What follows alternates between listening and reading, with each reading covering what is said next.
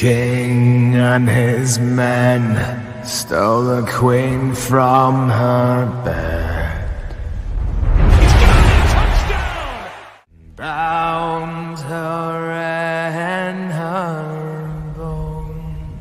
Jones takes it The in. seas be ours, and by the powers where we will roam.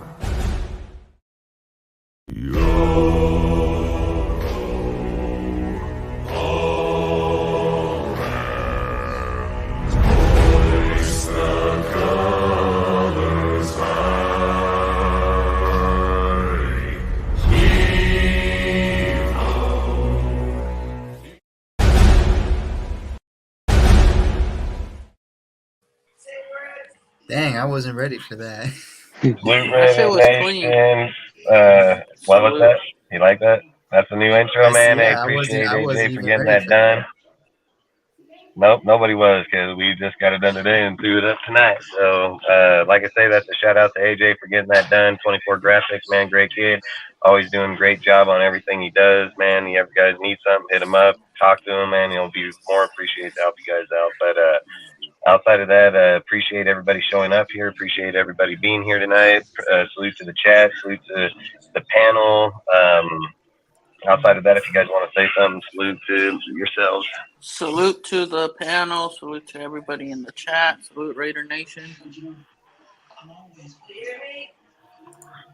Yeah, and outside of that, Cortez already threw up all the links out there, frickin' for everybody that we follow or support. So, like I say, you can stroll up there, go look at it.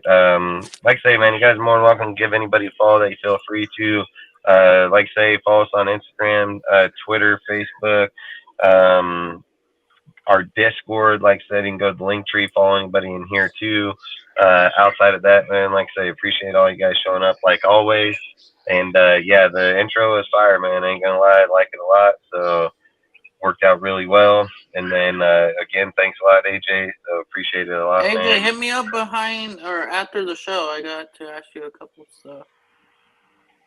And outside of that, I want to salute to Dark, salute to Richard, Robert, pretty much everybody that's here right now, man. Appreciate all of you, AJ, Yonder, and a bunch more that are out there, man. Appreciate you all. So outside of that, we're going to get started with our first topic tonight, which is kind of a little crazy to me because, like I said, man, today I was sitting there looking around, dude, frickin' come across these articles over here and come to find out, man, is Gruden really over there in the Saints fucking helping Carr and that fucking team? Like, what the hell is the deal with that shit? So, like, one, think this dude's over here fighting his case, trying to get everything going on. The next thing I know, I'm reading a deal where they bring him in so they can install the offense for him and Derek Carr. So I'm just a little bit mind blown here that salute Melky, salute Clark, salute everybody, man. Appreciate all you guys being here. But outside of that, I mean, it's got to be one of the most mind-blowing ass shit, dude. Like, we're getting YouTubers and fan people that are supporting the Saints now. They get pissed off that we're bringing over here Patriot coaches to help build up this team, but they're perfectly fine with the Saints. They're taking They're bringing Saints the shit fucking and Raiders. taking Like, Raider players over there this is too. crazy. This is crazy as They're hell. turning And like, out to be New Orleans Raiders. That's what they're. Yeah, this is gonna be I think this is going to be the most mind blowing shit if John Gruden ends up on that team as an offensive coordinator. I don't think he's gonna get no head coaching job there at the moment, but he could probably be like an Eric Van Beanie or whatever his name is, the dude for Kansas City that went to the Washington, kind of how they're doing assistant, him behind Ron. Assistant head coach. Yep, trying to do him like the only YouTuber supporting that crap is Wi-Fi Millhouse. Hey, dude, he got a fucking YouTube channel for that shit now, dude. Like, that's cool. I think he named it NFL Wi-Fi, but dude, come on, let's be real. Yeah, if you're only on the Saints, it ain't like NFL. Every single episode has just been the Saints. Yep. Yeah, exactly. Maybe I seen one of Seattle, but mostly all the rest are or or the fucking Saints. And And freaking look, the other thing too is, do you guys notice when he does his Raiders, he has the Raider helmet and like in a picture, and when he does the other channel, his NFL channel, it has the Saints helmet there. yeah, Oh, I think yeah. it's just insane. I think it's insane that this dude, like I've said, Gruden's got vendetta out, man. Like straight up, like he's got vengeance out, dude. Because he's over here saying like, screw it, I'll go over here and coach Carr. And again, he's following Carr to go over there. Like he wants him to get a Super Bowl. He's going to go out of his way to try to get him a Super Bowl. And again, with people saying like, well, is he going to be able to? How the fuck is he in the Saints building if he's not going to be able to fucking coach the team? Like that's the thing. They're installing him inside there. They're putting the offense inside there right now. They're creating it for them. And I think it's just, to me, I think it's one of the most craziest shits what's going on in the NFL at the moment, man. Like, I would have never thought in a million years I would have opened up an article today and seen that John Gruden's over there installing the offense for that team at the moment. So that was easily the last thing I was going to see. I thought we were still wondering if he was even going to be in the NFL to begin with. And this dude's just fine in the NFL because he can just go over there and teach Carr why they're going. So I think it's just crazy to me. I don't get it, man. And I don't even know why they're allowing this type of shit going on. But what do you guys think? Do you think it's crazy, or It's crazy and fuck it, I don't care. He's over there. Like it's I don't know how this is happening. I'm just more disappointed in how media and fans are dealing with this. At this point, like this just sealed who is a Raiders fan and who is a fan of an individual. Yep. That's exactly what it's coming down to. You know who's a fan of Carr, who's the fan of Gruden, who's not actually the fan of the team, no matter who's in charge, who's just a fan of whoever's here. And if they leave, you're going to follow them. And your purpose in life is to now bash the team for letting go of this guy. That's the honest truth, Sergio. You're just saying straight facts, bro. Yeah, that's how I feel too. That's how I see it too, Dustin. The same way. Yeah, yes, I'm mad that Gruden's over there now because I like Gruden's offense, but fuck yeah, I hate his drafting and I hate his out of team the management. last place. I would have never thought this motherfucker gonna go over there and start coaching him. Like you say, a fan of an individual player. Fuck, these dudes are dick riding them, like literally straight dick riding them, because this fool literally is in the middle of fighting. He was here in Las Vegas. He ends up selling his deal. Now he's in the Saints. Like motherfucker just packed up. He got a home over there too now. Like I'm mind blown, man. I'm not even gonna lie. Like I love Gruden. Gruden, one of my most favorite coaches of all time. I just think this is getting a little out of hand, man. Like for me personally, dude. Like, and that they're so open. Like they have an offensive coordinator in there already. They have an offensive coordinator in there already. And they're just open, like, yeah, fuck this dude, bring in Gruden. Let him fucking go over here and show him what's up. Hey, Dustin, and I thought that we're already done with the fucking Derek talk. But now this bullshit. I thought everybody was man, done bro, with that's it. why I just, fuck it. Just, like, I care less. You know how I feel about DC. Well, listen, if they don't like the news, then don't show up here. All right, because we're going to talk about it. If it's got fucking Derek Carr and got Gruden that are fucking 100% Raider motherfuckers, you bet your ass we're going to fucking talk about it. So, and if they don't like it, then don't fucking come over here because we're going to talk anything and everything Raiders. So, tough shit. And like I said, dude, the two biggest fucking motherfuckers out of this motherfucker end up over there. And one, Gruden, just in the fact that Derek Carr is going to go over to the team is one thing. Nobody really even gives a fuck about that. The fact that now the coach is there, like that's got to be even just crazy, man. What do you think, Eric? It's insane. Like when I read it, I thought it was like clickbait. I thought like when I was like trolling little pages. Hell you know, yeah. What's one called Boss Sack Sports. I thought I was being trolled. Next, I'm seeing Ian Rappaport reporting it, Vinny reporting it, what's his face from the Athletic? Tashad? No. Raheed, yeah. I see him reporting it. So I'm like, this is real. Like, this is yeah, real. Dude. And then you open up the article and read the whole thing. You're like, this is real for sure. Like this is Like, real. Like this is not clip. This is not like fake news. He's yeah, actually Kidman in over the there. Athletic is where I He's like seen it actually when it over came through there on my with post. him.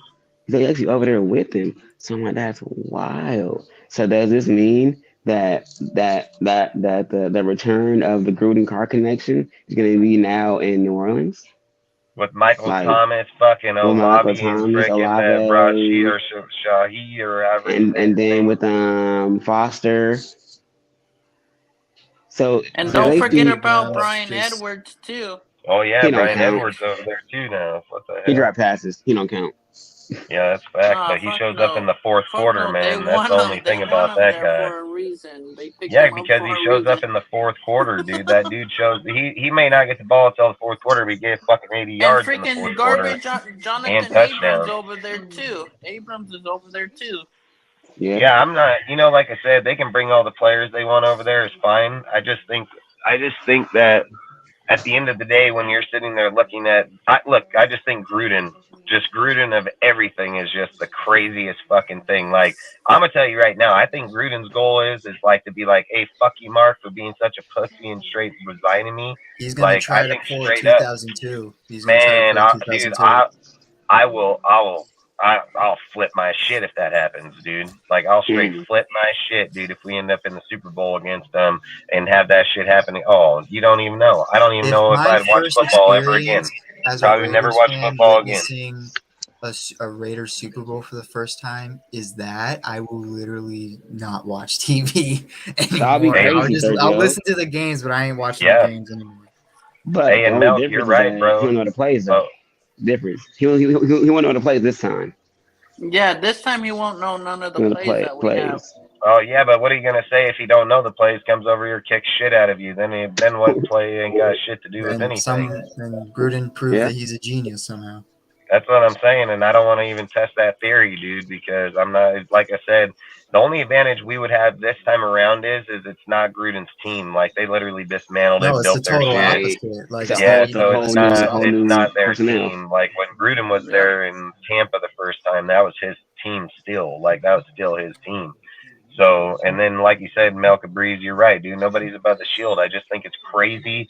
I just think it's crazy how this is like transpiring for an individual player, and then our fans, like our fans. It's like I've always said, I'm not against anybody and what they support or what they do in their channel is what they do, but I mean, come on, dude. Now we're having people designate channels just to these fucking dudes. Like, that's crazy as hell that we're even considering things like that. So I don't know, man. Like I said, I whatever. I mean, the Saints literally are just open to just be like whatever it takes to get this team rolling down the road without Sean Payton. And like Cortez was sitting here saying earlier, me and him were talking just ourselves. He was like, "Oh, you think they're just gonna let him go in there and coach? Fuck, they already let him in the fucking faculty to coach him right now. That's crazy. It's one thing if they're saying like Gruden's in New Orleans and he's practicing with Carr by himself. But there, the post says clear as day that the New Orleans Saints brought in John Gruden to help change the offense to help Carr. Like, what the fuck? Like, what the fuck? Now, what is Gruden Parcells now? Like, he's just going to go around all these places and develop? I highly doubt that shit. And I never thought I would ever see a day outside of when he retired from Tampa that he would ever go to another team. Never thought it in a million years that Gruden, when every time people were like, "Oh, Gruden's guy," I was like, "Nah, he ain't do that. He's a Raider.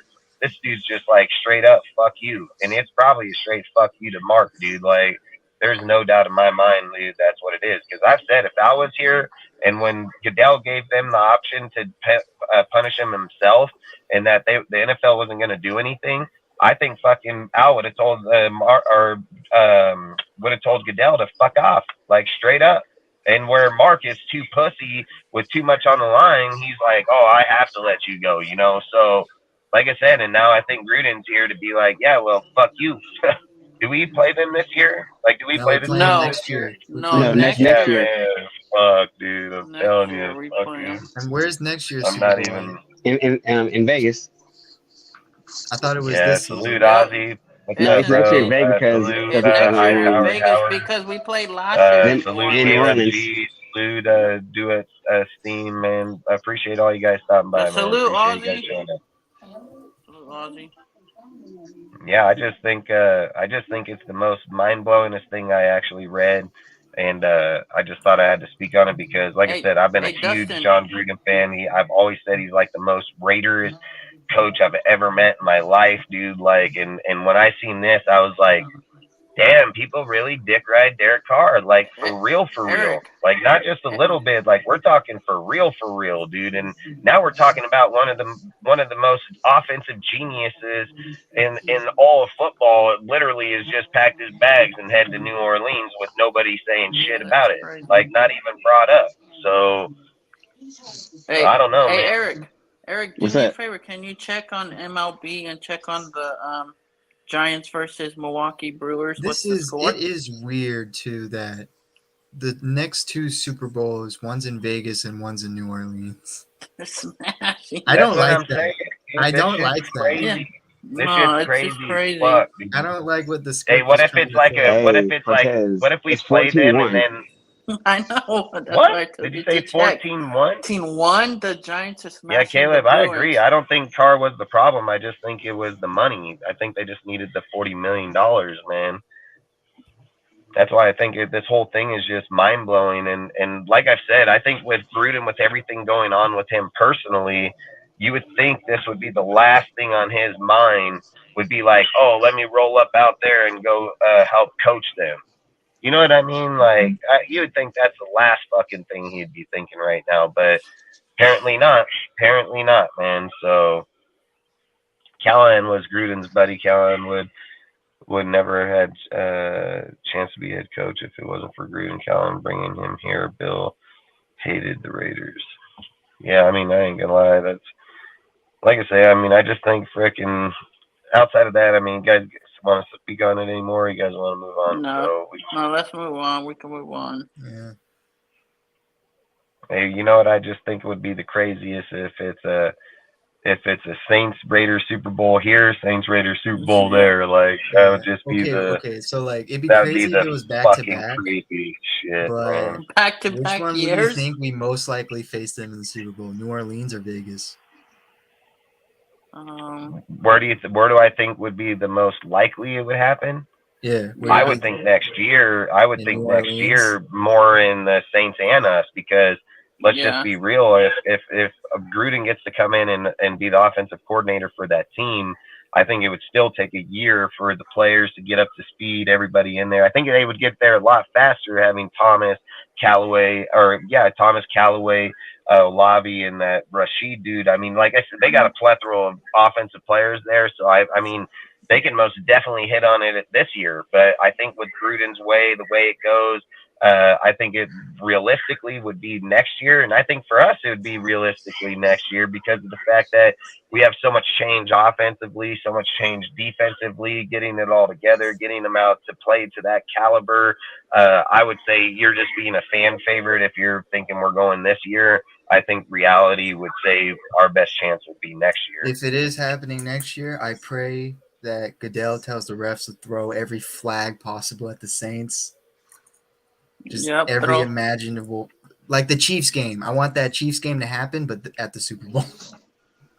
Right. You know, and then like they say at the end of the deal, it's like at the end of the deal, you'd think like Goodell hates the Raiders so much, but would he favor us over the Saints? Like if that was the case, I don't know if he'd want him to get Goodell another. does hate the Raiders, but he probably hates Gruden more. Yeah, probably. Especially suing him and being like, "Hey, fuck you!" I bet and anything. You got to think about it. Tom Brady now owns us. We got the Wonder Boy. Hey, Melk, I agree 1,000%, bro. I agree 1,000%. I blame Al for that same shit. Too greedy, dude. Like I've told people hella times, dude. I've told people hella times when we've talked about, oh, would Al do this or Al? I said, fuck, Al wanted to run the team while he was alive, so he was never going to put any person in there.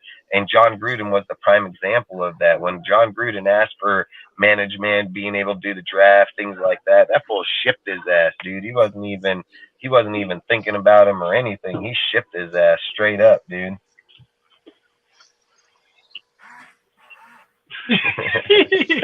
Yeah, he straight shipped them, but nah, like I was thinking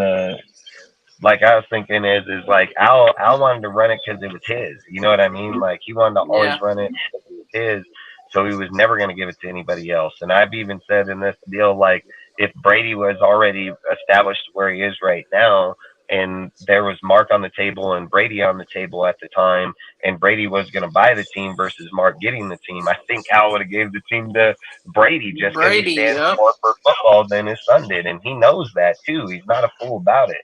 So at that point in time, maybe he might have been delusional about it, but if you were to catch him back in his time, he knew the answer to that one by a mile. So, like I say, I think frickin' for me, man, if it is the return of Gruden, it's gonna be the most craziest shit, dude, because he got a rocking offense over there. I'm not even gonna lie. So I just hope it ain't, and I hope that we don't even see, talk, or hear about him. Like they can go be good all they want over there. You know what I mean? So, but boy, man, can you imagine if they come in next year? Do you think Deuce would leave here and go there if his dad's over there? You see what I'm saying? Like a lot of shit can start happening here, and our strength conditioning and medical team is pretty good. You know, like I want to start fucking with our shit. So No, don't fuck with that. Keep them here.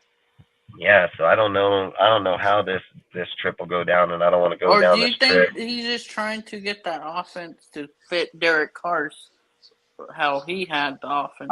Dude, I look at it like this, man. In my opinion, so in all the years I've watched football, right? In all the years I've watched football, I've never seen a fucking guy of John Gruden's caliber fucking go into a team that already has an offensive coordinator, quarterback coach, has a fucking head coach. I've never seen it. I've never seen him show and the up over there quarterback coach, and then say like, "What are they teaching Derek? Derek's established fucking quarterback." I didn't see them do this for dudes like Josh Rosen, dudes that suck. I've never even seen them do it for dudes like that. Like they didn't even do it for fucking. They're not even doing it for Aaron Rodgers. And Just the his coach was crazy already thing over too, there. Dustin, You know, like his former receiver is the quarterback coach there, Ronald Curry. yeah, I'm telling you, I think it's just crazy how this just went down because I've said the minute I read that article, I was kind of like what Eric said. I was kind of like, yeah, is this shit real or what, dude? Like, there's just no way because Gruden's fighting this case. I'm like, why the fuck would he be over here? And then I started thinking, they already got a fucking offensive coordinator, everything. So what the hell is this? So I thought, nah, this clickbait shit again. I click on the article, start reading. I'm like, what the fuck? And then I'm sitting here reading like the Saints wanted him in there. I'm thinking, all right, man. Well, there's some weird shit going on now because again, I've never seen it been done into that fashion with a established team there already. Never seen it done before. That is true, So, Caleb. Carr was probably the best quarterback that played Gruden's offense. yeah, and I think that's why he wants to be there to teach them too. You know. Salute, OG. Aaron, OG, say what's up, man. Yeah, salute, OG. Yeah, I just think, like I said, I just think it's the weirdest, fucking craziest thing, dude, to come in and see. And like I said, not only to see, but to read about and hear about, and then to find out that it is true. So, like I said, I think it's mind blowing as fuck. And I just would hate if it comes back and bites us in the ass, dude, because that's how it feels like as Raider fans. That type of shit right there is what comes back and bites us in the ass. It's like it never fails. It never fails. We get rid of the motherfucker. He goes over there, comes beats us. Like that's exactly how it feels. I feel like 2002 all over again, coming right here, right now. You know. Yeah, but again, like, but the advantage that we have this time is that he doesn't know our offense. Yeah, I know, man. Compared I don't think in this case it's about that. I think in this case it's more about fuck you. Like that before it was like that's my team. You cut me. I was young. I was in my prime. You know, building a great team. I think that had more vendetta on the Al getting rid of him part. I think this is more like, hey, fuck you, Mark, for being a pussy. Like, I swear to God, dude, like, it's straight fucking got the writing on the wall. Too. I think it's him saying it to the entire NFL this time. Damn right. It's Goodell, too. Yes, 100%. But it's a huge factor on Mark and Roger. Like, there's not a doubt in my mind that it's like statement time for these motherfuckers, it seems like, because I've never seen it. Like I've said it. I've never seen it. And I would not be surprised, dude, if Carr and these guys start gelling out well, if they ask dude to take a back seat, and if he don't, they'll be like, well, see you later. You know what I mean? So, like I said, man, I don't know if I would go down that road with this dude because I just think, fuck it. God, like I said, it just sucks, man. So Let's go to another topic. all right, let's go look on. Yeah, I just think fucking motherfucker, man, of all people.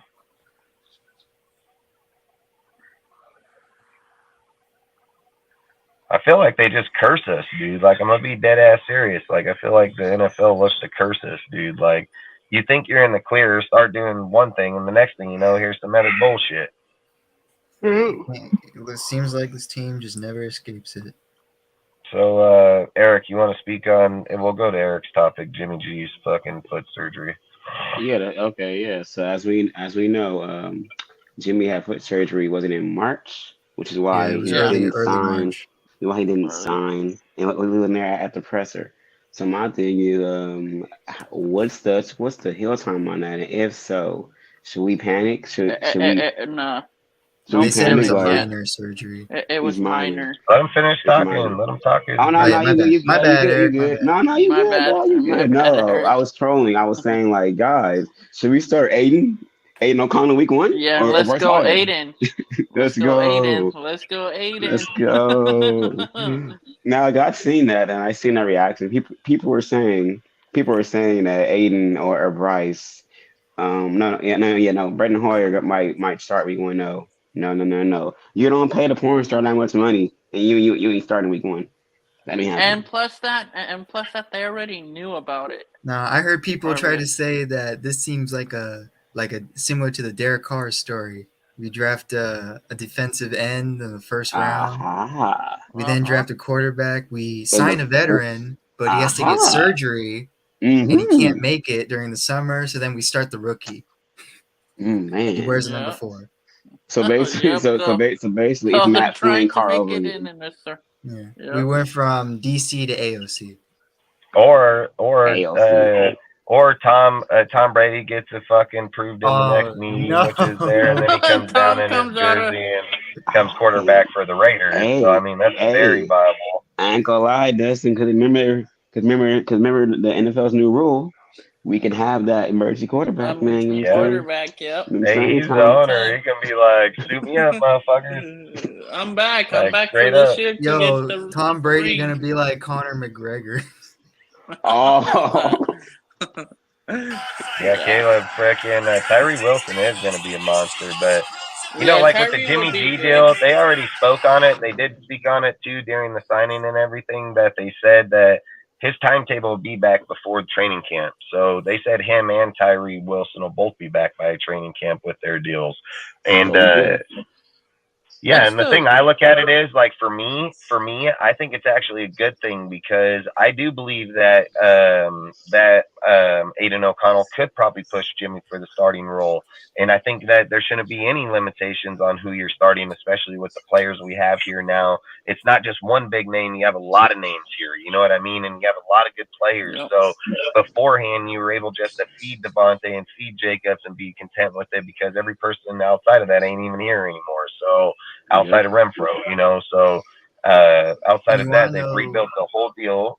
You want to know something too, and I've been saying this forever. The 49ers were the problem. Yep. Because Yep. in the that same Niners. deal, they told Jimmy, they said, you don't need surgery. Your foot is fine. You're good. The moment he comes into our facility, our doctors tell him he needs surgery. Yeah, and I That's think right. it's a good And they thing. said for That me. should tell you that the Niners medical staff sucks.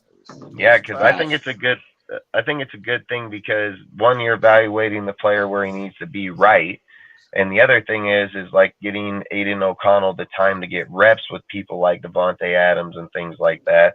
And he's going to have to push against Chase Garbers that already knows the offense and already knows the plays. I don't think he's going to have to worry too much about Hoyer because I've already said I think Hoyer is just a dude out there to throw balls and knows the system, things of those factors. I think when it comes down to it at the end of the day, you're going to be pushing Aiden O'Connell with frickin' Chase Garbers. That's the competition you're going to want to see, because you're going to want to see, okay, in youth quarterbacks, who has the better youth here? And if you're sitting there saying like Aiden's got a great development, but you still have Chase on the back that's still developing, still being better, then that's when a Brian Hoyer becomes a liability on the team and could be cut. So long story short, for me, I'm kind of glad the injury's here right now, because I want to see what O'Connell can do with Devontae and Myers and fucking Sims and all these dudes out there right now, and I want to see what he can do with Mayers and all of them, because let's be real, dude. I mean, we brought up the stat just on Wednesday that O'Connell has had very big games, dude, against big teams. This guy he is no fucking slouch player. So if you're telling me that he can come in here, have the next month of snaps, a lot of time inside the system, a lot of time with the players, I'm all for it, man. So, Yeah, I a mean, lot of people are I'm all saying for it. that's now a big advantage for him, because now he's he's getting full reps with the starters. You know, Ozzy, I've read that they said that he can, as long as the NFL approves him to come back, he can suit up. Dang, So I've read a deal on that already about if he becomes minority owner, if he would be able to still play football, and the answer was yes. They just said that it has to be approved through the NFL, and the NFL would most likely approve it, because there's no reason not to. Eric, they're up one more score. Come on, man. Come on. Oh yeah, and man. that deal with Tyree Wilson, he didn't show up to OTA because his recovery is like a strength recovery. If his foot can like come back to what's full going strength. on? Hey, do you know the back of or why isn't Morrig there? Morrig and Hunter Renfro are the only question marks. Yeah, I think it's to deal with Renfro to deal with June 1st. Yeah. I mean, I think a lot of things about to happen, because there's a topic we'll speak on later, so I don't want to speak on that now. But I think a lot of things are going to happen. But I think with the Renfro deal, I mean, there has to be a need. I keep saying this, like, there has to be a need. You can't just cut a fucking player without one having a replacement and another not having a place for the money to go to begin with, because why would you get rid of him? You're not just cutting the guy for the hell of it. Again, at the end of the day, there's no fucking personal deal that somebody's just going to cut somebody because of their personal fucking feelings, dude. Like, if the Keyshawn Johnson could be like no, hell no, it ain't a business move. What business? Tell me the business, because I'm very educated in business, so I'd like to know what it is. To get the money that they need for somebody. For who? For who, what, when, where, who? Well, we'll talk about that's part of one of these topics. Yeah, there's not a guy out there. And again, if you're building for numerous people, then great, but you're still not going to make a trade and only have $10 million on the books and then trade all your $10 million away. You still need that money throughout the regular season to get players and help players. And again, for people that don't know about football, the roster fluctuates by what players are on the roster each week. So people don't understand, like, when your salary cap's at a certain deal and you're paying certain people, that's why you'll see some guys inactive, some dudes sitting, because sometimes that has to do with the way the salary cap is that week for what's on the field and what we have. So again, I can't see us just trading something and getting rid of all of our fucking money to somebody else, you know, like, and again, at the end of the day, when we're sitting here talking about the Jimmy G subject, I mean, I think, like I said, I think Jimmy's going to be ready. I don't think they would have frickin' signed that contract. They could have got out of the contract right then and there. Just talked about how he's ready to play with Jimmy. Exactly. I mean, I think they all know that he's coming and he's going to be ready. So I don't think he's I trust our doctors 100 times more than the Niners, who somehow didn't know he needs surgery. That's facts. That's facts.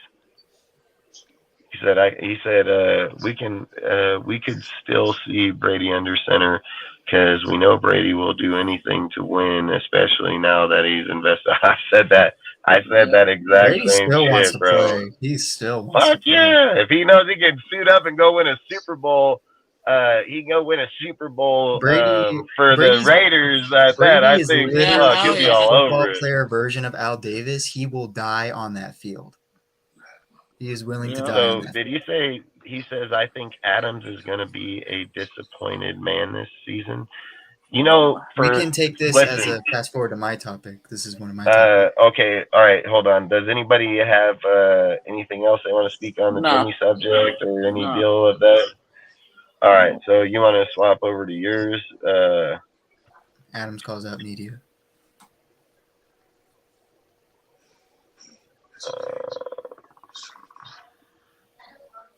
All right, we can do that. Yeah, this one, I think this one somehow still hasn't gotten into a lot of Raider fans' heads. That to the point that Adam called out like possibly half of our fan base and mostly the media, how there is no problem. Everyone's taking his words out of context.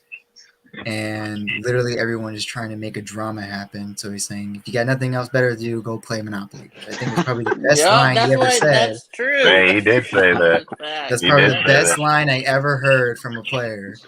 Bars. Like, Yeah, he got bars.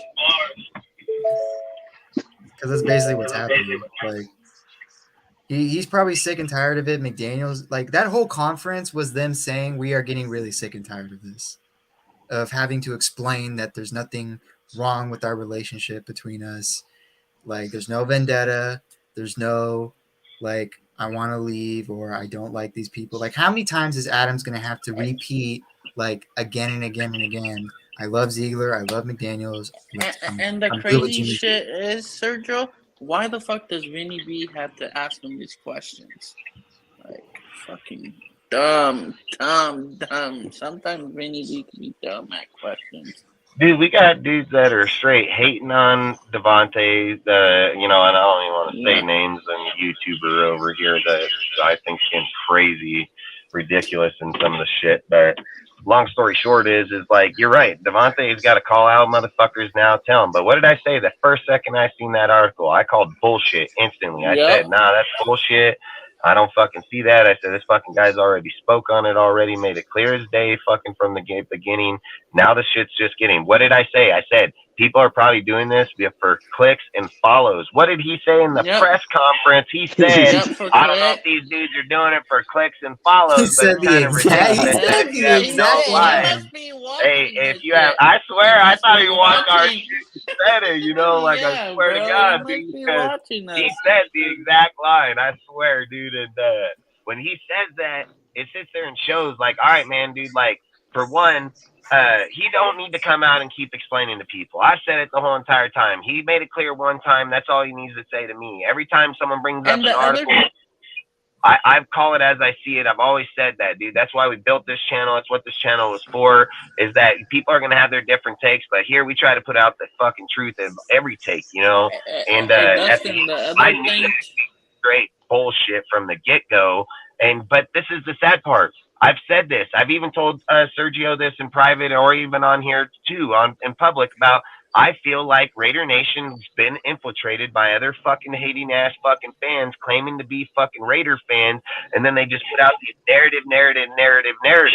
Or their fucking YouTube channels are under, or their fucking Instagrams are under. Like, listen, man, at the end of the day, we want to be as big as we can possibly be that will get out to people that actually want to watch our stuff. But at the same time, I don't really care that if we grow at substantial space just to lie to fucking people, you know? Like, I think that's crazy as hell that dudes will come out here, put on channels, come out here, tell you that they're your friends, that they're here to give you information and just straight up fucking lie to you. And then by the very next show, like I said, 1 minute you're fucking wearing the dude's jersey, the next minute you're fucking burning it, and then the following minute you got the bitch back on because you went and bought it again. Like, that's crazy as fuck, dude. Like, you can't do that shit. You can't do that, Hey, Dustin, the other part that he said about the pictures, about when he took a picture with Dave Ziegler, and then he said, yeah, I don't need to post a picture of me and Josh.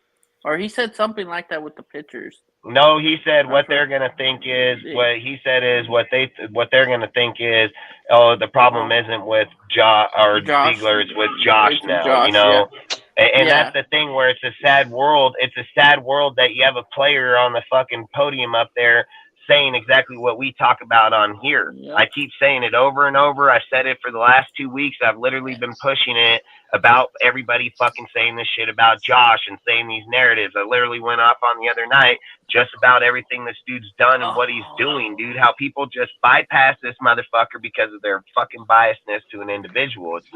That's not how you build teams. That's not how you build franchises. It's not how you talk about it either. You don't come to people that know football, that want to build our team, want our team to be better, and then just fucking talk negative trash, dude. Like, I don't have time for that bullshit. Like, everybody's entitled to their opinion. But if you're sitting here claiming that you're fucking for the Shield, that you're for Raider Nation and this, that, the other, why haven't I ever heard any constructive criticism? Why is it always negative? It's like I've said 100 times.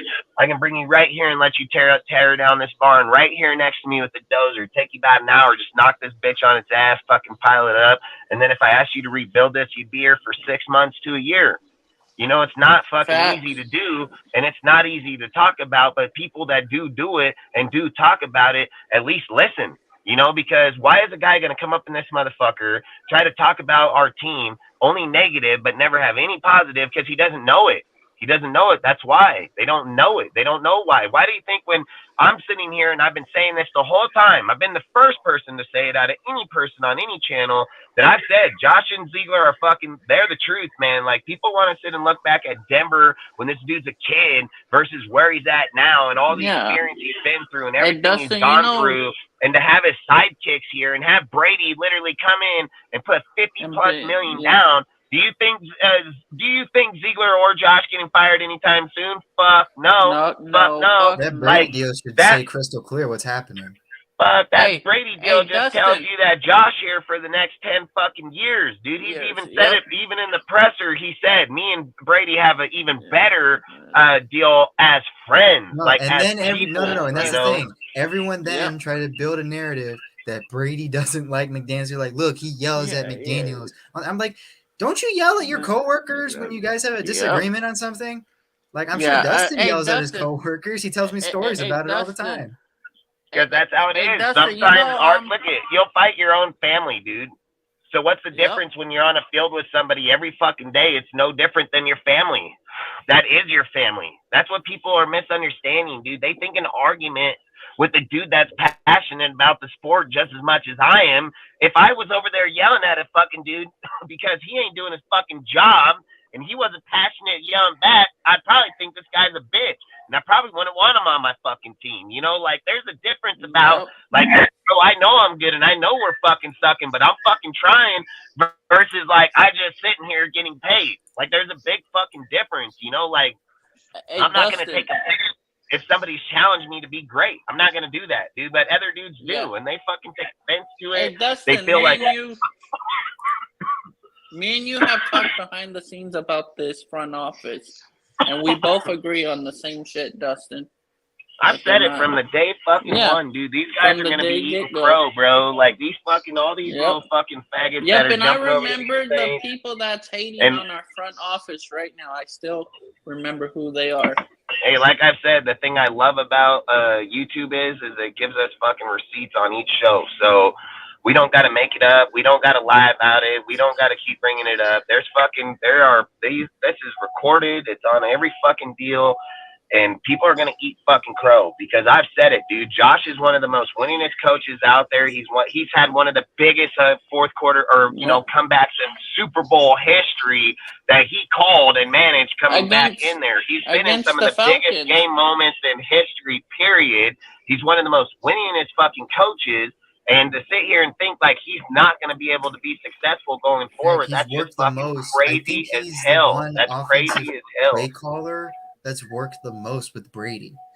Yeah, with the most. He's worked the most with Brady and Brian. And this is the thing that's got to speak volume. This is the things that's got to speak volume, okay? When we were doing these deals, when we were doing the draft, right, I was sitting here saying, like, I think our value for Max Duggan would be the best value, right? And sitting here thinking, and I had that guy pegged the whole entire time. And I even told people, like, I had a guy bringing it up to me the other day. He said, man, you knew we were going to get Aiden because you were picking Max the whole time, but in the free giveaway you have Aiden. And I said, yeah, I changed it at the end because when we were getting ready to go to the draft, I seen that they had that other meeting with him. I started watching more tape on this dude and Yeah, seeing and then how he throws from the pocket, how Dustin had me poised. run like 50 mock draft simulators, and it kept picking Aiden. Oh yeah, Yep. I remember That's that. why- night. and that's We I were why I up remember till that like night. 3 in the morning. He's like, do it again. Yep. Yep. All right, do it again. Yep. Run the numbers. Run the numbers. Yep. I'm like, bro, Yeah. we ran the numbers 50 times. Hey, but that's what I'm let's saying. do it. Sometimes It those was like the things week will. before the draft, I think. Sergio, wasn't it? What? Salute, Wasn't it a fellas. week? A week Yeah, it Salute was a out. before week the before the draft? draft, It and was that's when the week that's before. Yeah, when Dustin And that's changed all his I'm mind, saying. and he That's said, all. "No, we're probably gonna draft O'Connell."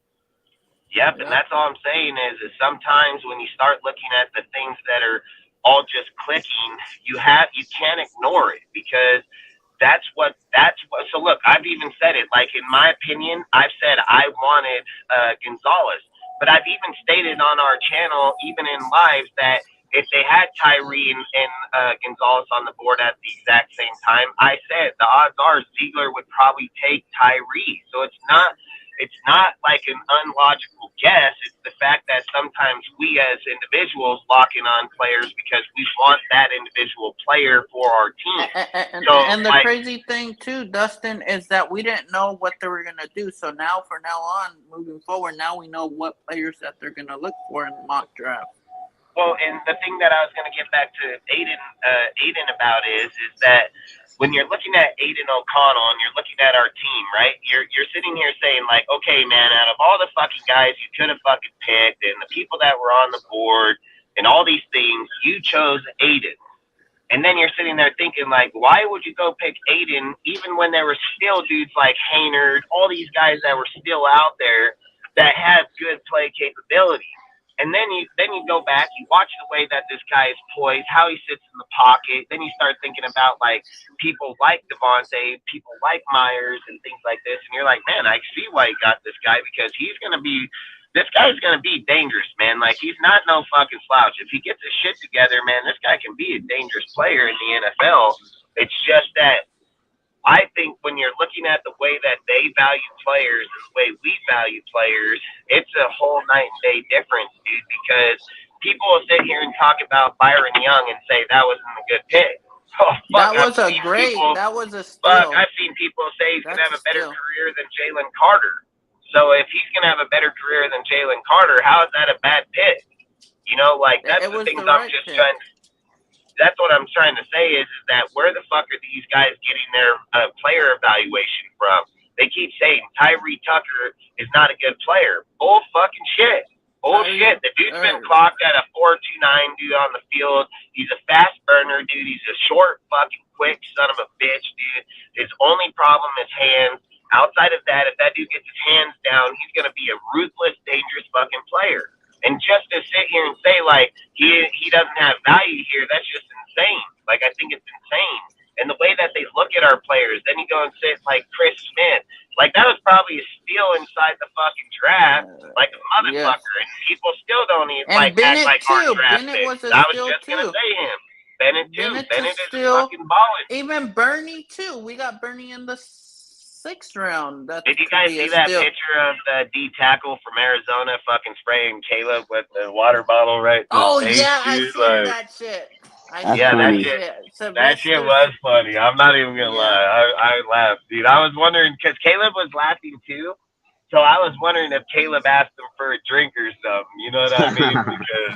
Because he seemed like he was fucking laughing too. So I thought, fucking, hey, he probably asked him. You know what I mean? But no, it's just things like these that I'm saying. And yeah, you're right, Ozzy. Like Wilson was a great fucking pick, and the thing that people are like, I've even heard people say like, he's a first round pick and he's probably not going to start. Who gives a fuck? He's going to replace Chandler when he's done. And if he's peaking inside the year, you bet your ass he's going to fucking start. You know what I mean? Like, yeah, definitely.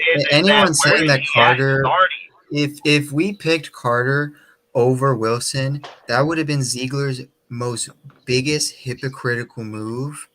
Yep. And Mark Davis's biggest hypocritical move because we're trying to have a clean slate after the Henry Ruggs situation. And I kept saying each week, Jalen Carter reminds me of the Henry Ruggs situation where he's got off-field issues. He got into a car crash that killed someone, and we're just going to draft him right away, like after the Ruggs. How do you justify that to me? You can't justify that to me. Yeah, it's And now bad. he's getting sued for what, over $45 million? Yep. That's Yep. a big off-field distraction. You know, Yep. and then And I'm there was happy with Wilson. I'm very happy with Tyree Wilson. I there don't was want something Carter. else. There was something else that somebody said on this live, in the last live. I don't know. I can't remember exactly who it was that said this, but somebody in the last live said on here that Neil Farrell and Matthew Butler were getting looked to be replaced, and that they weren't even producing on the field. It didn't How? sound that way. It didn't sound that way to me from Max. When Max spoke on that fucking presser, he seemed pretty high on fucking Matthew Oh, Butler that was because it was me. the That first Dustin, that was motherfucker me that he brought up. because I was hearing from other sources that they were saying that, but after that presser, that got me calmed down. Hey, Yeah, hey, because I'm didn't you sitting here guys? thinking, like, this is how I look at conversation, right? When you have a bunch of people on your team and you have a plethora of people, right?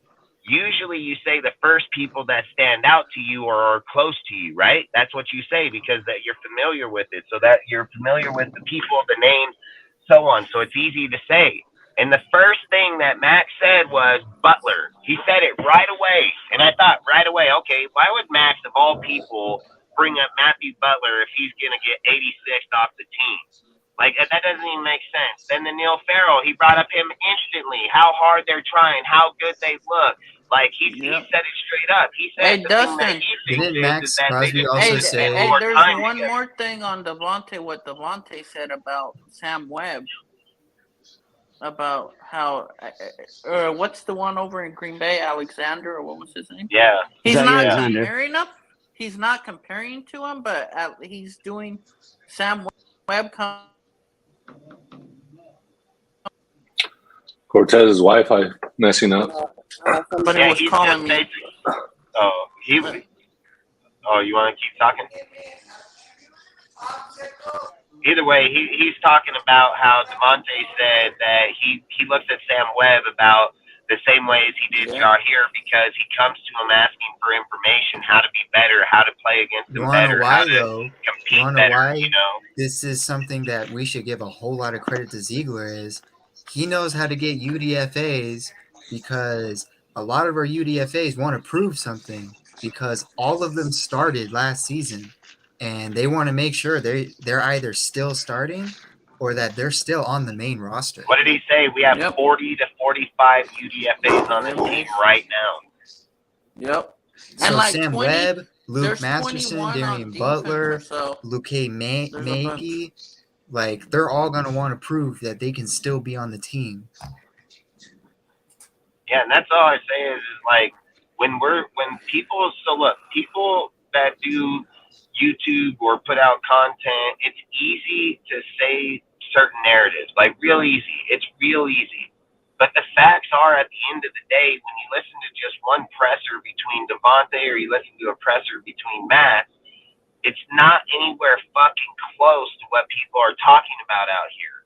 So when it's not anywhere close to what the people are talking out here, that tells you that it's a fucking toxic cancer, bro. Like literally. We have a toxic fan That, base. dude, they would rather shit on our fucking team first than to fucking give them props and being good. Like, and I don't understand. So one minute the fan base says, I want to win, and why are we not winning?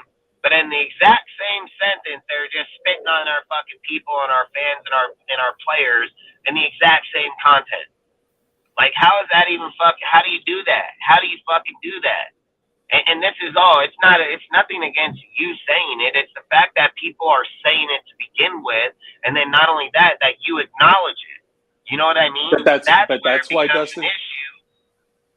Yeah. So Dustin, salute fellas again. By the way, happy Friday. Salute, bro. No, so that's actually where I come in, dude. And I actually, that article, the Ringer article in which Devontae said what he said about the team.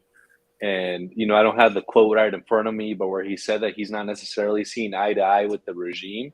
That's where a segment of the fan base takes that quote, right, and then runs with it. And that's why I said, and I don't know if you saw this, Dustin, in one of the previous lives last week, I said I think Devontae was actually in the wrong for talking to the media about the issues that he had. It's like fucking family business, right, dude? You keep that shit in-house. you try to address it in-house.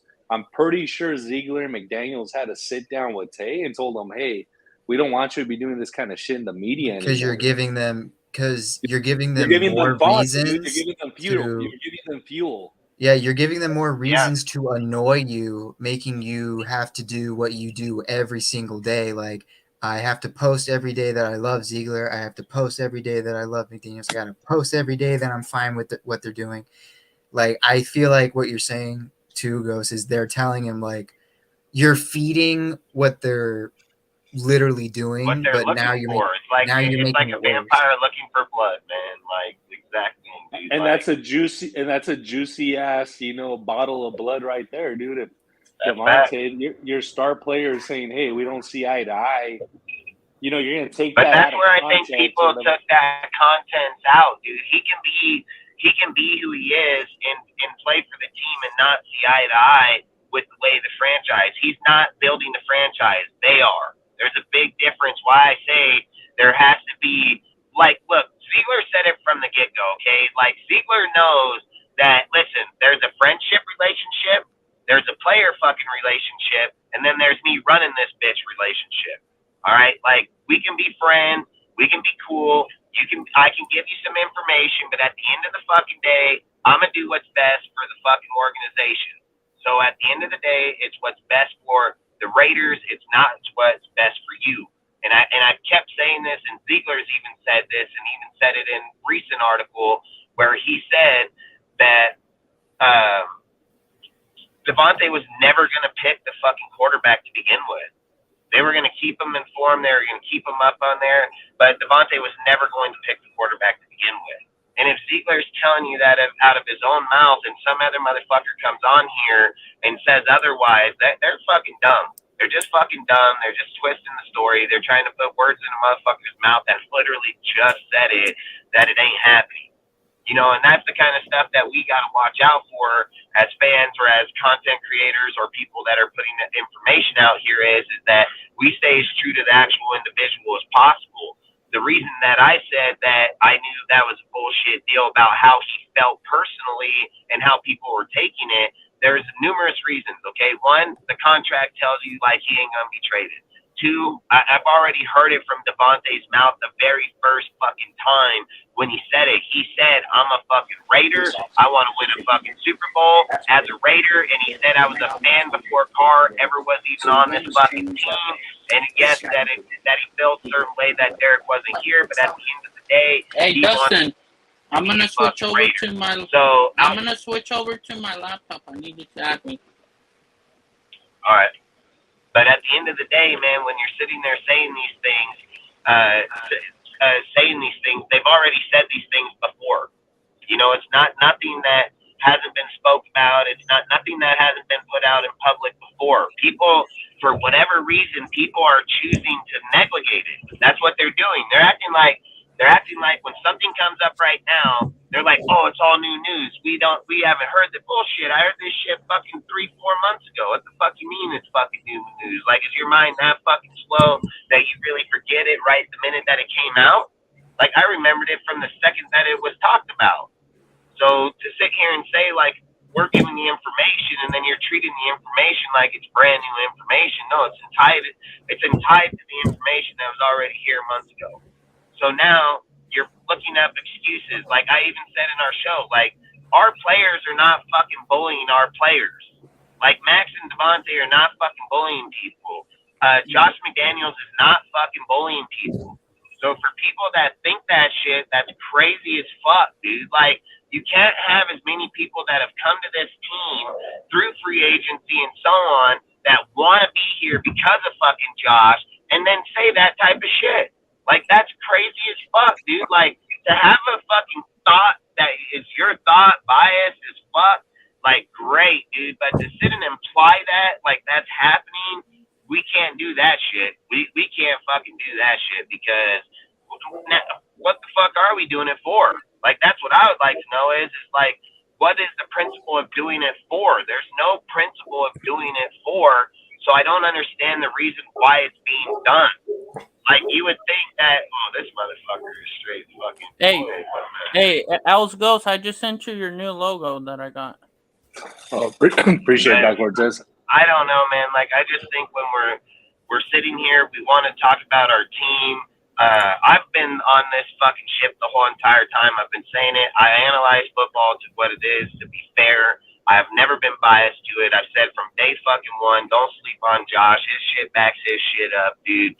I've said the defense isn't, dude. I've said from week 3 last year that if we were going to swap out, I'd go with Peyton and fucking Vic Fangio games here, win games here, that fucking Graham just gives the fuck away, dude. Like, straight the fuck up. I've spoke on it numerous times that if Graham just won 3 more games, Josh would have got Coach of the Year. Like, it's not anything that Josh is doing. It's that the defense isn't sticking up to their end of the fucking bargain to let Josh get the credit that he deserves.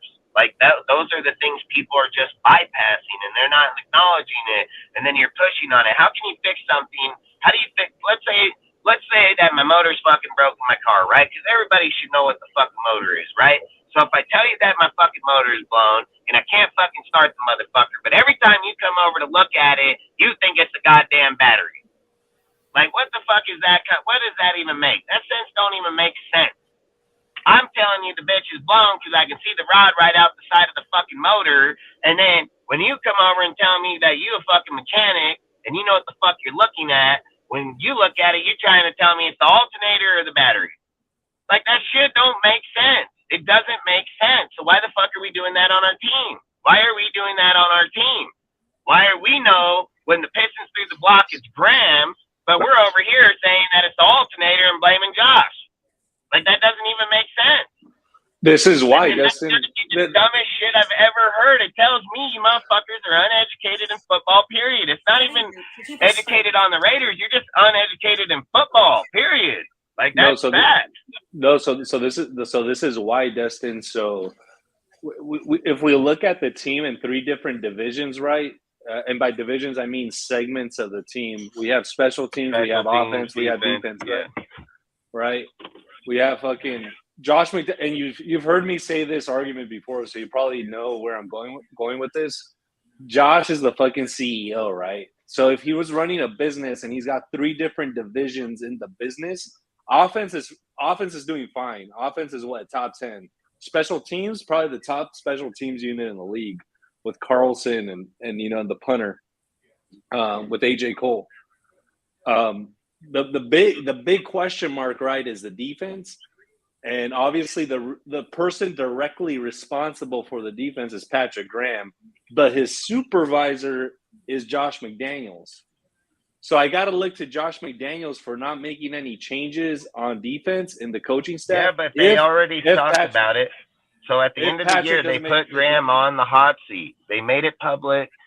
They knew that they put him on the hot seat. They talked about even firing him. So it's not like they not acknowledging it. They acknowledged it clear as fucking day. They spoke about it, but people are talking about like they're not. They did. Am I wrong? Am I wrong? Did they not bring that out? Did that not go public? Did they not say that Patrick Graham was on the hot seat and that they were thinking about firing him, but they're going to give him a second chance because he didn't have his players? Did I make that up, or is that true? That was reported, right? And I agree. Damn right it was. And I actually like generally agree with their And I would say this about our team, about how you're saying about the head coach, offensive coordinator, the 3 sections, right? I would say that Ziegler is the motherfucking coach, like the head part of that deal. He's the one building it. Josh is the fucking offensive coordinator at the end of the day. I get that he's the head coach title inside there, dude, but at the end of the day, Josh is calling our offense. He's the offensive coordinator. He's the one that builds that shit. He's the one that runs it. He's the green dot over here as he's giving it over there. Like, those types of people. These are the things I'm not understanding, okay? If we want to label these things, right? This is how you're bringing it up, is in those segments. Why didn't I never hear anybody bring that shit up when Gruden was in there? Why in the fuck did they not have those fucking conversations, those validations that you're saying right here, right now? Salute our opinion. Appreciate you, bro. Salute. Why were they not saying the same shit about Gruden? Why was, when Gruden was there, the exact same thing happened? It's so fucking identical. It's not even funny. I've even had it with the deal with Sergio about the defense. It is fucking mirror image. It is mere fucking image. And we're sitting here saying, well, in this case, he's the head coach, he's the offensive coordinator, and the defensive guy's the one fucking it up, but we're going to hold him title. Why didn't we do that with Gruden? Nobody You want to know why, Dustin? Gruden. They said, get rid of Paulie G. That's what they said the whole time. Paul Gunther's the problem. Get rid of Paul Gunther. I have an answer for you, Dustin. I have an answer for you. So I think the difference there is, and again, I'm not necessarily speaking for myself. I think I'm trying to articulate the sentiment in the fan base. What you have in Gruden, right, was a guy who historically was seen as a Raider, right? He was seen as a Raider from 98, 2001. You know, he brought the Raiders back to some degree of greatness. In contrast, you have Josh McDaniels and you have the Patriots regime. There's a segment of this fan base that Josh sees McDaniels is way more proven than Gruden ever has been in his life at 40 years old of age. Yeah, but just a second, dude. But there's a segment of the fan base that views Ziegler and McDaniels as not being Raiders, bro. They're seeing them as Patriots. They view them as Patriots. What they think. And I think that's a difference with Gruden, right? Gruden was seen as a fucking Raider, dude. Like, he was a Raider. I'm a diehard Raider, dude, but I don't think it's cool he's over in the Saints. And for the same fact of me being a diehard Raider, I don't have any problem with them bringing any player here or coach here that can win. That's what the whole entire NFL is about. The NFL is about when a motherfucking coach of Josh's stature comes available, everybody shoots after him. Doesn't matter what fucking team he's on. Doesn't matter where he's played. It's the fact that he's played for Bill Belichick. He has 6 fucking rings. He's one of the best offensive coordinators in all of football. Every person shoots after him. That's how the NFL works. It's not about fucking personal bias shit. Like, they're not sitting here saying, calling up fans, hey, how's your feelings on this? No, it's not how it fucking works. It doesn't work like that. It works that Josh stands over just about every person in the whole NFL outside of Sean Payton. Name another guy better than Josh right now in the offense. I'll wait, dude. Like, there's not a guy on the market. There's not even a guy out there that is. Probably Sean McVay. Probably McVay. He's a head coach, and he's been on the Rams, and he's come through that deal. Those are two different things. They're already established head coaches. Those are two big different things. Shanahan comes from his daddy. That's been one of the best things this whole time. Shanahan and fucking McVay both came from the Gruden fucking tree, and both came from John fucking Gruden. So hey, Caleb has some comments. I don't know if you see those, Dustin. He's got some comments there. I don't care if McDaniel sucks in fucking. Yeah, who gives a fuck if he sucks in Denver? He was 30 years old. Anyone that wants to bring up about the Denver thing is there's no head coach in existence that was that young during that time. And then not only that, not every head coach is good in their first gig. I mean, we've established this in our show. Look at freaking Belichick. And we've shown it about Bill Belichick, man. I mean, fucking people are just not educated in football. Andy Reid got fired from the Eagles. A bunch of coaches sucked before they finally got it right. I agree, dude, but I think what made last season really tough and painful for a lot of fans was the way we lost games, right? Those blown double-digit leads, dude, blowing the 20-point lead against the Cardinals in the second game of the season, blowing that game against the Rams. I mean, I could go down the list, right? Like, yeah, but we can do this on other coaches. We can do this on other coaches, but you know how fast they're forgotten? Like when Bill got a Super Bowl, that's how fast it gets forgotten. Oh, yeah. Like you forget everything that he ever did up to that fucking point. Like you forget it. And then now you start saying he's only great. And he wasn't great, dude. He didn't even get great till he was with New England. So that's the thing. I do recognize that Josh is still part of the blown leads. He is still part of it. But why does no one want to talk about the fact that Gruden had blown seasons where we start 6-3 and we end the season 7-9? Yeah, but see, blown leads, this is where I got to put responsibility on the fucking defense. Like, in order to blow a lead means you had the lead to begin with. So that means if I went out and put up 24 fucking points and the defense let these fuckers put up 27, I don't give a fuck if I put it up in the first 2 fucking quarters. They're not doing their fucking job.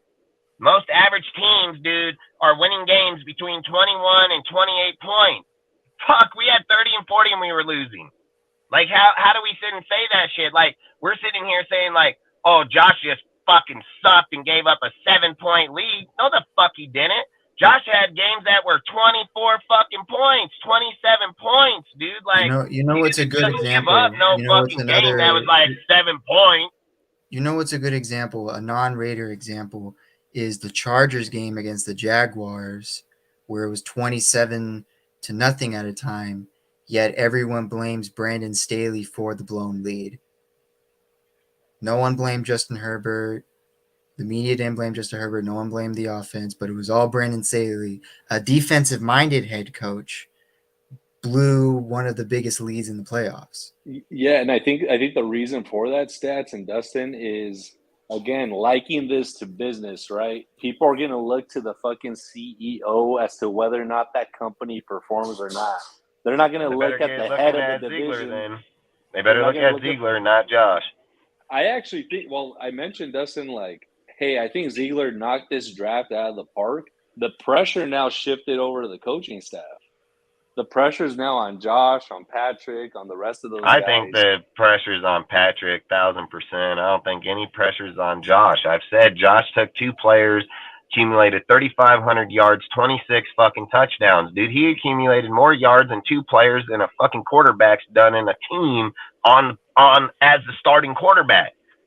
Like, that's the kind of shit that where people sit and say, like, I don't think any pressure's on Josh. Why has Josh got pressure? His offense is going to be just fine.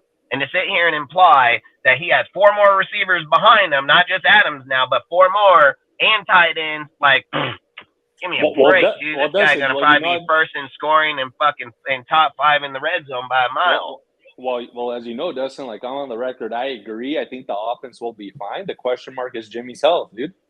The question mark is Jimmy's health. I think he'll do it with the backup. I think he'll do it with the backup. Look what he did with Stenham. Like, Stenham went out there and fucking balled the fuck out, dude. Like, I don't think we need Jimmy. I don't think we need Jimmy. I think if Aiden catches on, I think Chase can probably go out and slap some dudes too. I don't think he's gonna go out and have like, you know, crazy 10 and fucking 7 record or something. You know what I mean? But I think he can go out there and win some games for sure. I just don't think we're just pack it up. I don't I've know, always dude. said I don't know if O'Connell and Chase could get us there, dude.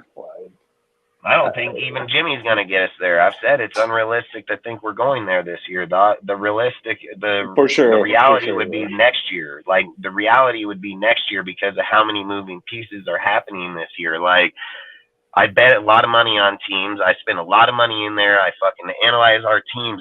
The odds don't back up going to a Super Bowl this year and winning. There's no odds that back that up. It's just a straight pipe. I've said it. It's just a fan's dream, dude. That's what it is. Statistic odds say that we're going to be right around fucking anywhere between 8 and 10 fucking wins this year. That's where it's statistic. And then even at 10 wins doesn't even grant us a spot in the playoffs.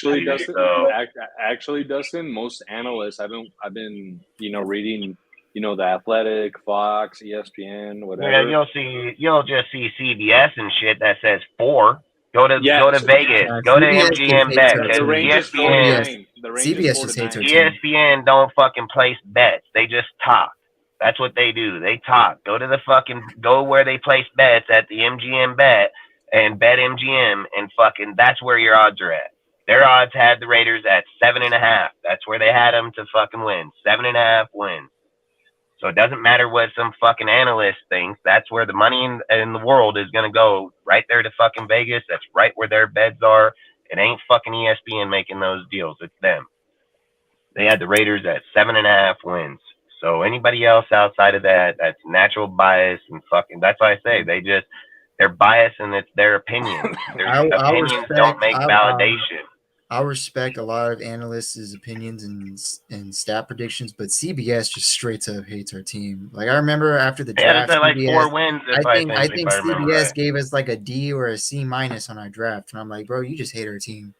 I always say I value certain people's opinions that are on top of their shit because at the end of the day, when you're going to talk about wins and losses, there's one place that determines it, and it's going to be the gambling fucking area. So when a person puts a high and low there and they're saying that at 7 wins, they're basically saying you're going to have a losing record. That's what they're saying. Your odds are you're going to lose. I'm taking the upside that we're not. If we get 8 wins, I win. You know what I mean? But I'm going for 10. So I'm not just going with what they're saying at 7.5. I went to 10-7.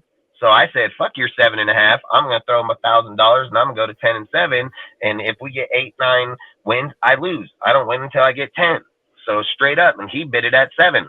So I could have took easy fucking money, but I don't give a fuck about that easy money because I don't see it like that. Like when a person comes on and talks about a team, how is your opinion better than people that are going to take millions of dollars on that bid? How do you have better insight than them? You don't. You're just talking to talk. That's it. It's your opinion at that point. Their shit backs it up. Their shit backs it up. The odds are their shit backs up that they're not going to be giving out no fucking $100 million bid. That's how good they are because they'll take every fucking bid out there. You want to put a million? Bring that million, motherfucker. Like, we don't care because the odds are saying you're not going to get that, and we want to put it out and bid against ourselves because we're Vegas. Like, why would they do that? So any people like that, like me, it's like, hey, if I get lucky, boy, you're paying the fuck out of me. So that's what it is. But to sit and imply like, oh, this analyst at CBS says 4 wins, he ain't got shit. Fucking he ain't shit because he don't work in Vegas. He didn't put it down, and he's not the one that determines that. So he can talk about where he sees us as vision, say no different than me, no different than you or Sergio or a Cortez. It's our vision, how we see the shit, dude. But there's nothing that has any backing behind it. How would we know that 7.5 was the number to begin with? Where would we get it? Would we just come up with it? No. They said it. We talk about it. That's how it goes. So without them setting it, how the fuck would we even know where the number was at? We'd sit here. You can say 4. They might. What if we said 4 and they come out and they say 10? Like, that's the kind of things. That's what I'm saying. If they think at 10, well, I'm going with them. Like, I'm bidding on them if they're putting us that high. Just like they probably do the Patriots every year in that 2000 era all the way to the 2020 era. I bet you if you bidded I bet if you just bid fucking 10 wins on that team, you're banking every single time. And I bet you they had them at 10 wins every time because they never really fell under but once or twice, you know? So I don't know, man. Like I said, I just like to say where the factual is. If CBS and all these stupid ass polls, it's just their opinion. It's some dude sitting at a desk fucking taking his opinion, dude. And again, people would have sat here and say Josh was going to have fucking 10-win playoff season. And I keep hearing people say, well, he had a playoff team. No, the fuck he did not. Like, that's the kind of conversations that I'm not understanding why we're still having. Like, did he get a playoff team? Yeah, technically, yes. He had the team that went to a playoff. But in order to inherit, they have to be there to play. Like, he got the fuckers, but they're all hurt. Like, how do you claim yourself to be playoff team if your players are sitting on the bench in IR? Like, you can't do that. And then you're holding them for fault for it. You're like, bro, you're not putting up the point. He still put up the points. He still put up those points. It's like I even said. It's like I said about Patrick Graham. As questionable as some of his calls may be, I mean, name another team that had to deal with almost their entire defensive roster being UDFAs or guys that we didn't even know who the heck they are at that point. You know, I think when people sit and say like they wanted to put the blame to him, right? Josh was like, you know what? I'm not even going to hear this shit. Like, Josh literally was like, I'm not even going to hear this shit. I'm going to put up more points with these motherfuckers than they can put up with the team. Like, that's what he said. He's like, fuck it. I don't need the other 3 fucking receivers. Fuck it. I don't need a tight end. I just need Josh. I just need motherfucking Devontae and Matt Collins. Fucking and No Hands Cole make one play out of the whole year to be talked about. Outside of that, I'm going to go fuck shit up with Devontae and Josh, and then throw a little bit over here to fucking Hollins to make him look good. That's what he did. He literally smacked the NFL in their face with 3 players when they got whole team. I remember when everyone was saying that after they bench Carr, and then like I remember, I think like it was that NFL video where it's like, oh yeah, Raiders are probably not even going to score more than 2 touchdowns. Niners are going to get the easiest win in the season. And then after that, I remember half the fan base had a different mindset on McDaniels because now he's like, with just Adams and Jacobs, he put up 35 points on them. So again, guys, like I agree that the offense is not the issue. The offense will be fine, right? But at the end of the day, I gotta evaluate McDaniels as a head coach. I gotta evaluate the McDaniels on wins and losses. And our record last year was fucking 6-11, dude. So you could have an amazing ass offense. Record was 4-12. See, this is my point. People want to but bring that's up where like I'm it's at, about. Dustin. It's not. Look, if we don't agree because they wouldn't be talking points at that point. Because listen, when Gruden came in and went 4-12, motherfuckers didn't say that same thing. Guess what? Gruden didn't even have a winning season the next year. Gruden didn't even have a winning season the next fucking year. Guess what? He had another losing season. He was 7-9, then 8-8, And to 8-8. sit here and So be that's like, well, you know, Josh come in here with 3 players and fucking win. What did we have? 6 wins, 7 wins, 6, 7 wins. 6 and We had 11. 7 wins. That's 6. 6, right? I think it was 6. Yeah. Yeah, so 6 wins, 3 players. Motherfucker did more than Gruden did with revamping a whole team. Gruden revamped the whole team. He had Tyrell Williams, I think, in that year. When I think that didn't they go no, because that was not an 18. No, it was AB the next year. That was the following it was a year. 19. So even that was even the year that they still had fucking that was Seth Roberts, fucking Holmes, all those Jared dudes. Cook. So, Jared Cook. yeah, exactly. So still at the same time, he still comes out here, has a whole team. Gruden had a whole team in that time. He had a whole receiving, tight end, halfbacks. He had a great offensive line. Josh didn't even have his whole team. Nowhere even close, dude. I've asked people this numerous times when they talk about Josh. I said, are you going to tell me right now that Josh had his offensive team that he had in New England, that he had here? If you can answer that question honestly, then you're fucking answering the question honestly. I can answer it honestly straight up. No, Josh did not have his fucking team from New England here. It was nowhere even fucking close. He had 3 players, and he rotated the line 21 fucking times. Like, and still had the 12th best offense, the 5th highest scoring inside the, what was it, the 5th, it's the 5th, top 5% inside the end zone, like, in scoring. Like, fuck, come on, man. Motherfuckers are just, what, you guys just look past that? Gruden never even come close to that. Nowhere close, dude. Gruden's shit was, like, miles behind it. Dude, like, 25, 30. He's 5. He's 5 motherfuckers saying that he ain't doing his job. Like, you motherfuckers ain't reading stats, dude. Like, straight the fuck up. He is top 5. Gruden ain't even come close to it, and they're like sitting here saying like, "Yep, it's him." No, the fuck it is not. No, the fuck it is not, dude. Like, so Dustin, people aren't. So this is the thing. This is the nuance, right? People aren't saying that Josh is a shitty offensive coordinator. They're saying that they want to fire him. That's what they're saying, and I'm saying they're stupid as fuck, and they're dumb as fuck, and they don't even know who's the coach you're gonna replace him with. Tell me right now. Love to know it. I'd love to hear it. So Dustin, you know the camp that I'm in. I'm not necessarily a Josh, believer, but I don't think we should fire him because we change head coaches more often than Cortez changes underwear. How can you fire a guy that's doing his job? How do you fire a guy doing his job? Yeah, so if I walk into my company,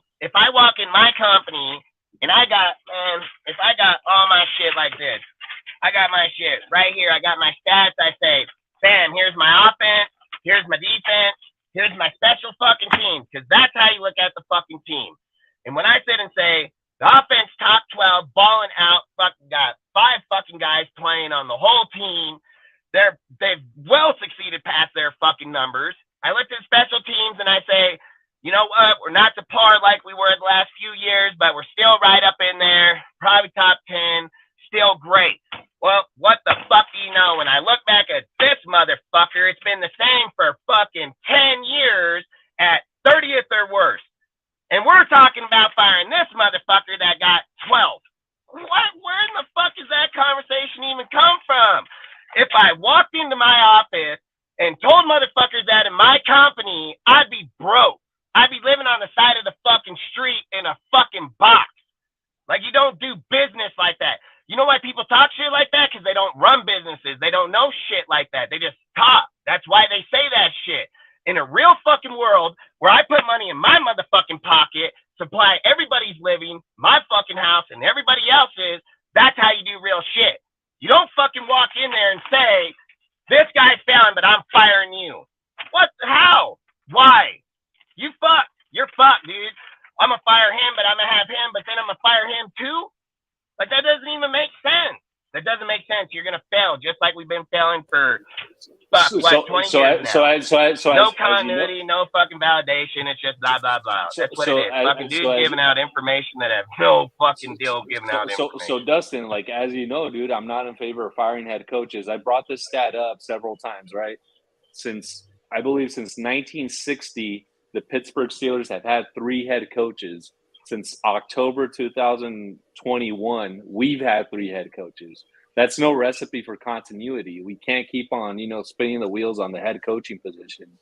Where I think, Raider Nation is upset at Josh is, the ultimate record, right, which was 6-11. I don't think it's reasonable to fire someone after their first year, because it took Gruden 4 years to get the ball rolling, right?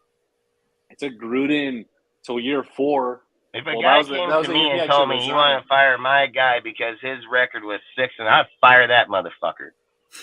That's what I'd fucking do. Hey, this is something that I like that Milkabeezy said is at least McDaniels gave last year's team a chance. Gruden didn't even give the roster a chance. He just blew it up immediately. He got rid of Khalil Mack. I'm still surprised no one wanted to crucify Gruden for that. McDaniels, he was willing to let him give a chance. People are like, well, got rid of Carr. He gave Carr 15 games, and they couldn't click. Not saying Carr sucks or anything, but he gave him 15 games. But you know what, those stats? When people say, oh, it didn't click with Carr, in a way it did. Because citing the numbers that Dustin cited, right? That is true. I've said the Carr deal is an invalid conversation.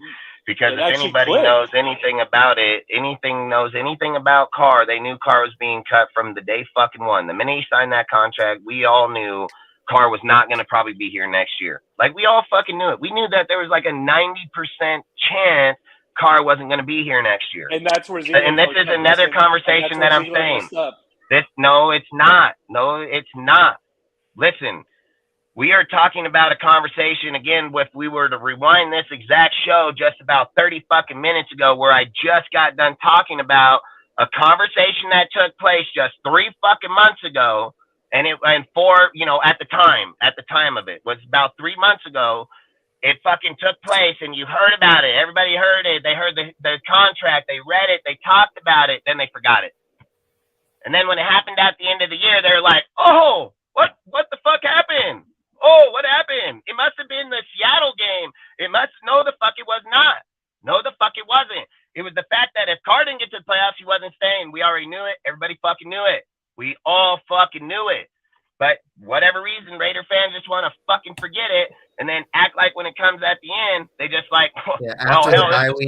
after the bye week, that's when McDaniels and Ziegler had the mindset of, we got to tank because we're not making the playoffs after starting 1-5. Ziegler and them said when Derek and them took foot on the field in week 1, they said if this team can win, we don't need to change it.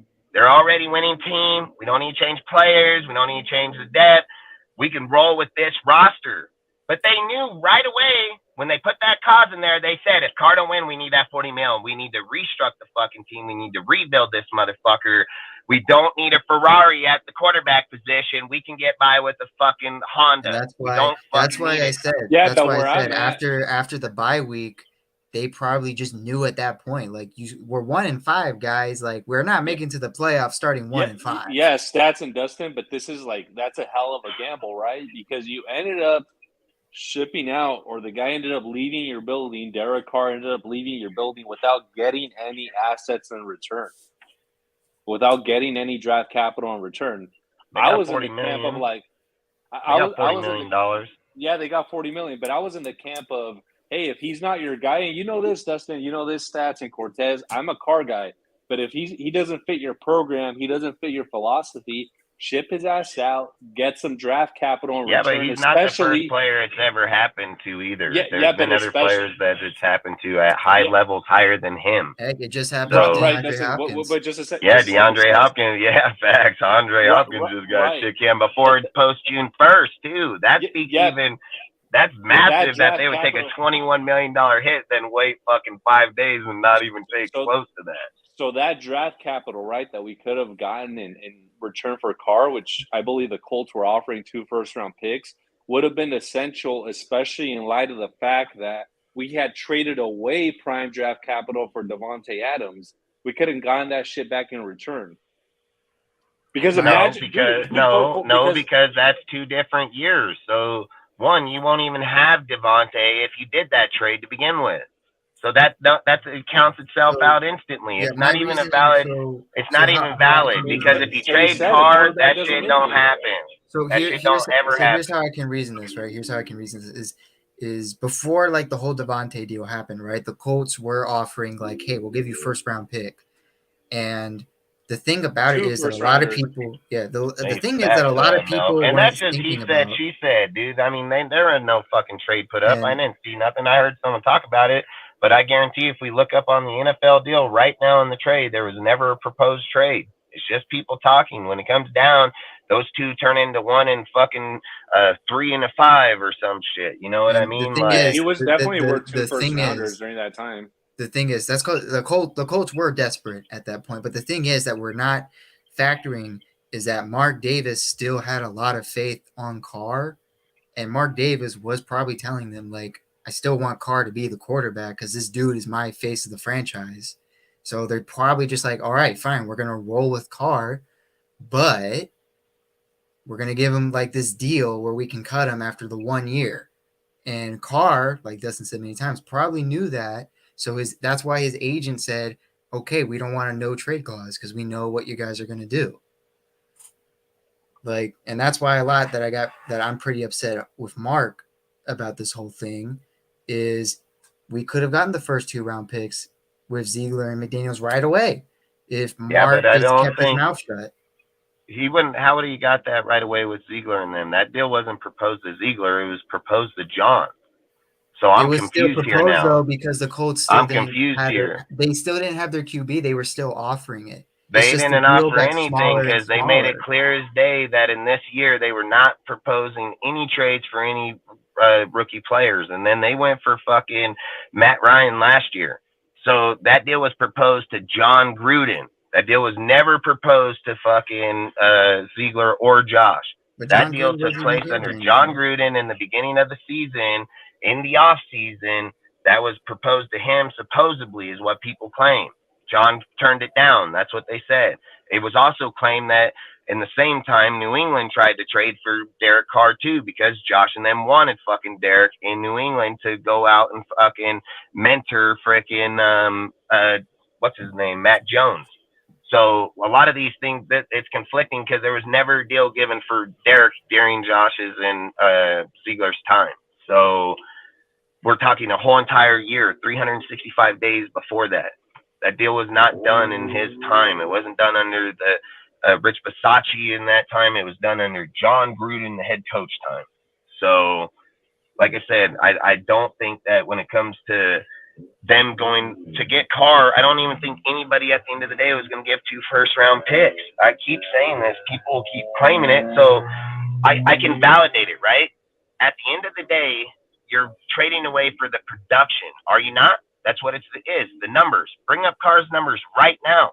I bet you Josh with Derek in 15 games had just as good a production as he did against Gruden last year and the year before.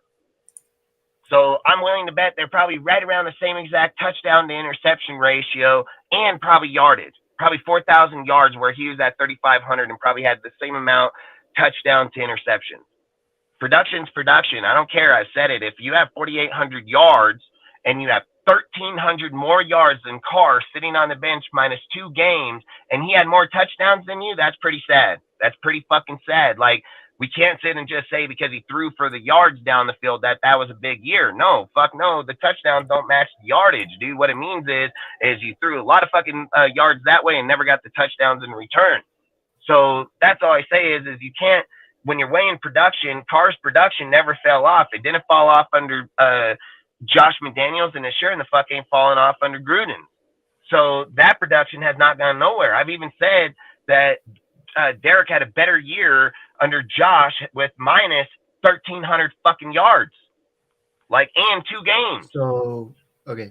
So Carr's touchdown percentage specifically. So how this works is like the touchdown is like divided by his attempts. His touchdown percentage last season was a 4.8. In 2020, 2021 it was obviously worse. In 2020, it was a 5.2.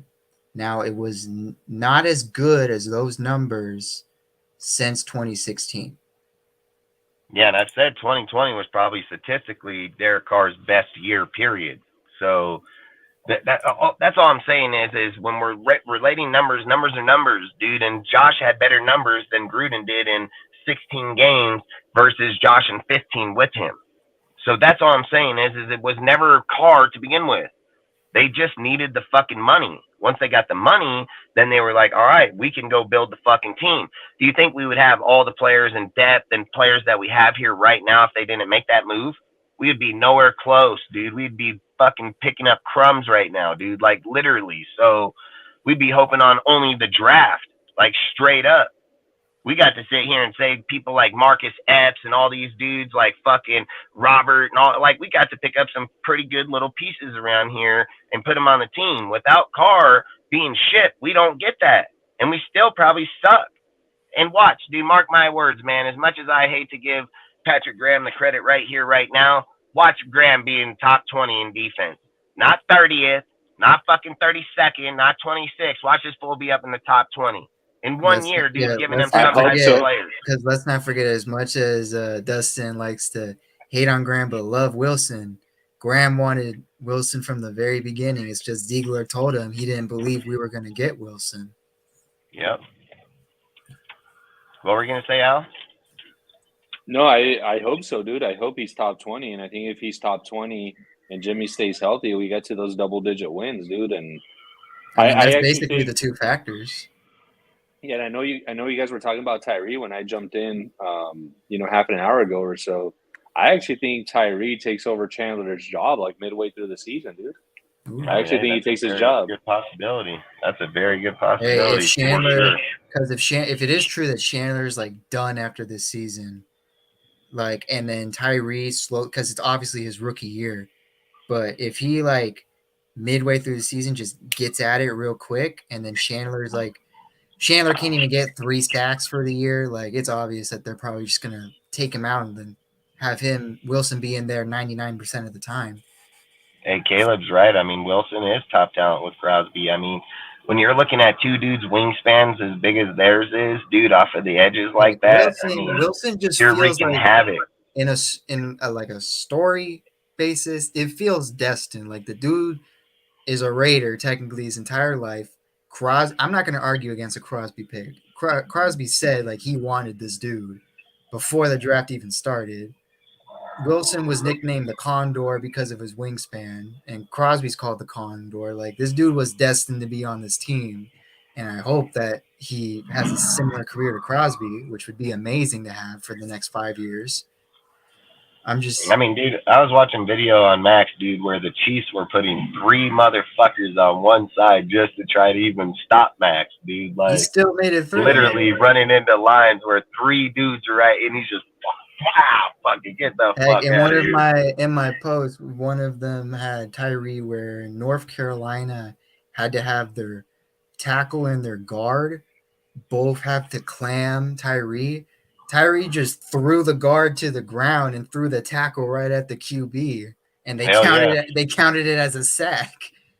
Yeah, hey, he's a fucking beast, man. He's strong as fuck too. So I mean, that's where he gets a lot of his is by his strength. He's gonna have to learn to get some power moves or some fucking finesse moves, obviously in the NFL. That's where he gets a lot because Max at the conference said that his priority this offseason is to get everyone in the defensive line continuity. Yeah. Because he said last season the D-line was bad because no one really no one knew each other. No one had familiarity. Yeah, this time he wants to make sure everyone knows each other. Nope, you're 100. That's why I'm saying, like, so many people were talking so negative on the team and everything and already, and then this guy's out here saying, like, hey, we got a really good team here. We got good players back here. They were talking, Palomalo, like people have been talking about him playing pretty well this year. His football IQ is pretty well. And I didn't really think about that with him. Hey, I said, man, we signed him. Watch out for that kid. Now they're trying to have him be the box safety. Yep, that's why I think I think we have this year round, dude. We are way farther ahead team wise. You know what I mean? And every team that comes in, it's not realistic to sit and say like we're just gonna come in and go win every game. Like I hate when we have that type of mind frame because we're not gonna do that. It's not realistic to do that, dude. Like if a team comes and does it, it happens like once every fucking 5 or 10 years, dude. Like we ain't the team that is gonna do it too. You know what I mean? And then look at what happens to that team. Usually the very next year, they fall flat on their fucking face. They don't win, and they're disappeared again. So I've said I don't want fucking I don't want to get there like that. I want to get there like they're doing. Build this shit up. Take 2-3 years. Get that depth established, a lot and of then people get don't have a going. lot of patience for it. They don't like it. They don't like it if we go from like Good. They 6 can go be a wins. different fan until we get there. Then They don't you know like what it I if we go mean. from 6 wins to maybe 8 or 9 wins, and Well, then that's 8 or part 9 of wins to 10 or Yeah, 11 this wins. is that's this is part the of the thing. game. This is the thing, though, stats and This ain't Dustin. Like, Madden. We don't get to restart every time we lose. This isn't Madden. yeah, dude, but this is the shit, right? We've been patient for 21, 22 years, dude. It's Oh been a well, long Cleveland been haul, dude. longer.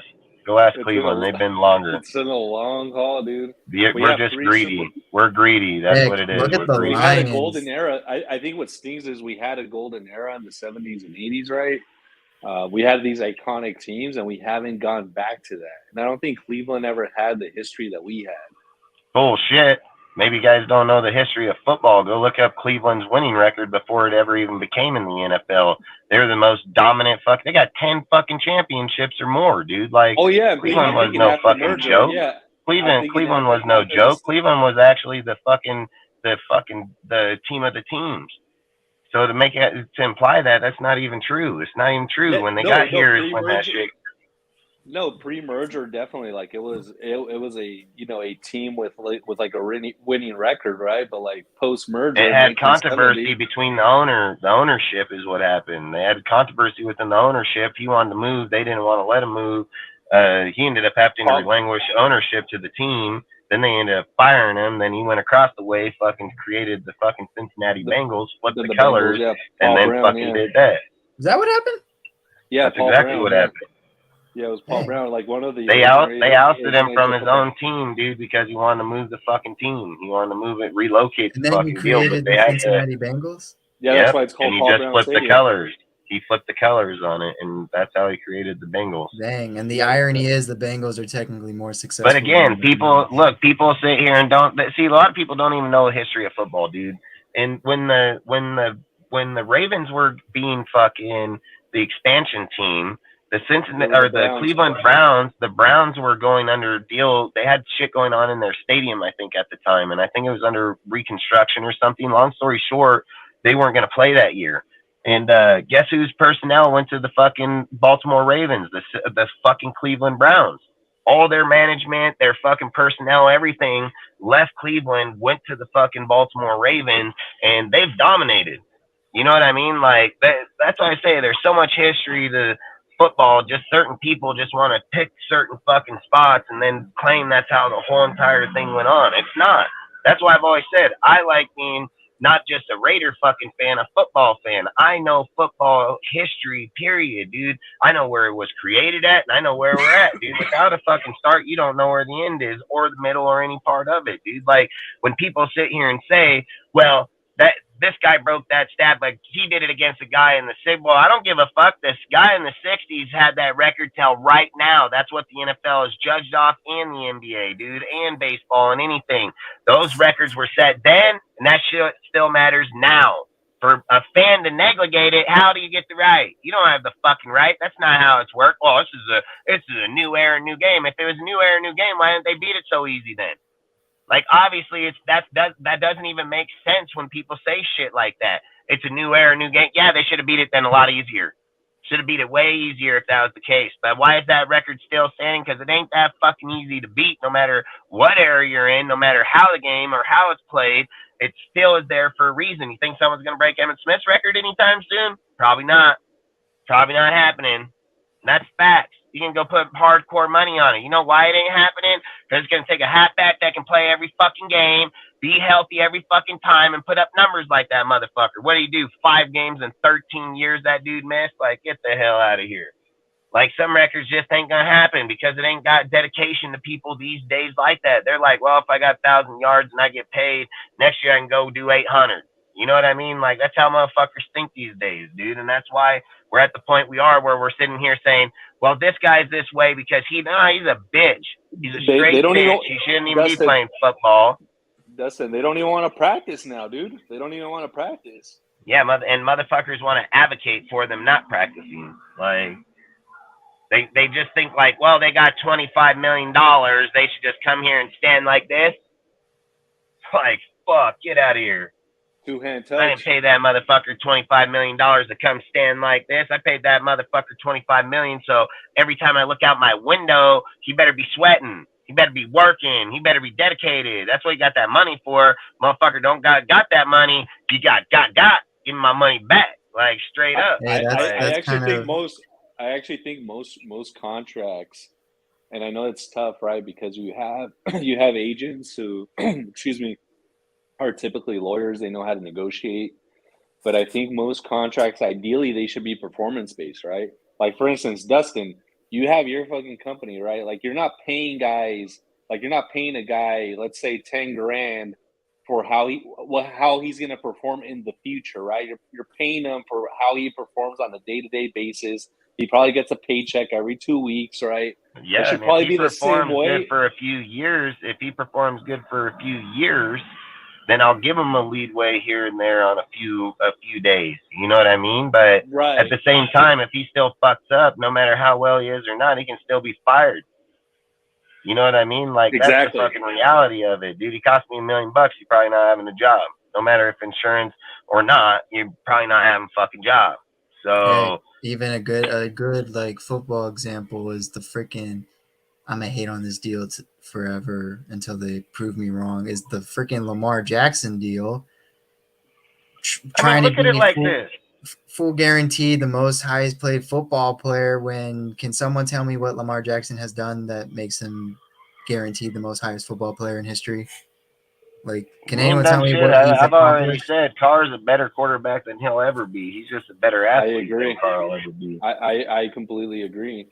Guys, there And are you know, like people to out there. validate this point, so like look at I'm gonna validate this point real quick. Let's say that a guy comes up to you, Alan, he says, let me borrow $1,000.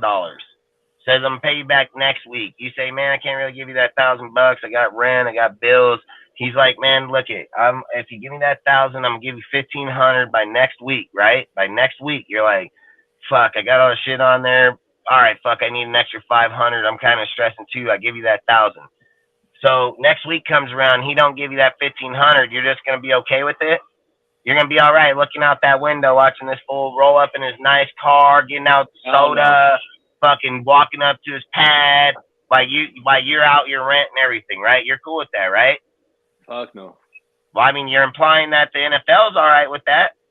You guys see what I'm saying? Like, if a guy's getting money, no matter how, what I'm saying is like how people. No, and I think didn't you mean and I are like on the same page on this one. What dude. I We're on didn't the same mean page you on this. in that. I didn't mean it like that. What I mean is people are implying it like in that type of frame where they're saying that if he's getting $25 million, that's no different than what I just gave you the analogy of, because I was the one that gave him that $25 million, and now he's just standing outside eating shit, looking at me every fucking day. You know why? Like that's not how it works. It doesn't work like that. Yeah, you know I why? just said $1,000. I didn't say $1,000,000. I asked you $1,000. You said you said it in your voice, like I'll probably beat his ass. Yeah, hell no. And you know why, Dustin? Because people care about their money, right? When it's their team's money, they don't really care about it.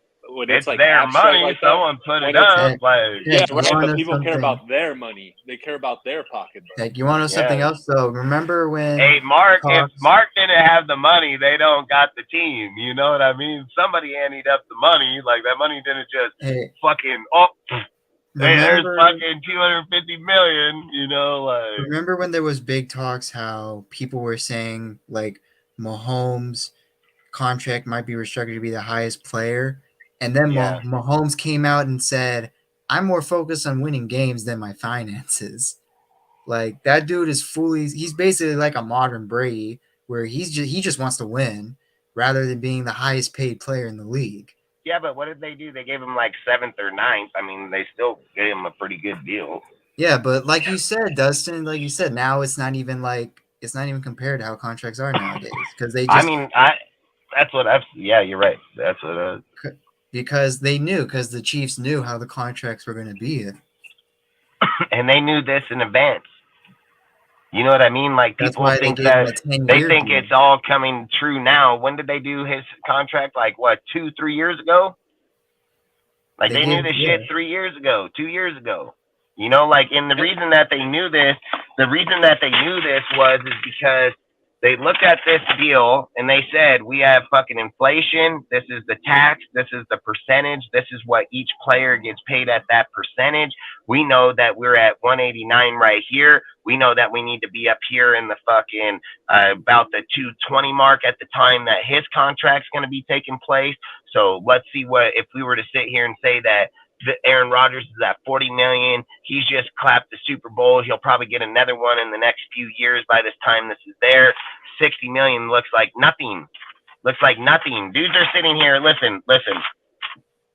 Andy Reid and their organization knows shit because they looked at Patrick Mahomes' contract and they said on Patrick's very last year of his contract, it is fully guaranteed $60 million. On the last year of his contract, it's fully guaranteed $60 million. Motherfuckers are crying about that right now, right? Right now, they're being like, oh, I can't believe they just they already given it to him, and they did that 3 years ago. That contract was wrote 2-3 years ago. They fully guaranteed it 2-3 years ago. Motherfuckers crying about it right now. There's the difference. These fuckers are smart. These fuckers are stupid. That's all it's about. They know inflation. These guys don't.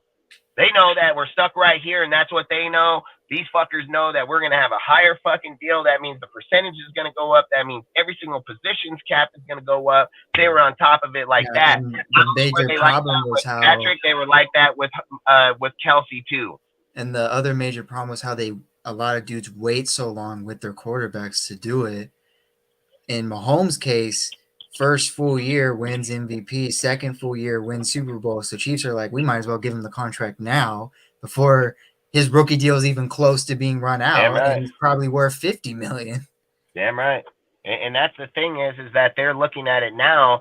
Like you got dudes like freaking Hurts and all of them that their contracts are making these guys look like fucking like geniuses.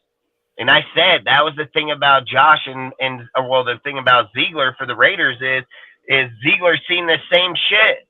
Like this is why I don't listen to fucking people talk about football a lot, because these guys seen the same shit these fuckers seen right away. They identified it instantly. They said, hey man, if we hop on this Waller shit right now, we're not going to get stuck with Waller. That's going to look like a great fucking deal if we sign him right now, man. If people around the NFL, I spoke on it at the time. Did I not? I said it's like the NBA. NBA do sign and trades all the fucking time. They sign a fucking player, then they trade him. Yeah, dude, it happens all the time. And we did that. That's where Ziegler and their fucking geniusness comes in play, dude. They're sitting here saying, okay, we shipped off fucking Waller, dude, even at the deal, and we could still ship off Renfro if we want. But we're going to hit $5 million, but we'll get $10 million back as long as we do it after the first. But again, they're not probably sitting here having conversations with themselves saying like, well, you know, he didn't show up. He didn't fucking bounce out on our shit. Tell us to fine him, this shit for medical reasons, so on. Like, he's dedicated. This is the only part where I'm kind of skeptic on it is that where the fuck is he? You know what I mean? Like, where is he, dude? Like, that's where it makes me feel like he is going to get traded, because where the fuck is this guy at, dude? He's the only question mark out of the whole OTA like the other ones I can justify. Renfro's the only one I can't justify because I don't know why he's not there. I have no idea. And I agree, Al. Like that lets me know June 1st, Renfro's probably knows he's gone. Dude, Ziegler is actively working the phones for the Renfro, dude. He's actively working the phones. Yo, Ziegler. Yeah, I'm not gonna lie. Ziegler does not stop working. You see that Devontae or that DeAndre? I mean, I'm like, yeah, it's not.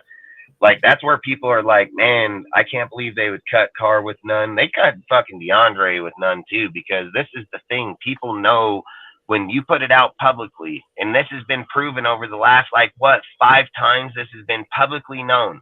When a team comes out and says, if we can't find trade, we're going to cut them. What happens? They get cut. Why would I trade for him if you're cutting him, motherfucker? Like, I'm not going to trade this dude if you're cutting That was him. crazy. Like, They didn't even wait till June that's 1st to do it. fuck no. And that's just stupid. That's just dumb. I think that's dumb. I thought that was management. dumb. Like, I think that was yeah, dumb. because you only got to wait a few more days, and then you're going to get fucking more money back, dude. Like, what do you gain by cutting them and eating that much money where you can actually probably have more money back on your books? I think that's just more like, I think they're trying to be like, I'm a boss, but I think like that. I think that's a stupid ass business. Cortez woke up. Cortez woke up. Nah, shit, fool. I've been doing shit. Like we behind gone the scenes. after June 1st. I agree, Mel Hey, Breeze. Dustin. Like I agree If he goes to the 100%. Saints, I'm gonna flip a table. I will flip a table. Yo, Yeah, He Dustin. will probably go there. Yeah. He will probably Hey, go there. Dustin. Yes, I think in December I'll be in Vegas nice, for good. nice. You gonna move there? Oh yeah. He's gonna try to buddy with Mark so he can get that stripper Uh, deal. I thought you want. I thought Cortez. I thought you wanted to move to New Orleans, dude, so you could be closer to Carr. No, fuck no. Don't get me started with bitch boy car now. I got. But that's why I just say. I just think like where we're at with our team, things of those factors. Like Renfro, look, dude. I only can see Renfro being a. Like I'm not gonna say like he's not gonna get cut or traded. Look, I'm not saying that. The only thing I'm saying is like at the end of the day, like I personally don't think like Renfro is one of the best in the league. I've said this about Waller. I'm gonna say this about Renfro too. I think Renfro's a great player, like, but I'm not gonna sit here and say he's one of the best in all of NFL. I've said, why did Renfro get those yards? Because he got force-fed the ball because of injury. No different than Devontae and fucking Jacobs did this year. No different than Waller did his year. You know, like. We're just like, I feel like when we're talking about the team, we're forgetting about everything that got that player to that point. Like you can't forget the story that happened for him to get to that point. You can't sit and just say that you got a 1,400 yard number, but you forget the whole story of how he got to that number. Like there's big points in those deals that tell you where the player's at. How did he get there? Is he there? Did he earn that spot? Did he deserve that shit? Like those are the things I've said, like where I've said Waller hasn't, dude, is like Waller excelled when he got the ball to himself. For fucking a selfish player where it's me, he got those yards.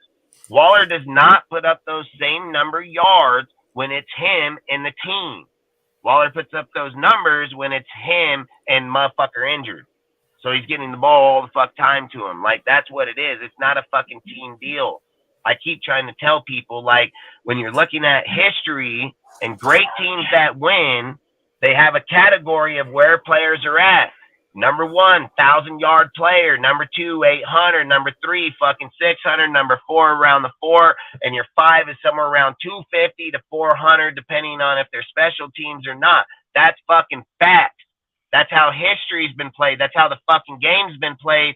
That's how structural football has been played. When you sit there and just negligate that whole deal and just say 2 fucking players, and now you're saying they're put in the same category as those other guys that got those numbers with teams playing like that. You just, why are you analyzing? You know, like, that's what I say. Why are you analyzing? You shouldn't be analyzing, because your analyzing is going to be so fucking skewed, it's not even funny. You have to be able to compare it in the same contents or same fucking fashion at some point. Because otherwise, where is your fucking judge of alignment? There's no line. Your fucking line be up here when it's down here. You know, and you're content with it. That's what we are. We're content, because so many people sit and say, oh, you're getting rid of a winning quarterback. He's got 7 game average winning, and you're content with that shit. Like, that's where I think it's just crazy. Then the validated arguments and the conversation. The dark ages, Dustin. The dark ages. Yeah, exactly. It's Even like though we're technically already in it.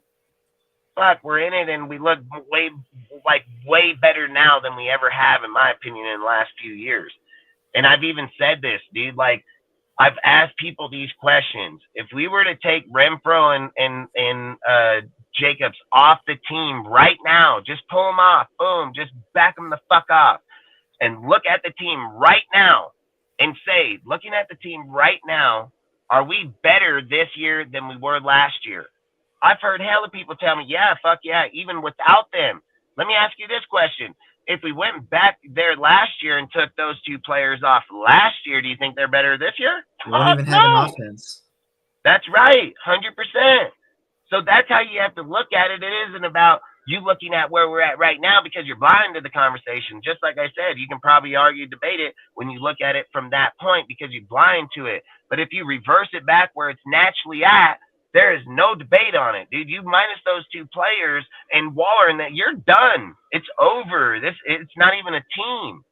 And people are sitting here saying that we're worse now than we were last year. You're crazy. You don't even know football. Like, you don't know football. You don't. Why are you even speaking on it, dude? Like, that's the thing. They don't know football because the context is that we can take those players off the board and we're still just as good, if not better.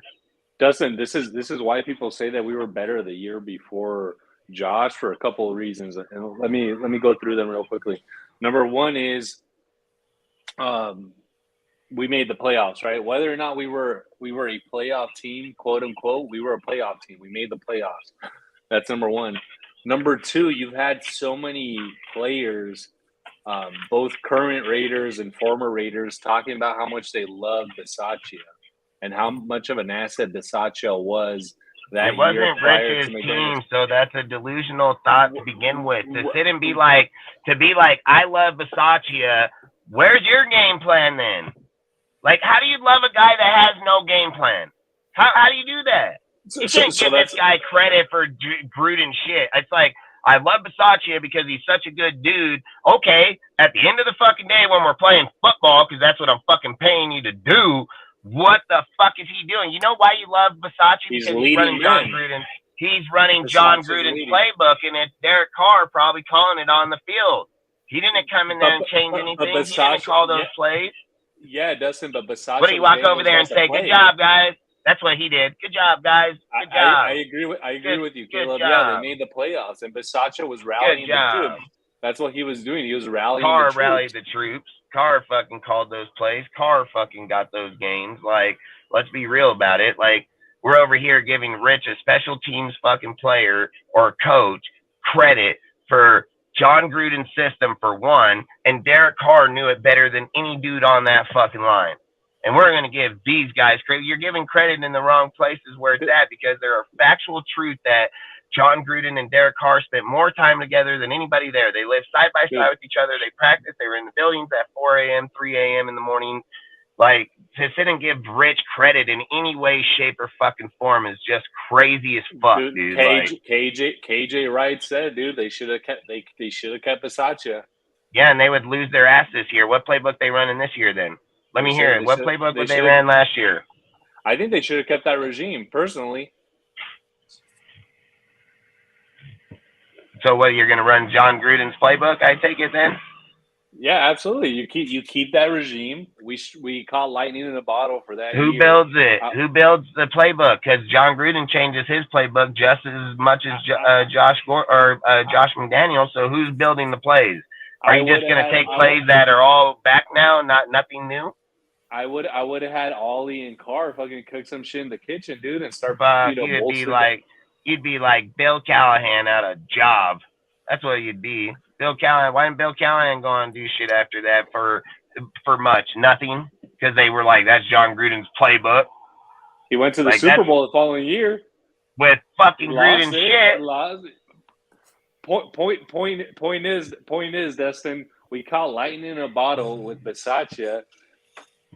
You have current and former Raiders saying, hey, we should have kept that, dude. Man. It's crazy and delusional that people would be content with running Gruden shit, knowing that you can't develop it, can't get any fucking better, and you're going to hope to be good off of what Gruden built. So you're going off of hopefully Gruden shit's good enough to get you somewhere for the next 5 or 10 years till you can find somebody. No. Dude, I was cool with Gruden's system.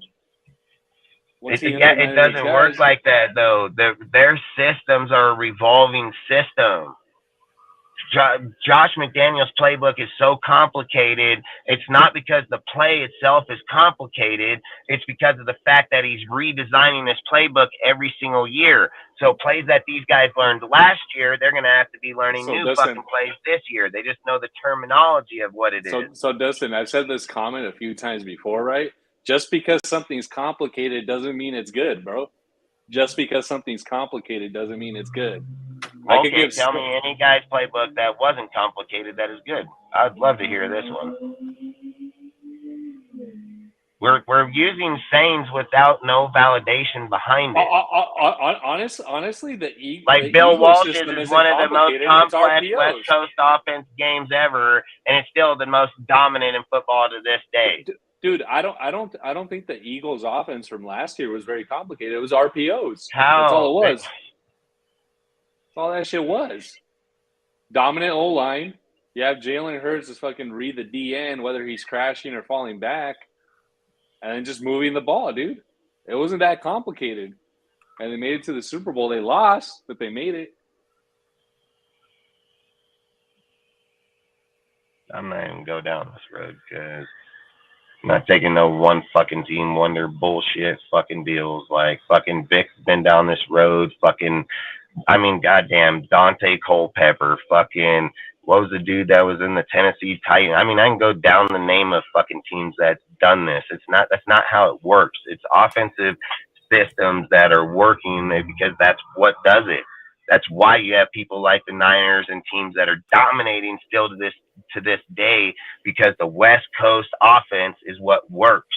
And then putting the people, the systematic, and having it with the right coaches is what makes it develop. That's why you have people like Sean Payton and fucking Kyle Shanahan that are developing new playbooks every single year. No different than Josh McDaniels and John fucking Gruden. Like, that's what I'm saying. Like, there's a reason these dudes are very successful, and there's a reason that they're fucking winning, because they didn't take some other motherfucker's playbook and run his shit in the past. Like, that would be crazy. You'd be fucking known you'd get known in the very next year. They'd be like, oh, look, this play, we've seen it already. Like, they'd eat you alive. You can't do that shit. And that's why that kind of shit it's laughable. It's laughable that somebody would take a coach that can't even write a play. Like, I would just want to know this. Like, I just want to know, what does Rich offer when he stands on the sideline and outside of being a good friend and giving you a fucking hug and telling you, great job, what does he offer to the offense and the fucking defense? Because that's what matters at the end of the day. Like, straight the fuck up. What the fuck does he offer to the offense and fucking defensive side? He offers nothing. He offers nothing. So listen. Coordinator, and if he did, he'd be a defensive coordinator. He don't create plays. He don't create systems. He don't put them in systematic shit. He's gonna hire a motherfucker to do it and then walk up and down the sideline telling him, "Great job." So get Dustin, out of here.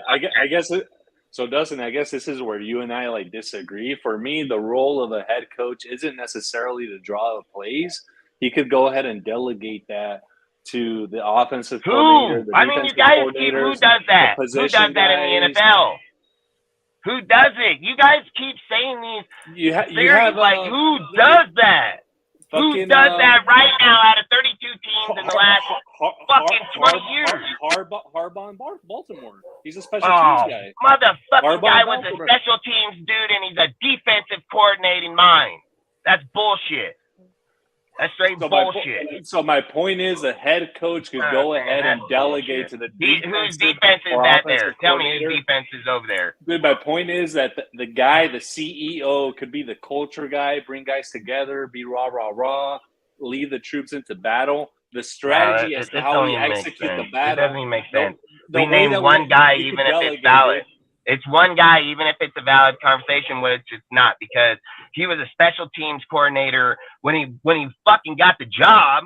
He's a defensive motherfucking coordinator. That'd be like saying that Josh is the quarterback coach, because that's what he was when he started. Like, that's not what he is right now. And every single motherfucker that even knows football knows that ain't even fucking true. So we're talking one dude of 32 teams. One guy of 32, which I'm not even going, I don't even count that as it, because I'll argue bullshit. So it's still 32 teams without any guy like that. So I'm just asking, what coach has it? What coach has that shit going on that's successful, winning, and has this fucking culture around them that we're fantasizing and making it up? I just want to know one fucking team. I'm not asking for fucking 10 of them. I'm just asking for one. It's like, it's good that we can come up with these nice scenarios. It's good that we could come up with these fake fucking realities. The fact is, when I look back at all 32 fucking teams and I look over the last fucking 50 years, I'd love to know who did that. I would love to know who in the fuck did that shit. Because it doesn't exist. It doesn't exist. When a guy gets to Pete Carroll's time and that now he has people established because he's older, or Bill Belichick, that's still his shit. That's still his shit. Even sitting there with this shit, he's still monitoring it. Even though he ain't running it, he's still monitoring it. That's his. That's what he fucking knows. That's what he brings to the fucking team. That's what giving him all those fucking Super Bowls. That shit matters. When you're sitting there and you're a special teams guy and you're just fucking with no offense or defense fucking validation whatsoever to give any deal, I'll say bullshit. I'll straight say bullshit. Like, and again, if we go over 100 years, or what are we, 57 years, I think, in the NFL, let's just say that there's two dudes that's done it. That's 30.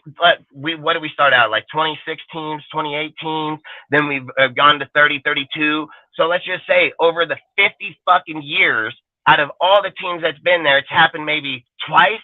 If it's even happened, I'm just giving them the credit in 2 times. But I'm just saying, if it's ever happened. Those are false realities. The reality is that any head coach that's on a team right now is either offensive coordinator or defensive coordinator running that fucking team. And that's factual fucking truth. And we can go look it up right now, pull it up, and we will show that shit right this second, because I know that's how it is. Every single coach that gets hired is that way. There's a reason that what's his name, fucking Joe Judge didn't get the fucking job back, or this and that. That shit doesn't work, dude. It does not work. Yeah, dude, so, I don't think anyone so Dustin, I don't think I'm not disputing the fact that historically head coaches had been fed through either the defensive coordinator or offensive coordinator ranks, right? They've either come from offense or defense. But the fact of the matter is there are defensive and offense. Just a second, Cortez. There are defensive and offensive coordinators historically, right, that have also had the special teams coordinator experience, that have made it and have been a success. There's only one. There's only one. There's a huge difference. There's a huge difference. Look, there's a huge difference when you got to crawl before you walk. There's a big fucking difference there, man. That you're not sitting here saying when you're running, that's where you're at. There's a difference when I'm starting out, and if I got to go be a fucking special teamer, that's not relating to a dude that's been in here for 30 fucking years at that same position still now. So I look at where I'm at, Dustin. I think special teams are incredibly important. I don't think people who do special teams are crawling. I think it's extremely important, dude. It's a very critical phase of the game. It's not about if it's not that position's not important. I never said that. What I said is they bring zero value to the head coaching spot as the offense and defensive coordinator. That's what I said. I never said shit about them not being contributed to the special teams or them not doing their job. Never said that shit. Those words never even came out of my mouth, never implied it, never even fucking breathed it or even said it. I said they bring zero fucking value to the defense and offense, which is factual truth. So I don't even know why we're trying to come up with different ways to code it to make it sound better. It doesn't sound better. They don't bring any. There's nobody out there that doesn't. There hasn't been anybody that's done it yet. So again, when we're sitting here saying, well, I think it would have been better. Okay, if it's better, why doesn't he have a job yet? How come he's over in Green Bay as special teams? How come Greg Olsen don't got a fucking job yet? How come Greg Olsen over in Seattle as the fucking quarterback coach? Like, why are these guys so fucking good? They ain't got a fucking job. Like, that's all I'm saying. Like, why did they get demoted? Why did they get demoted? How come when they played so well with this team, why didn't they get promoted? That's what would usually happen if you did a great job. Promoted, not demoted. So Rich basically not taken away. So Rich basically got the title he got before he got head coach. He's assistant head coach and special teams coordinator. Great. A lot of people have that all over the whole entire NFL. A lot of dudes. My point is, dude, like I've heard, current and former Raiders talk about how good Rich was and he should have gotten a chance. Mayock even said that he was shocked that Richie didn't. Boy, they would have lost more games this year than they thought of. It's Josh. Something that we would never know. I'll bet hardcore cash on it. I'd have bet. Me too. Hardcore cash. 2-3 wins at best. There's a difference. There's a difference when you're riding an adrenaline wave of a motherfucker that already installed it to recreating it. Big fucking difference. There's a huge fucking difference. Like you cannot take away the fact that is John Gruden's fucking team. He's breathed and bled it. Like he's bled that fucking team where it was, and that shit was set in motion, bro. It was already on autopilot. That shit was gone. They were along for the fucking ride. I said it. There's a reason they don't have jobs. There's a reason that they went back to the same shit, if not lesser jobs. So I coach that goes somewhere else that got a head coaching job. So like, Dustin, I take all of the adrenaline infused wins I can get. I don't care if it was fucking 5 wins. It doesn't validate winning the next year or building a franchise, dude. That shit Dustin, doesn't win. I just wanted to pause this real quick, dude, because I think Caleb has like a great comment there at 9:19 p.m. Great debate. Just wanted to say this is part of DSR. This is what we do in DSR. We have, informed debate. Dustin and I were I stayed homies. out of it. I just stayed out of it. Yes, I don't want any part of this. This debate, man. Al, what's wrong with you? Look, it's encouraged to debate because of the fact that he does have some strong points, and I have a lot of strong points. At the end of the day, it's going to be up to people. I'm saying with the points that he's making, I think when you're looking at a Richter scale on the NFL, there's multiple scales where it's a red flag. You cannot determine on a guy that cannot build your team going forward. Red flag. You cannot develop your team going forward because somebody else developed it. Red flag. There's nothing that he's done across that team outside an assistant fucking head coaching tag that has anything of his stamp on there besides the special teams. That's it. So Dustin, this is what I would say that what Richie B did that was incredible, right? He took the reins of the team after the whole John Gruden emails. After he went away, he was forced to resign by the NFL. He took the team, he brought it back together after the Henry Ruggs situation, after the Damon Arnett situation. That was a lot of fucking trauma. And it took a special guy, no pun intended, a special teams guy like Rich Bisaccia to bring the team together and rally the troops. That shit's impressive as fuck to me, dude.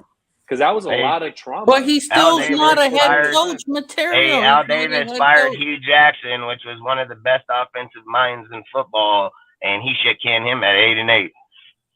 And we're over here talking about Rich Bisaccia. This is the kind of stuff I think is so crazy. Man, where we had an owner that shit canned some of the best coaches in the game of football.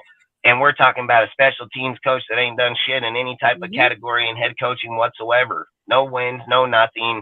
We're giving this motherfucker more credit than Josh. I think that is fucking crazy. Josh got 6 Super Bowl wins calling plays for the best quarterback ever to play in the game. Yep. Rich Bisaccia called a punt and a field goal. And we're comparing the two. I think he brought the team together to make the playoffs, doesn't he? I think Derek Carr did. I would bet my money on Carr. I think Carr had way more to do with that than anybody. I think Rich is going to get the credit if the team wins, right? Isn't that how you guys say it? If you lose, you get it. If you win, you get it, right? That's how you guys put the shit. That's how you claim it. This guy does not do shit, and he gets the credit for a win, right? Because he ran down the deal, patting dudes on the back. That's what it is. That's how it is.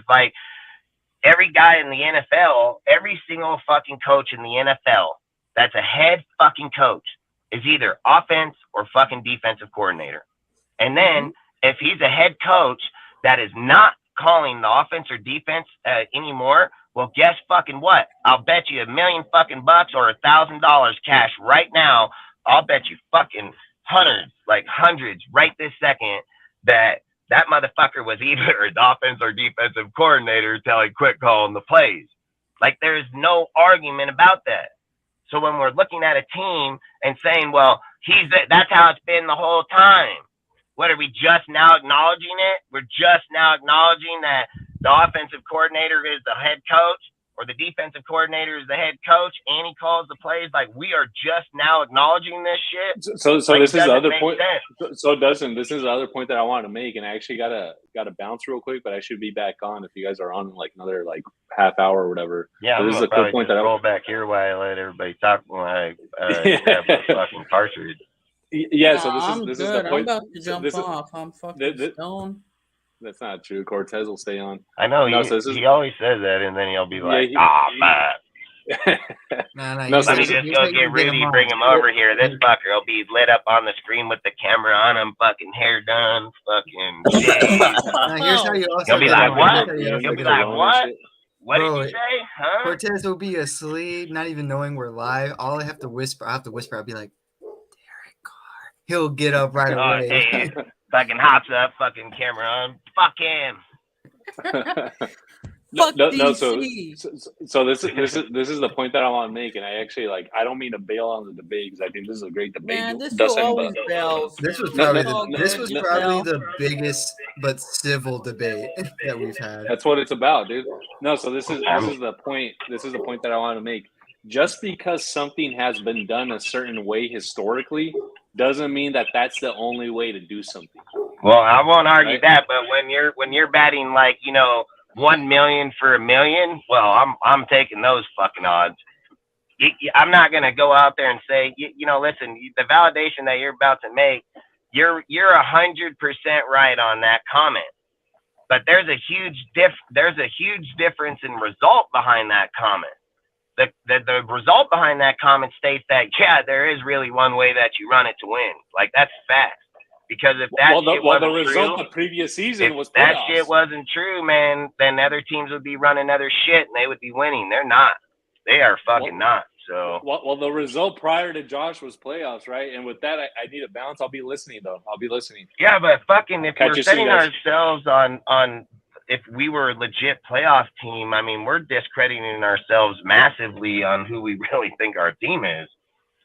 Like, getting there by luck and getting there because we belong there, and then claiming that listen. I look at it like my little kid showing up to the soccer game, dude, and getting a fucking participation trophy with a fucking, what is it, a sun-kissed fucking drink and something else behind it. Like, that's what we did in those playoffs. We showed up, got our ass beat, got sent home, ain't won a game in 20 some odd fucking years, and then we talk about we're a playoff. No, the fuck we are not.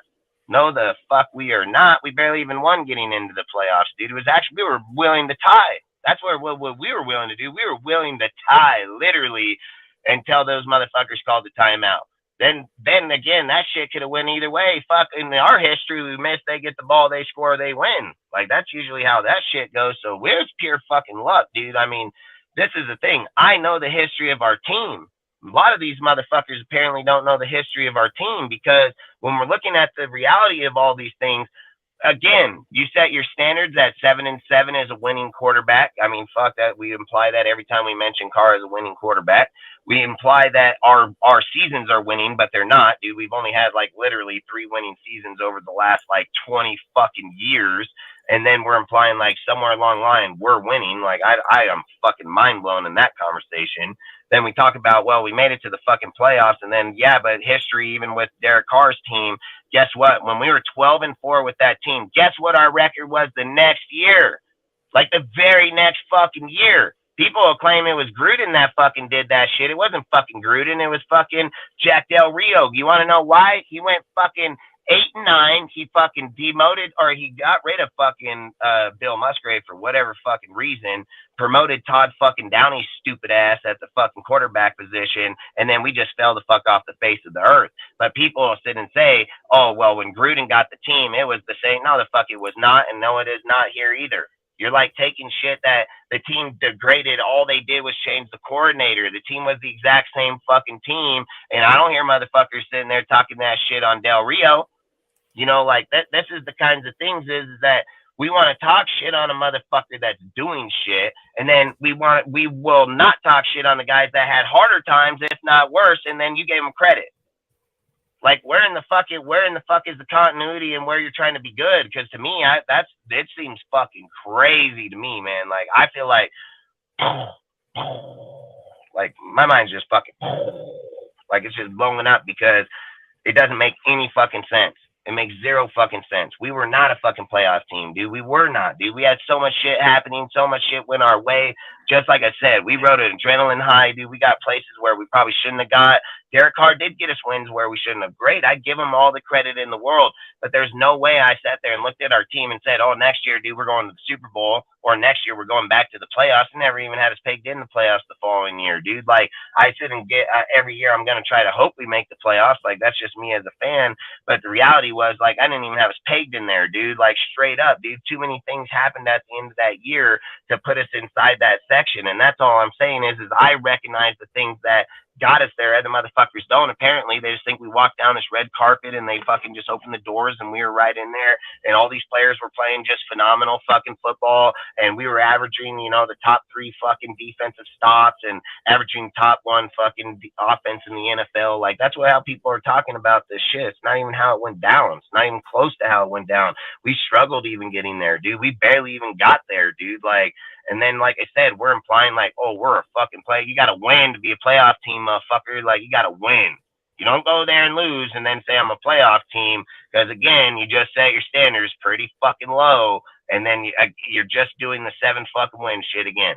Oh, we got there. We got there. Motherfucker, you got there and you got fucking beat. And even if they would have got that touchdown, you're still only tied. You ain't winning. You're still tied. You still got to kick the field goal. Still got to go in overtime. And the way that game went down, the odds are is that if Cincinnati got the ball, they're going straight down and scoring because that's what they did. So to sit and say, like, we were just, like, a good team, we were not. Like, we were not. We were not. So I hate how we look at that. I hate that's how every motherfucker, when they come to conversation, thinks about it. That's the first thing they say. And I'm just like, boy, you really set your standards pretty low when you fucking acknowledge that conversation because now you're trying to brag on it. Like, you're bragging on it, bro. Like, that don't even make sense. How come when Derek Carr went up to the fucking playoffs that year that he broke his foot by the Colts, and then they went in and played the Texans, and they were such a good fucking team, right? I mean, the defense was so great that year. I hear so many people tell me how great that defense was, how great that team was. Derek Carr had 7 fourth-quarter fucking comebacks in that season. Derek Carr was the one that got those motherfuckers to that fucking 12-4 record. And guess what? The next year, they just fucking fell off. Just straight fell the fuck off. Like, so if you're playoff and you're a playoff fucking team, what happened there? What happened fucking there? And then what happened after that and after that and after that and after? Like, that's how it works, dude. It's not playoff until it becomes continuity and you're doing it over and over until you get a fucking win at least one fucking win, you know? Like, that's all I'm saying. Like, too many people just put it too fucking low, man. Way too low, way too fucking little and then just say, like, that's your standard. I think that's pathetic. I think it's fucking pathetic to even acknowledge those standards. Like that, I would never bring up that shit and say like fucking, oh yeah, we were a real good team. No, I'd say like the last time we were a good team in the playoffs was in the 2000 fucking era when we actually went in, when we did go against the Ravens and all them and the fucking Patriots and all that shit. And like that 2000, 2002 era right in there, dude, that was good fucking playoff games, dude. That was really good time. So for me, I would say that was it right there. You know, so outside of that, there's nothing outside of those times that even validate any part of us being in there, being competitive, being a fucking playoff team, or even have that type of continuity within our team. Like, the reality is in those times I just said, and then till right fucking now, that was the last time then. So that's all I'm saying, man. Like, yeah, I mean, playoff teams are consistently winners and wild card teams, big facts. It's facts, dude. Some teams are there every year, and other teams are just fucking showing up, say hi and bye. It's like I say. Hey, you talk on this for a minute. You talk, Sergio. Talk for a few minutes. Let me run in here. This place is gonna close real quick. I'll be out in like 3 minutes. 5. I got you. All right. All right. Yeah, it's like I've said for a long time. No, he should have muted himself. All right. So it's like I said a lot of times how you're a playoff team isn't someone that the last game of the season determines if you're a playoff team or not. A playoff team is someone, like Mogizzi said, how you're consistently winning throughout the season and also through multiple seasons. That's a playoff team. A playoff team is a team where we shouldn't have been in the playoffs because literally we had nothing to go for. We had nothing to push. We had nothing to build off of. And then we get lucky with 4 wins because the offense was turning the ball over a lot. The defense was being very suspicious, but we got lucky in the end. Now, I don't see us as a playoff team last year. Yeah, we were in the playoffs, but at the same time, I can say a lot of teams that were in the playoffs aren't a playoff team. Like, for example, the Dolphins. The Dolphins were in the playoffs. Many wouldn't consider that a playoff team. The reason why is because, yeah, they had a winning record, but they also lost, like, how many games in a row. Like, they weren't winning. Like, it was just determined that they were just going to lose. And even with, say, like last year, the Chargers beat us, and they lost against whoever they were going to go against.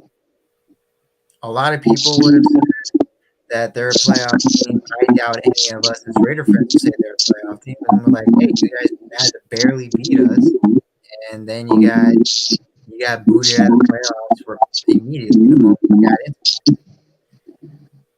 So I think more of a playoff team is like if we did win that wild card game, I would have considered us a playoff team. But because how we were playing catch up the entire time with the Bengals, the offense wasn't clicking, our defense was giving up any points available to the Bengals.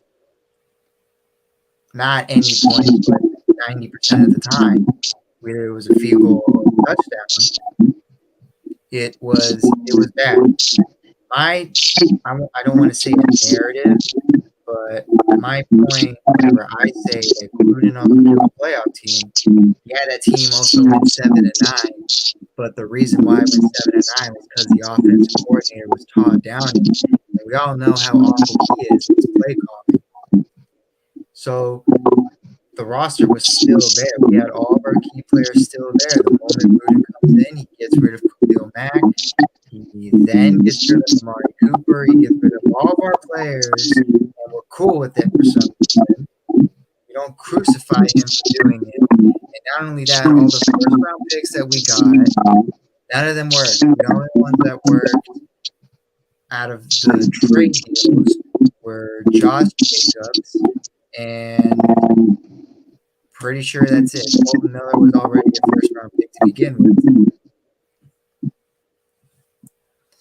And then, with that being said, is how I very heavily emphasize if Gruden wasn't fired, I still wouldn't be happy with him because he can't build a team. He couldn't. Yes, he can build it offensively, like he can build it, but the problem is that he couldn't build a future with us. We were dead last in total snaps that our draft picks worked. That wasn't just the first round, that was every single round. And that's bad. That's not how you build a team. You don't rely on high-paying free agents and then only one of your 8 first-round picks working or a bunch of late-round picks that you got lucky on. And if anyone says that we should have kept Mike Mayock, I'm going to be honest, I'm going to call you delusional, and I'm not going to give you a chance to give your point on it because Mike Mayock was awful in contracts, and he was also either Gruden, whoever drafted who, they were both pretty bad at it overall. Yeah, we got lucky with the late round picks. We got good at that. But let's be honest, it's unheard of how many first, second, and third round picks we had, and only at most 2 or 3 of them worked in 5 years. That's unheard of. You can't tell me another team that maybe the Browns because of the Browns, but you can't name a team that got that many for that. Is that Dustin's background? Yeah, when you left, I was talking, but I was worried if they could hear me or not because it was echoing like what I was saying to your mic. So I'm like, I hope they can hear what I'm saying. Is it still doing it? No, it's not doing it now. I wonder why it did it. That's weird, bro. No, I agree. I mean, I think, like I said, a lot of people are putting these like. So look, I think the reason, like I always said, like why we started everything we did with the DSR, with the Discord, with the YouTube, Instagram, everything like that, is just because of the disinformation. Yeah, Like, it's like if I can say about it, it's like when Dustin put me on here, I was a very small. I only had 60 followers when he found me, and he liked what I did because I mostly spoke facts. I didn't really give much of an opinion, but anytime I gave an opinion, as if someone wanted it from me. And I'm just a stat guy. Just give the stats what they are. If anyone wants me to give you stats so you can prove a point in a debate, then I'll give it to you. He brought me and in it's here factual. and was telling to me how people are going to have different opinions, so I have to get ready for that, even if I don't like it. And but we're all still friends in the end, and we all respect what we think about what's happening or what can happen or what will happen or what would happen or what hasn't happened, but we're still together on it. Yet there's a lot of people and a lot of Raider content creators, a lot of people that we used to be associated with that want to build these narratives, some of them because they just want to be right so much that they're not going to want to listen to any opinion. They're just going to gaslight or try to shut down anyone that has a different opinion that they don't like. Other guys are just saying anything for clicks, views, money, anything like that. And that's something that we don't stand for here, is Facts. where we don't say like where some people are like, the whole Devontae deal, where it's like Devontae doesn't like the coach, Devontae this, Devontae that. We say it immediately right away. It doesn't make any sense. Like we try to evaluate, try to investigate the whole thing. We say things, and coincidentally, a lot of stuff that we say on this channel comes true. And a Facts. lot of the stuff that we said, the Patrick Queen deal, how Derek Carr is going to happen, how the draft was going to happen, a lot The of this the stuff. The the freaking DeAndre Hopkins. I was the very first guy that talked about Christian Gonzalez. Now all of a sudden, big content creators talking about Christian Gonzalez. We're usually the first guys to talk about it. Don't want to give Dude, every credit. I brought up the trade for right when we were in week 15 in last year, where I already seen where we were all sitting. I said we should make the trade with Arizona for the pick and DeAndre Hopkins. I was the first motherfucker that brought that up. People talked about, oh, it's not gonna happen. I think this, that, the other. Then all of a sudden now people were like, oh, they're gonna want a first. What did I say? They were Heck, intrigued by The Panthers trade with the and Bears. they just cut them. You know what I mean? Like, The Panthers babe with the Trares. It was first said here on this channel that it would have to be a high top tier player, a first, two firsts, and then 2 seconds. And then what happened? That's exactly what the Panthers did. They gave out a top tier player. They gave two firsts yep, and 2 seconds. yep.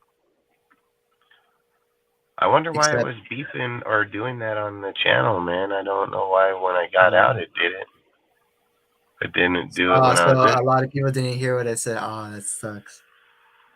You want to re-say it? I mean, fuck, you I can. mean, I don't remember a lot of it because it turned into a rant while you were gone. Hey, that's the best parts, dude. Like I always say, I think that's the best part in doing YouTube lives is the rant sometimes, because people need to understand sometimes what shit means. Like when you get people that are over there just talking to talk or blowing air to blow air, like I said, it brings zero validation to the team, dude. There's so many things that we have talked about, hit on, spoke about long before any other motherfucker even thought about talking about it. Yeah, And it's and because of the fact the way I view football is I view us in the moment at the time, not what gets us clicks, not what's hot topics or not. It's what's in the moment and in the time, because of the fact that that's how you're supposed to be evaluating shit. That's how you're supposed to be looking at your team.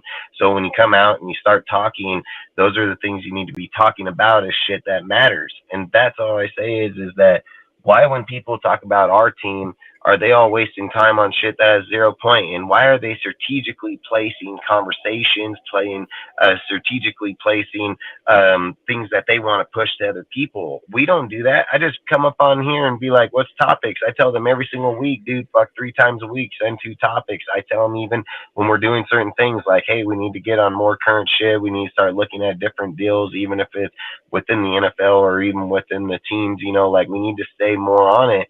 And we're never trying to be like strategically on, oh, well, let's wait till this time happens, then we'll talk about it. Fuck that shit.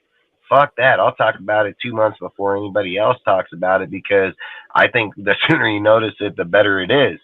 And that's what we do here. And it's like you said about the disagreements, or like the debates, like me and Al back and forth. The debates is encouraged, dude. It lets people know both sides, and we're still all good friends, and we're still going to have more football talks, and we don't fucking disagree against each other. And that's what people need to be able to see, is that it's okay to not agree with what somebody's saying, dude, and still get along with them, and still view the team the same way. Everybody's going to have a different perspective of how you can win with the team. There's nothing wrong with this perspective or that perspective. There are just certain perspectives that will get trumped on in a second. That's all I'm saying is that's why I encourage the debate, because the debate will show that that isn't needed.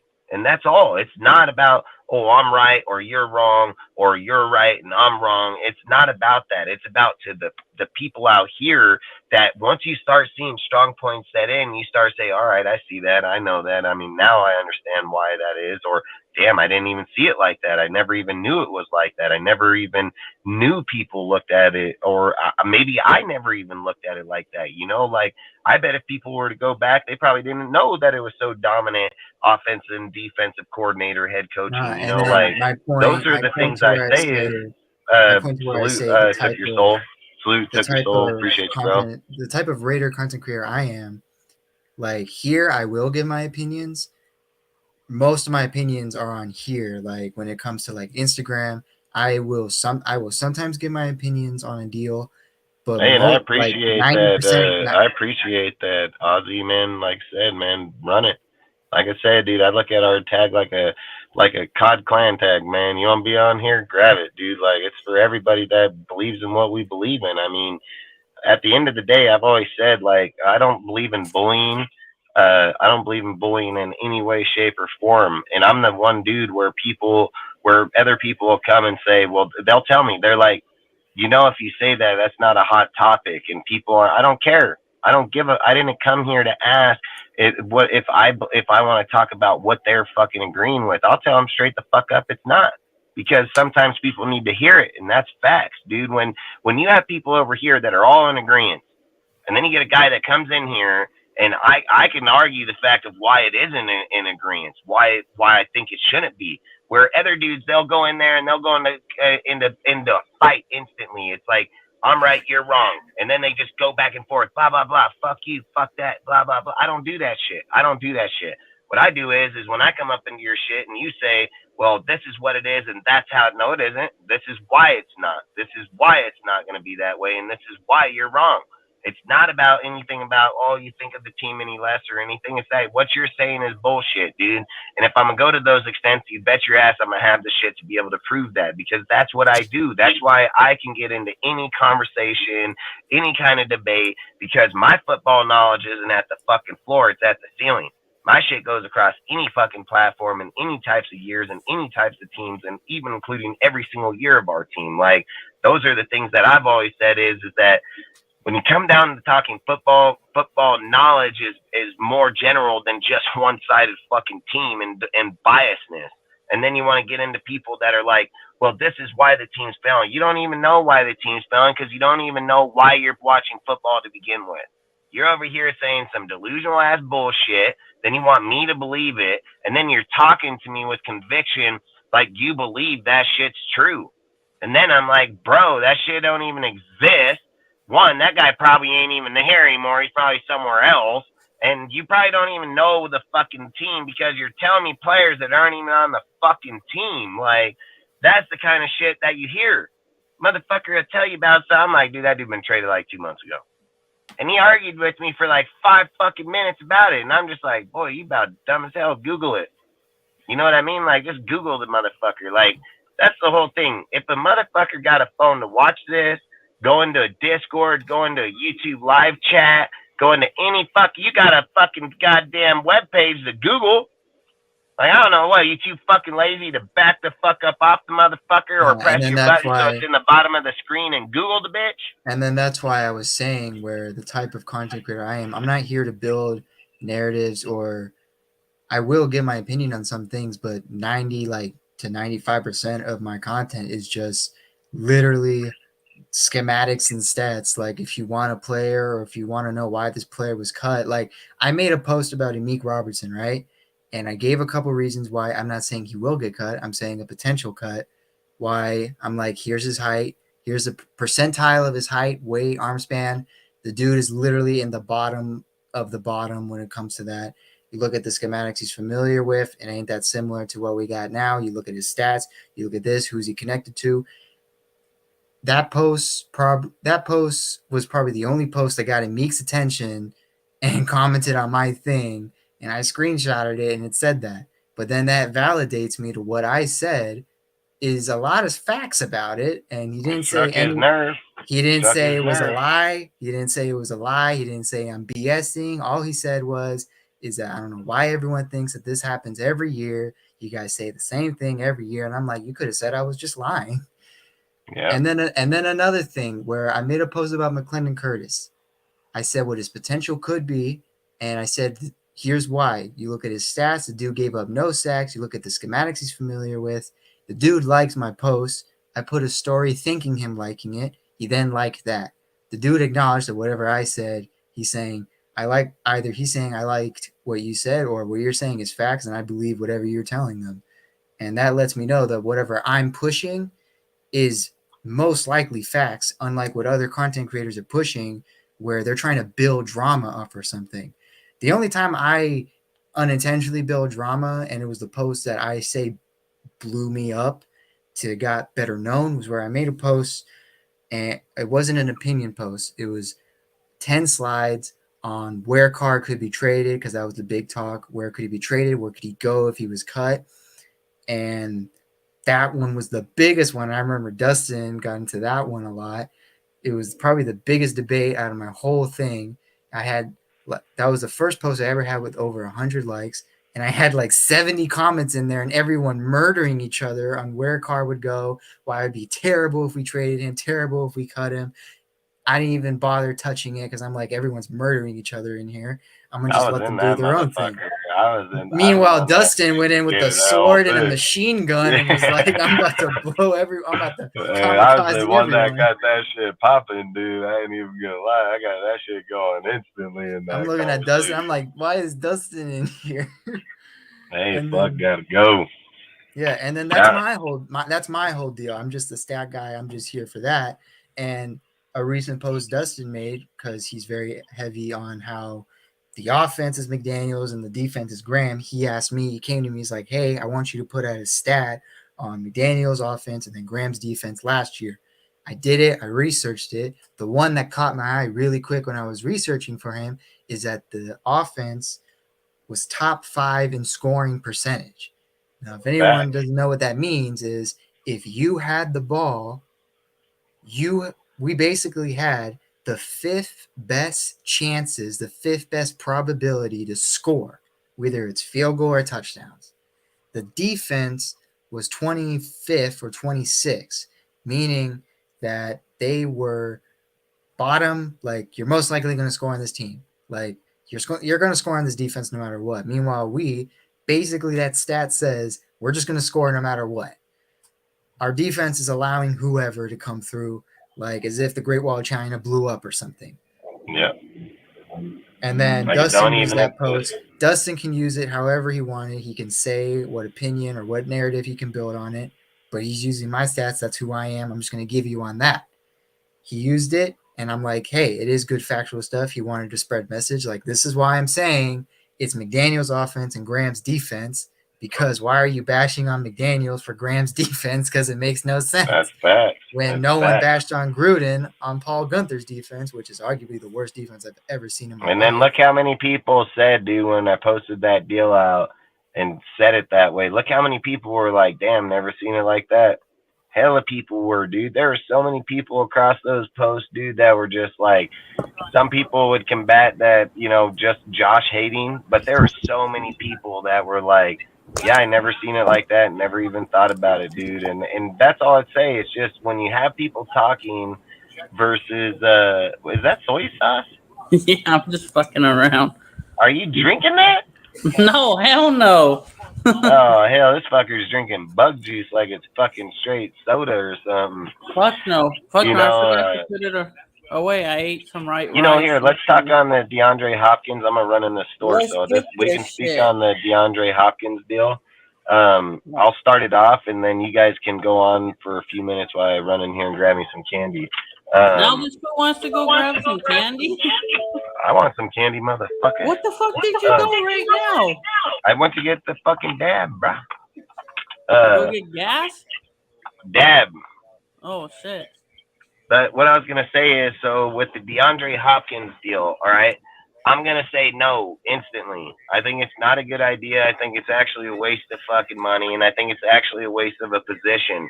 I think if you're gonna go and invest $20 million into an individual player, we probably should invest that money into a cornerback or a linebacker to begin with. I don't think we need to go invest $20 million in a position that we already are way overdone with. So for me, I think the DeAndre Hopkins deal is interesting, and don't get me wrong, we probably have the best offense in the whole entire. Hey, Tuck Your Souls, I'm gonna get me one of those, bro. But long story short is that at the end of the day, I don't think it's a good investment to go out and get him, dude. It's gonna cost us 20 mil, dude. And people, Cortez, man, this guy. Sometimes I'm not even gonna say the conversation we had, but what I'm gonna say is the reason that it's going to be around $20 million is because at the end of the day, no matter what anybody says, is OBJ, dude, just came back from a fucking year out, fucking torn Achilles 2 times, and he got 15 million. So to imply like DeAndre Hopkins is going to be fucking 10 million or any less than 15 is just crazy as hell. He's going to get $20 million.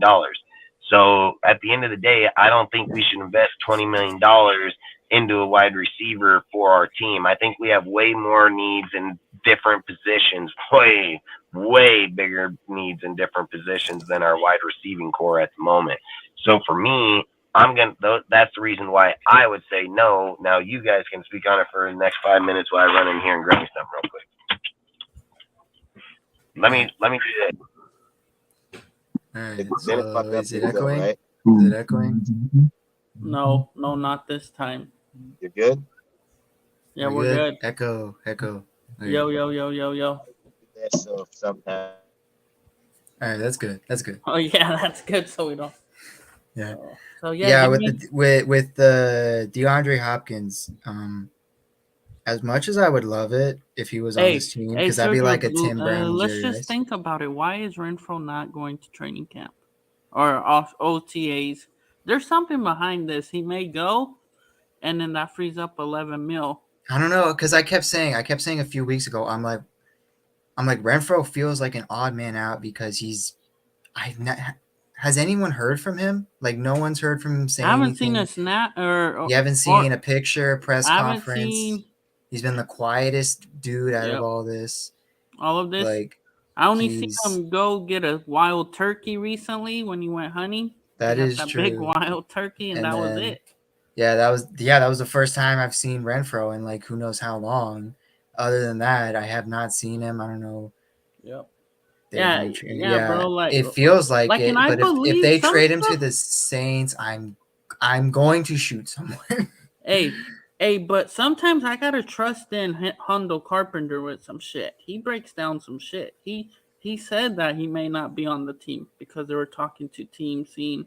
I mean, yeah, it feels like it, especially after they signed Jacoby Myers and then draft Trey Tucker. Tucker, that was like kind of the writing on the wall. Yeah, because I said I'm like either if they draft a receiver, Renfro has a chance of being gone. If they draft a running back, Josh Jacobs is most definitely gone. Because if you draft a running back after that, after tagging Jacobs, there's no joke. Yeah, Mr. Tookie. So I can see it that he's possibly keeping it professional. I can respect it a lot. Yeah, it's just he's been super quiet. It's like I don't think anyone's heard anything at all unless someone knows something that I don't or anyone on this channel don't. I like soy sauce. Is that a thing? Does anyone actually drink that? Or is Cortez the only weird one that does that? What? Ozzy said, I like soy sauce, but I don't drink it. No, I don't drink this shit. Yeah. If you guys ever been to like a hibachi restaurant, those guys, they use a bunch of soy sauce. Like they use like I watched them like it's those places. If anyone doesn't know, it's those places where they cook the food in front of you. It's like Vietnamese, Taiwanese, Thailand, or Philippines. Like they'll cook the food in front of you. Except the place that I go to, they Oh, yeah, spray Tabanaki and stuff? gallons. They spray Yeah. gallons of soy sauce on there. I'm like, bro, you trying to kill me or something? You're Well, gonna what give me did they tell you? cholesterol. uh they just told me, oh, we just put this in our food all the time. I'm like, I don't know. I've been in Mongolian places, they don't put this much soy sauce on their food. Like I feel like they were trying to kill me. Damn it. Oh, yeah, don't worry, Ozzy. Dustin did mute his mic. Yeah, but then back to the DeAndre Hopkins. I think it just doesn't make any sense Okay, anymore my to get bad, him. I'm As making much something as to much eat as I right would now. love to get him, because it would feel like a Jerry Rice Tim Brown situation, and I got a Jerry Rice jersey on right now, and he played. I don't even Oh think yeah, he so played going when I was back, born. I want to go back to the whole thing with how do you feel with Ronald Curry being the quarterback coach over in New Orleans? Ronald Curry. I don't really care that much about it. I feel with a former Raider. I mean, hey, the New Orleans Raiders, I guess. Everyone wants to be a Saints fan. You want to go from silver and black to black and gold, go right ahead. Like, I don't care that much about it. I'm just getting really tired of content creators trying to make a narrative on it, or like basically kamikazing themselves and basically being like just being a Saints fan. I still got my Rice Raiders rebook authentic. That's cool. Yeah, I got a bunch of old Raiders stuff that weren't even Raiders when I was alive. But yeah, I'm just a young Raider fan that just likes the old Raider stuff. I like history and stuff. I got a Bo Jackson jersey. I don't know what to do with my car jersey. Because Renfro's almost 12 million. So if we get Hopkins, it's 20 million. It's really, yeah, but at the same time, they might put that money on defense because we still need some veteran presence in the linebacker room, and we might bring back Deron Harmon. We might get a cornerback, maybe. I don't know about that. But yeah, it kind of seems like right now they're more focused. I think the offense, they're good with the offense right now. I think they got all their pieces on the offense. Right now, we're trying to figure out who's going to be the right guard. They're having a ton of competition with that. The receivers look good. Tight Hey, end do you room know looks who ran the good. first O line? Who did? I don't know. I'm asking. Do you know? No, I don't know. None of us know. The media doesn't really know. No, Brother. yeah, this team's been really quiet. I mean, recently now has been the most talk about what they're planning on doing, which I do like it a little bit, whether it's negative or positive, just because it makes us unpredictable on what we're going to do next. Unlike last regime where it felt very obvious Yeah, what we're Gruden going would to do. always say, "What the hell we're doing?" And it got pretty tiring when even analysts during the draft knew what type of players we would draft. They're like, oh, I know he's going to reach for this player. And I'm like, this mofo knows we're going to reach. I hate it.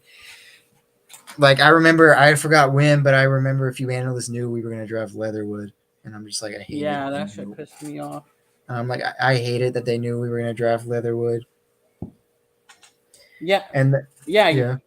And guess who the ones were that thought that we were the NFL Network people, where Mayock came from? Probably just knew what Mayock was going to do. Yep. And that's another thing. I'm kind of glad Gruden's gone now. Yeah, he's a great offensive guy. I'm that young fan. I'm not that connected to Gruden as the older guys. Like, in my personal perspective as a young Raider fan, I just didn't like how it was going. I didn't like how he was handling things. I didn't like what was going on. People forget how bad Gruden drafted the first time he was here in Tampa. Yeah, first time he was here, I looked at it. It wasn't that good. Yes, he did have super good players, but it wasn't that. And then in Tampa was just a disaster after that. Like, it just got worse and worse and worse and worse. Yeah, and when worse. Dungy's team left, Sergio, that's when it was. After that Super Bowl, it just got worse and worse. And then with our team, like, it just, yeah, like, I'm just shocked that no one wants to crucify Gruden. What happened? And it mostly because everyone remembers the old Gruden. I don't remember old Gruden. I wasn't alive for old Gruden.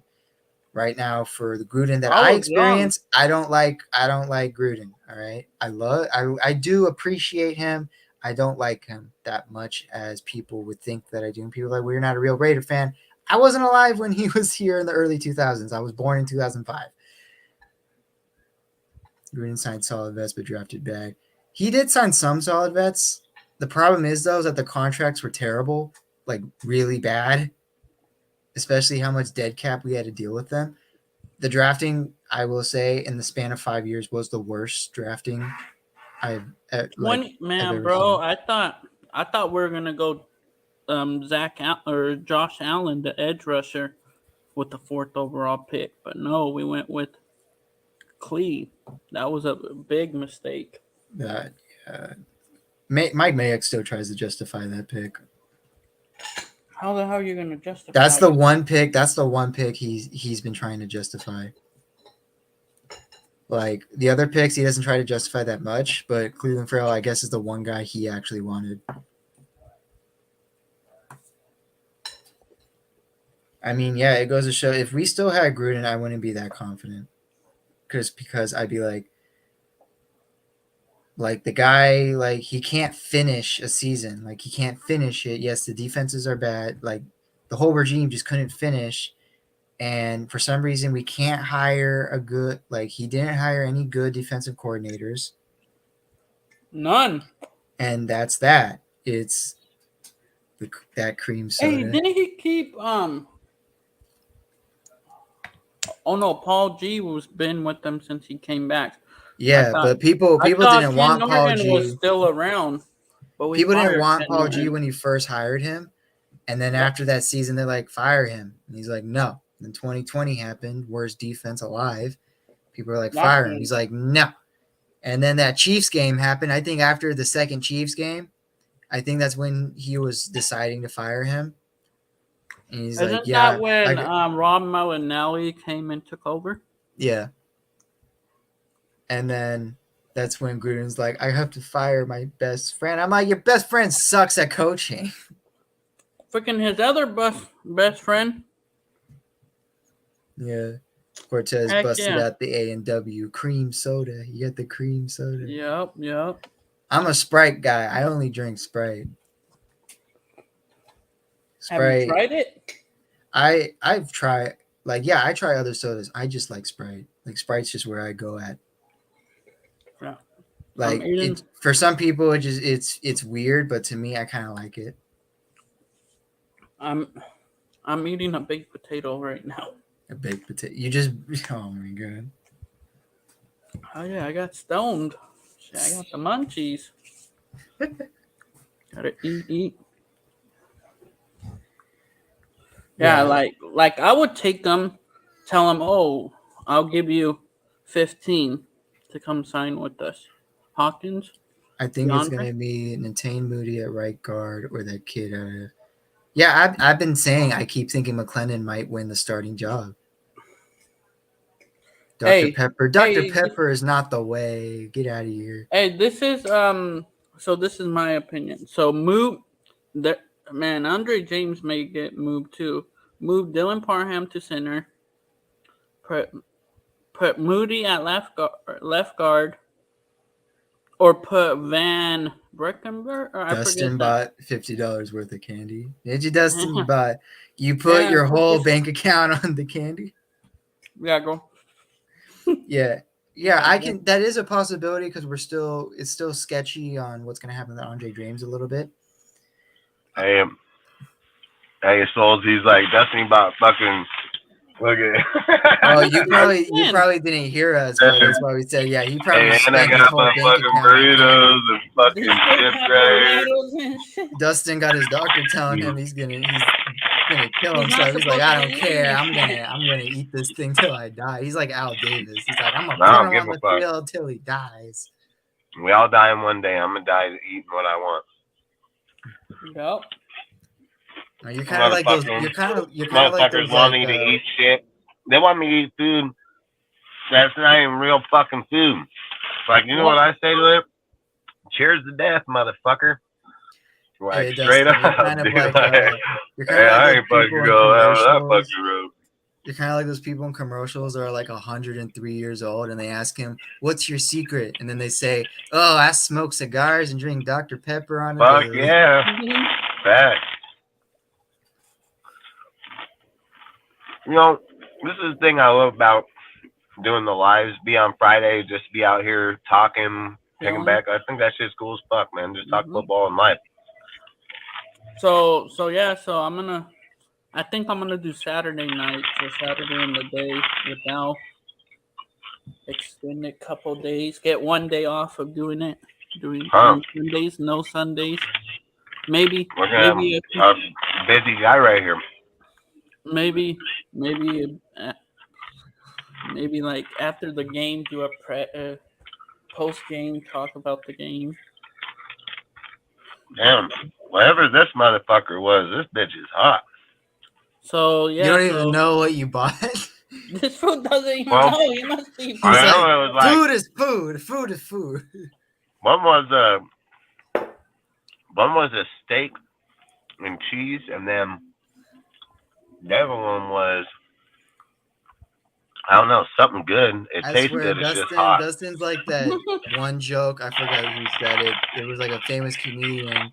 That Dustin's fucker's like hot. that. Dustin's that true American where you can deep fry a raccoon and he'll eat it.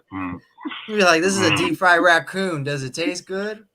Maybe. All right, give it here.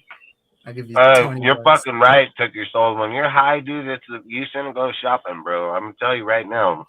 That's why I didn't go to the store. I'm baked. I've been working all fucking day. I've been hungry. I was sitting there thinking, like, damn, dude, I don't know what to fucking go eat. Looked up here at the store. I'm like, I can get some candy. Walked in that bitch, got burrito chips, candy, fucking drink, fuck all kind of bullshit. What kind of burrito did you get him? Fucking beef and bean. Beef and bean burrito. I'm gonna grub that shit down. Probably gonna fucking make me shit out of fucking log tomorrow, but you know, radioactive contaminated. Did you buy chips too? Yeah, you're a Sprite guy too. That's nice. Oh shit, the best. Got me some Ruffles. I got this burrito this burrito probably been sitting under the light for like 3 hours. Fuck. Did you warm it up? No, dude, it was in their warm case, like the warm case. These are the ones that get you sick, you know, like when you got the runs and shit, it's because of shit like this. Yeah. Did you spit it out? Nah, dude. Yeah, fuck yeah, I did. And I'm not eating that burrito. Fuck that shit. What happened? It's soggy. Like, it's fucking soggy wet, dude. Like, fuck that. Nope, not doing that, bro. Oh my god. What? Kenny Pickett, his car got stolen and his entire playbook was inside. Uh-huh. He was giving an interview, and during the interview his car got stolen. That shit was planned. They were like, interview him, we're gonna steal his shit. And his entire playbook was stolen. Oh, Well fucking done, the man. iPad? It has to be on that shit. Bro, that had to be planned. I bet you one of the AFC North teams planned that. I said, I bet you, yeah, Mr. Toki Soul, I bet it was the Ravens that planned that. Hey, that's facts, Took Your Soul. Yeah. It is the go-to beef and bean. That's facts, but that beef and bean was garbage. That shit. I got the one and warmed it up myself. Hired a guy to steal it. Facts, man. Yep, hired the guy. Or someone interviewed him and wanted it because they're going to sell it. Let's see. What type of car was it? It was an SUV. What the fuck? He has. Show us a picture of it.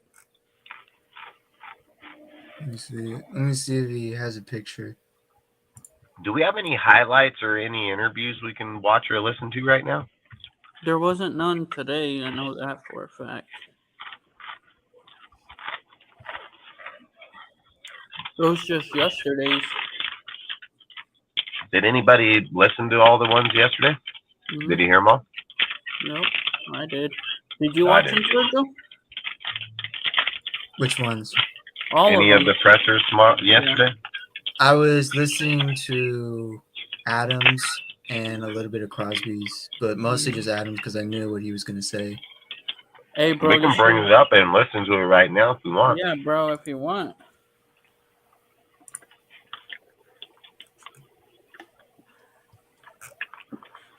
Oh, hey, did you guys hear that they're making a movie about John Madden? Yeah. Mm-mm. I didn't And, know. And they're going to use Will Ferrell as Madden. As John Madden? Oh, shit. When's that movie supposed to come out? I don't know. They said they're making it right now. That should be fire, bro. Hopefully it's in a couple months. And they better have Raiders in it. I don't know what's with the NFL, like, trying to make people forget that Madden was a Raiders head coach. Yeah. Make him Like- reenact everything. Like when they said that Madden was going to be the cover of the There freaking is football no game. way.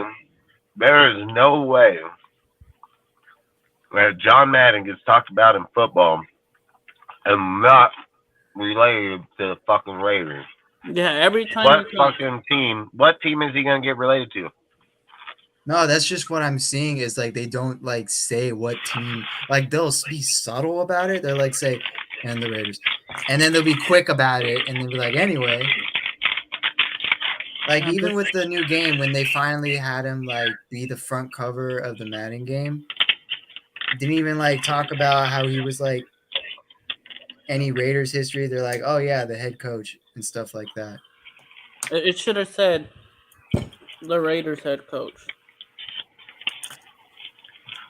I It mean, would be anybody covered that his knows hopefully- Madden. career Yeah. and the Madden game creation. Hope it talks about the Madden curse because I believe that thing is real. You know, you actually would probably get those kids that don't know Madden was a coach in football, actually. They'd probably just think he was a video game guy. My Shit, did you favorite see stone what Ozzy food said? is Vietnamese cold meat roll hits the spot. Fresh made roll better than Subway. So, I literally ate one of these like 2 days ago. And they are pretty bomb. What? The rolls, The Vietnamese ones? Cold Mhm. meat? yep, they're fire. But where did you try that at, Dustin? At this fucking place right over here in town that has an all-you-can-eat place like that. I can't say the fucking name because I don't know how to pronounce it. Hey Cortez. But What? salute, Al. Hey, salute, Dustin, salute stats. I'm gonna text you right now about the logo, about my avatar. I want a couple of slight changes. I'm gonna text you about it. Alright. A couple minor changes. Okay.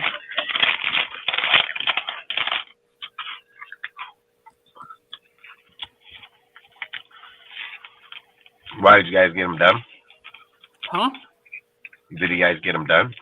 Yeah, AJ did it. So this fool wants me to be the metal man.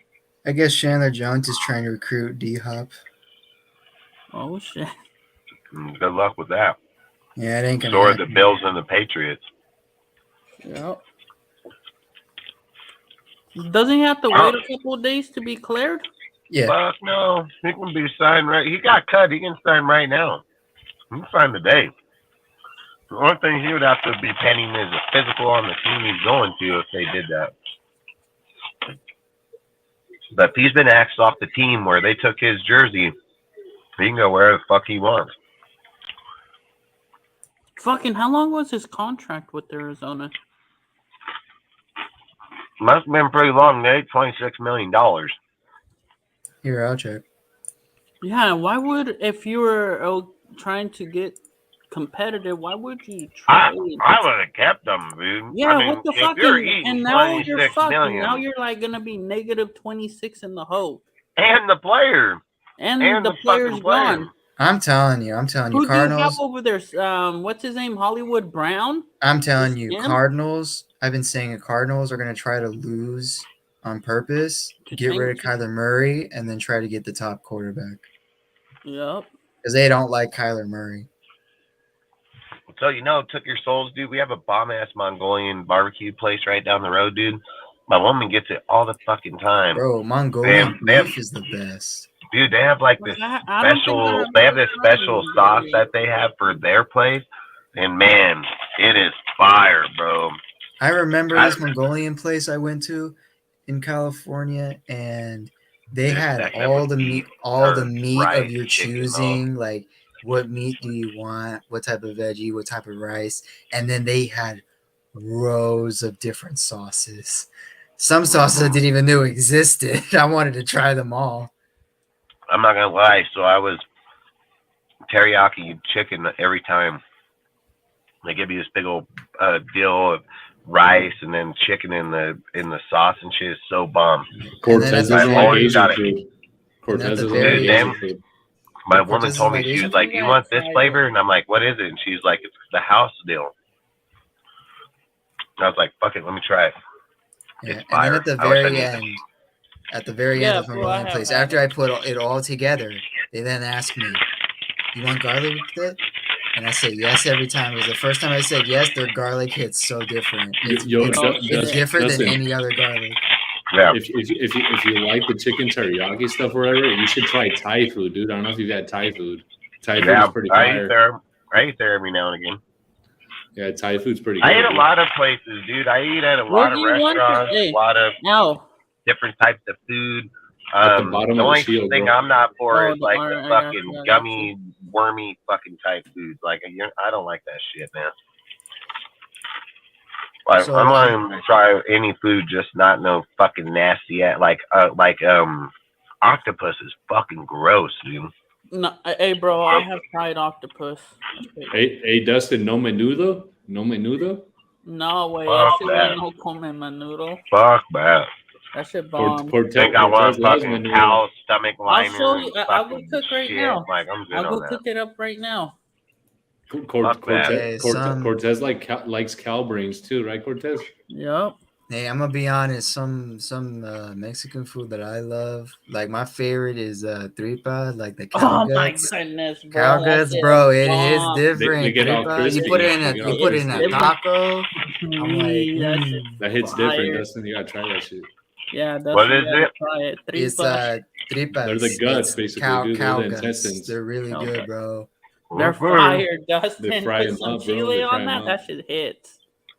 Bro, they're spicy. I bet it does hit your asshole, dude. Like straight up. Fuck In my yeah. fucking gut, like.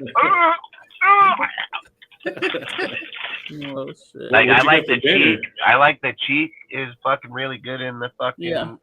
cow's head is really good meat. Tongue? When you start fucking, nah, hell no. Fucking the minute I touch Oh, tongue you on want my a tongue tongue, the I'm like, cow? What's the matter with you? You want to do a tongue to tongue with the Fuck, I cow? eat The tongue is lengua fire, bro. burritos. The tongue is That fire. shit's fire. Oh, make out with the cow while you're at it. look, That's I'm not what gonna I lie. think of. Some people can cook cow tongue really good, where it's stringy, got a good taste. Other people cut it up like Cuban and taste like a motherfucking Yeah. fucker's lipping you while you're eating them. Like, I'm not for that kind of shit. Like, I just want regular food, dude. Like, even when I go eat fucking other foods like that, fucking, I hate exotic weird shit. Like, alligator wasn't bad. But like I said, eating octopus, the little motherfuckers, dude, they have little heads with the little liquid in them with their legs and putting them out and you're like trying They to chew still on. move. They still Oh, you're move. trying to chew on like rubber and trying to crack this motherfucker out. I'm like, nope, spit it out. Fuck that. Like, I'm not even about that type of Yeah, shit. I want I mean, to eat I something and know I sometimes- like eating it and like the I taste sometimes of don't it. understand cultures that eat stuff cold raw.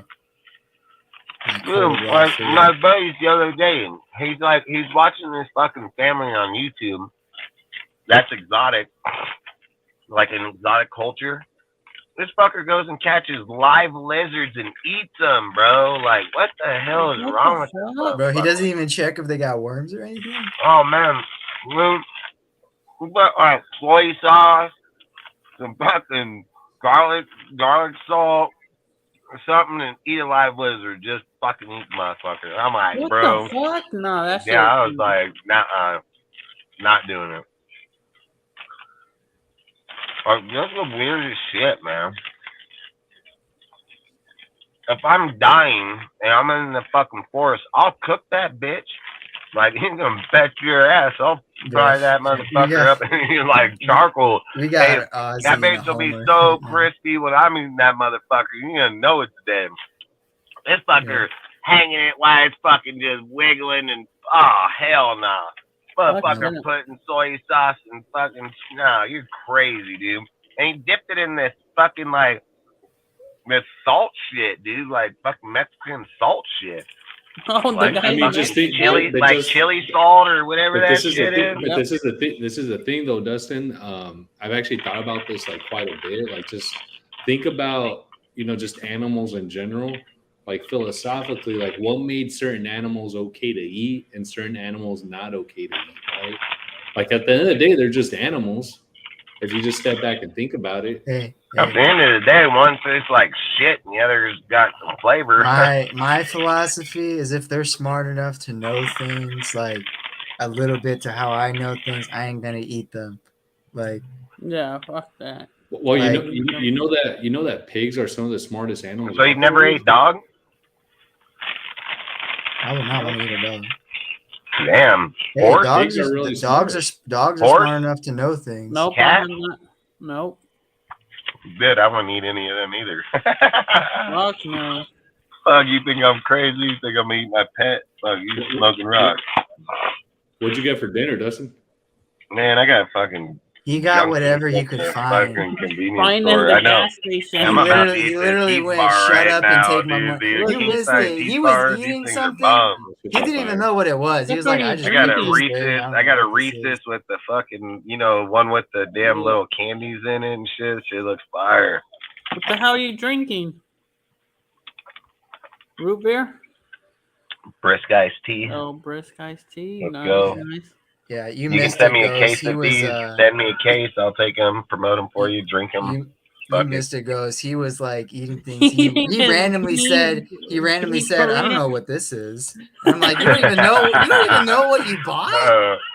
I was that. Well, I know Well, do what you it remember? was. Do you remember his? I know what it burrito after was. I that? just His don't know burrito was so exactly wet, he which didn't one want it anymore. was. And do you remember after that? He's like, "No, I don't want this burrito." Hey, Cortez. Fuck no! I took a bite of that Check your- bitch and check threw your it phone. away. I'm like, I'm not trying to sit on my toilet in the middle Check of the your night phone. taking shit. You know what I mean? Nah. I do But think people dude, that if eat you've dogs never had are, a Heath bar, You if see it? you never had one of these are fucking bomb. They're fire, dude. I've had them before. nah, I do Cortez, you think see my though text? that Yeah, I do so think just though sent that people one that back, eat yeah. dogs are kind of weird because dogs are those types of creatures where they're gonna like kill for I'll hit you them no up matter tomorrow. what. Like I ain't gonna eat something that is willing to die for me just because Facts. like why would you want to do that? If you were in Alaska and you were dying in the cold, all you had was your dog to eat, would you eat it? Nope. Nah, I would rather die. I'd I rather would die let some too. humans die before my dog. Yeah. I feel you on that, dude. 100%. And people are like, why would you do that? I'm like, listen, if people Mm. had the same idea, they would have to think about keeping me alive. But that dog You know- wants you alive no You matter know what what. I'd tell him? I'd be like, my dog, it's going to take less for my dog to live than it is you, bud. So sorry. Yeah, hey man, you got 60 That's years. My dog only got 6. Man, Yep. my dog is only going to take like this much of my food. You're going to want like half. I mean, I'm sorry, but not happening. Hey, listen, Like my this dog's little willing to- lizard, this little lizard ain't getting split 2 ways. Hey, my dog's willing to die for me as long as I feed them and take care of them. You, on the other hand, gotta think about it. Wow. Well, if I'm out in the snow and I know we're not living, both of us, I'm not eating them. But if I'm out in the snow and I know I got a chance to live, well, been good, been nice Wow. knowing you. Hopefully I got I'm gonna some start pepper hallucinating and think that my dog's actually talking to me, and we're gonna have an agreement. Like we're not gonna eat each other, right? Nope, we're not. I'm gonna think my dog's actually talking. I'm gonna start hallucinating on the brink of Start death, having thinking I'm talking to conversation my back dog. and forth. Like we're not gonna eat each other, right? Nope, we ain't. We're gonna die together. I look at him and be like, how good of friends are we really? You know, like, how long have I really known you? You know, like, always back talking me, shitting everywhere, sitting on my couch. Like, boy, you sure looking good right now. I like those farmer No, no videos kidding. where when the cows are acting like sassy or rude. Like my Yeah. favorite one is like, "Hey guys, I'm putting this post up. If any of you mess with this post, I'm gonna eat that one." And he points at the baby cow. Damn. Nah, I agree. At the end of the day, we're going out together. Nah, if it's an animal I know that's like that doesn't love me unconditionally, I'll eat it. But if it's an animal that like knows that I take care of it and it wants to take care of me, like I'm not gonna eat them.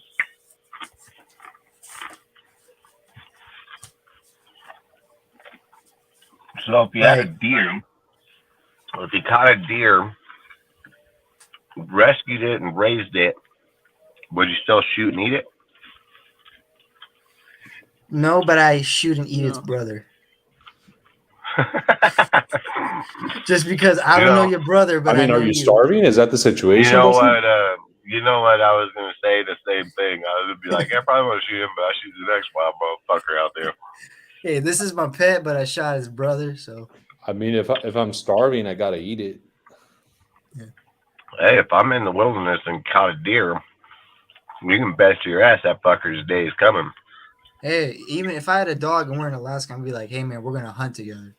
We're gonna try to Oh, get yeah. a freaking bear." It's one thing to kill the animal, then you got to actually process it. I think that's actually more involved. You got to skin it and all that. Save me a piece of Terry's last. Dude, hey, I would never eat a fucking dog, bro. So that was just hypothetical. Like, nobody here is gonna eat a fucking dog, dude. Don't go to Korea anytime soon. You might not be one that without Don't choice. don't go to Asia if you're like a really big dog person. Dude, look at that! Look at that guy. So look, they just had this cooking show over in Europe, and and they cooked a sausage, and they brought two girls onto the show, and asked the girls, you know, to test the food, and then they were going to ask them what the secret ingredient was. I'm not so ready. they eat the sausage. They eat the sausage, and then the chef shows up and he tells them, all right, the three secret ingredients, one of the three it could be, is shark, chicken liver, or human flesh. Well, lady sits there and she's like, well, it ain't human flesh, that's for sure. So she's like, it's got to be shark, 100%. The other lady, she's like, yeah, shark, it can't be chicken liver, and it's not going to be human flesh. So when they brought up human flesh, the first thing the producer was like, holy shit. The guy that's like a Ryan Seacrest type dude, I don't, the host, you know? Yeah, the host.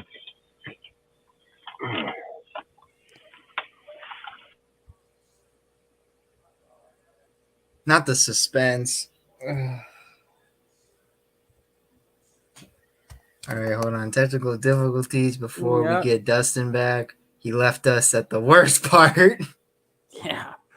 Because now I'm like, human flesh. Yeah, human flesh. That's if we straight up tell him it's human flesh, first, I'd like to know where he got the human.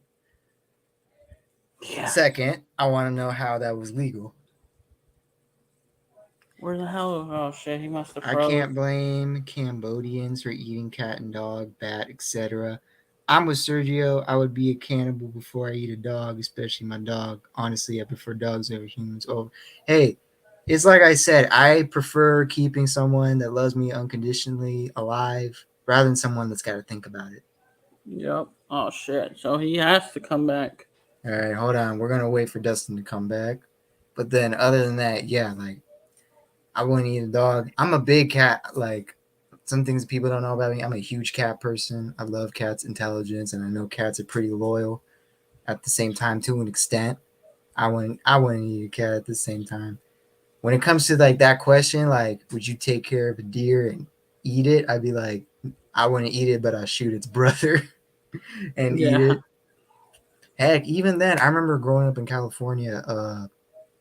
my high school, this is another thing that a lot of people in other schools don't know about, is that my school had like this program. We lived right by a ranch, and we had this program where you can take care of any animal. We basically had a farm, like a huge farm right next, literally at my high school, where you can take care of like a lamb, a cow, a pig, a chicken, like a rabbit, all that. And you have to do these shows, and then you straight up sell the animals for money. Who's the best one? My older sister was really good at it. She was like top in the competition. She always had a lamb. Yeah. I wanted to do a pig just because I thought it'd be cool raising a pig. Oh yeah, that shit, man, bro. And then Back in my older back sis in though, 2015, bro, my brother killed a male. He didn't do the cutting the things off because he was still like young, so he killed the male pig. The meat was perfect, nothing to go do with his balls thing, and the meat was just perfect. And then he accidentally killed him. First of all, he didn't want to kill him. Then he accidentally shot him once, and then he's like, I might as well finish him off. So he got that. So so we had two pigs. We even killed the mom. The mom was the bitch one, the biggest one, because she was all big, as tall as a table or a little bit higher than a kitchen table, as long as a kitchen table. That's how big the mom was. Yeah, it was yeah, crazy.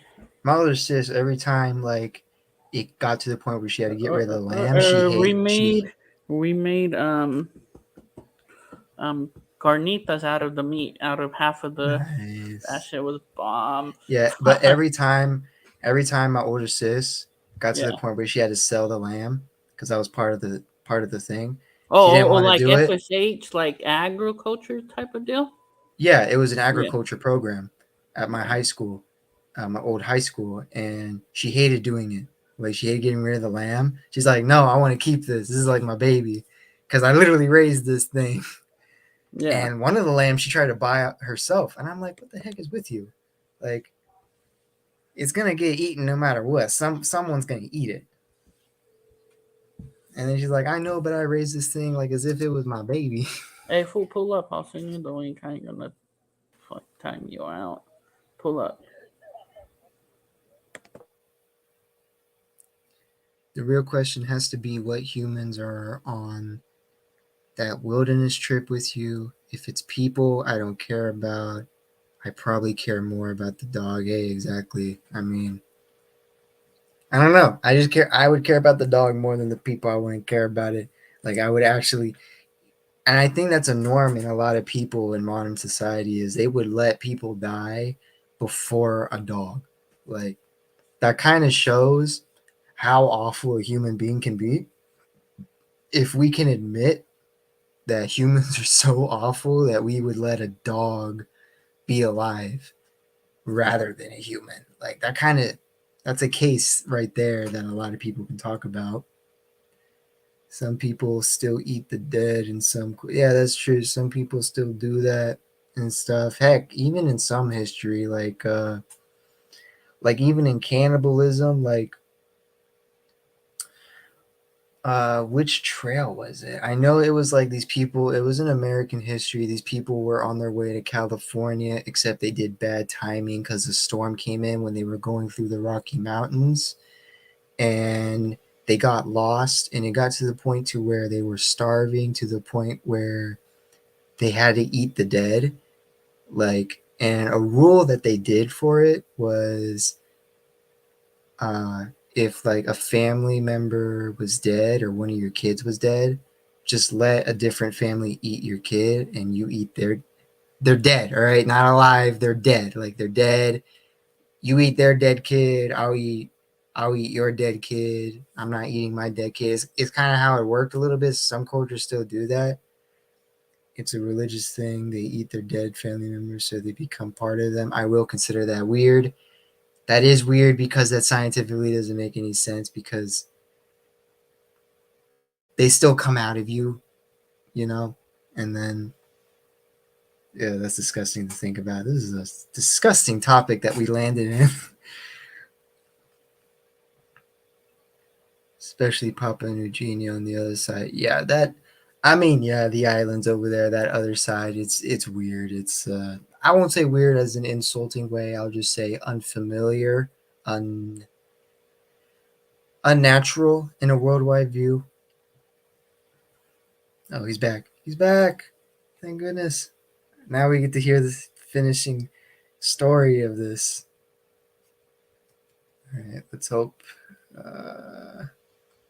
If you're talking, we can't hear you.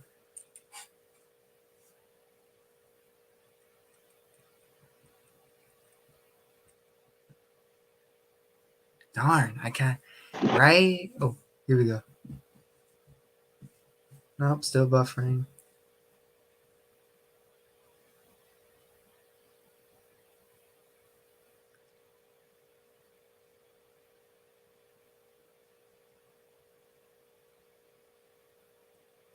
I don't know. I've had fresh made Vietnamese pork and chicken when helping my Vietnamese family farm. Ozzy, are you Vietnamese? I didn't know that.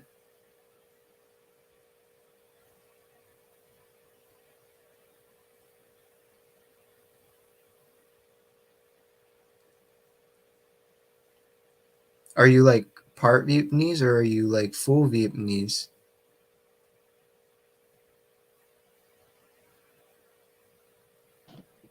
Oh, friend. Okay. There you go. You're back. I was so frustrated because you left us off on like the worst part possible. Because I think the last thing you said was after Oh, he so what asked I was them, like like, after he so asked the them if it was human meat or something else, and they said it's obviously shark meat and stuff, and then you cut off and we're like, the guy said, "Is it human?" Hey, Dustin, I just tried calling you. It went to voicemail. no, because my phone died. So what happened? What happened? So, so what happened was is when they said that the third option was the human flesh, it could be human flesh. The guy that was the dude putting on the post, he was like, oh hell no. He was like, is that true? Is like, can that happen? So they were like, yeah, it's good. It's legal here, you know, fucking. So they were like, it's good. We've checked into it. You can go. So long story short, they go and make their deal. And fucking the girl says the shark, this and that, dude, and the motherfucker pops off and said it was human flesh, dude. And boy, that girl flipped her shit, dude. She was like, "Nah, hell no, motherfucker!" Like, he's like, it's supposed to have like high protein, this and that. She was like, "I don't give a fuck what that shit is." Like, and I can't believe that they're letting people eat fucking or do that to people. You know, like Oh, feed them. Here's my telling question: them where what did the they get the body? yeah. So, well, dude, China, dude. So in China, they have fucking deals where, like, for instance, that they know, say that they know that people are gonna die or sick or stuff. They'll actually pay the family like crazy amount of money, like $500,000, $250,000, and then they'll actually take care of him the whole entire time, all the way up to the time of his death. And then they get the body, and then they cut it up and eat the fucking body in restaurants and shit, dude. And there's these restaurants over there that are charging like crazy money on people's bodies, dude. Like I always say, if you go to another country, I'd just be careful on the shit you're eating, you know. So Oh, you're gonna look at something that looks hey, like hell, a good hey, marble. Dustin Dark wants to pull up. I'm gonna send Yeah, him the link. if Yeah, you visit especially Asia, specifically Eastern world countries, you better ask them what type of meat you're eating. oh hell yeah! But do you think they're gonna be like, yeah, it's dog or it's cat that we just found in the back deal, or yeah, it's Paul from around the corner? You know what I mean?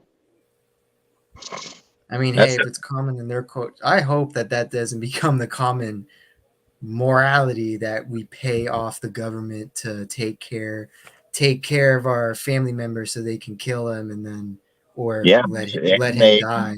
will do it because it's like more debt to their.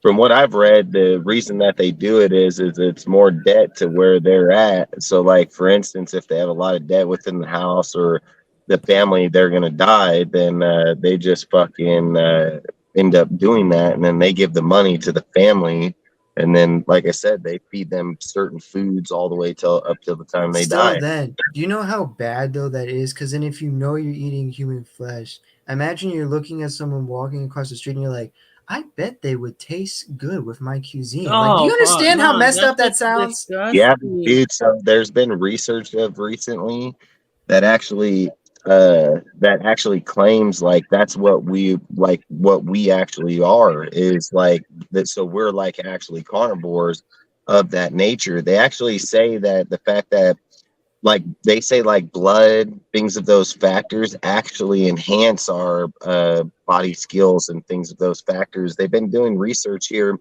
lately. Like, you'll see these dudes going on that 30-day raw diet meal, just raw meat diets and shit. And people have claimed that if you were to eat hamburger meat for fucking just a little bit of it, that it would make you sick and kill you. And dudes are eating straight raw meat, raw steak, dude, for 30 straight days, and they're eating fucking plates of it, just with salt and fucking shit on it. And they say, like, straight up, they say their senses, their fucking enhancement, like they say their shit's on a whole nother level from where they were, like originally. And people claim that over time they've dociled us down to this point where you'd read like, oh, people were living up to like 800 years, like if you read in the Bible or Like the things, Bible. there were different types and eras and stages in there, and people claim that it's because our body lacks certain things that actually, either, I don't know if it's human meat or blood, or just blood in general, or meat like that in general, but I think it's more fixated towards the actual human meat, because if you look at a lot of Let's these go. Let's people, start team needs to eat raw look meat. at a lot of these people that are claiming during this fucking cobalt shit, where they were claiming that these superstars and rock stars were drinking fucking kids' blood, and Oh Jeff shit. Epstein in the fucking islands and everything like that. And then COVID came, and then they were like, look at how these people are aging so fast all of a sudden, where they've looked the same way for fucking 20 plus years, like a lot of things of those things have come up, dude. And like, people, you can see the massive difference. Now, regardless of if that's the case or not, there's something obviously that they weren't getting at the point that they were getting it all the time. So there's got to be something, Hey, I remember South Park did a funny episode on this where they said like if you eat like a human fetus, like you just get for some reason super strong out of nowhere. Yeah. And I mean, I'm not gonna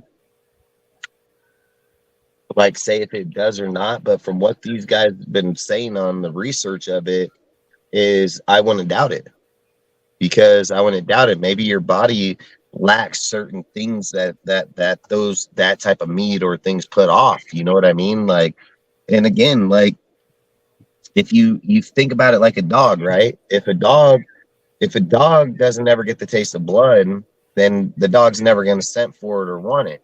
But the second a dog gets a taste of blood, it's something that they can't get away from. It, from that day forward, they're always going to hunt it. They're always going to want it. You know what I mean? Now look at a person. If you were just raised on fucking lettuce or shit like that, you probably wouldn't care what meat is, because you don't know what it is. But now let's flip the page, and let me tell you that you've been eating meat all your life, probably just like I have. And then let me come to you tomorrow and say, well, we're not going to feed you steak and chicken and all this anymore. You just get lettuce and fucking vegetables.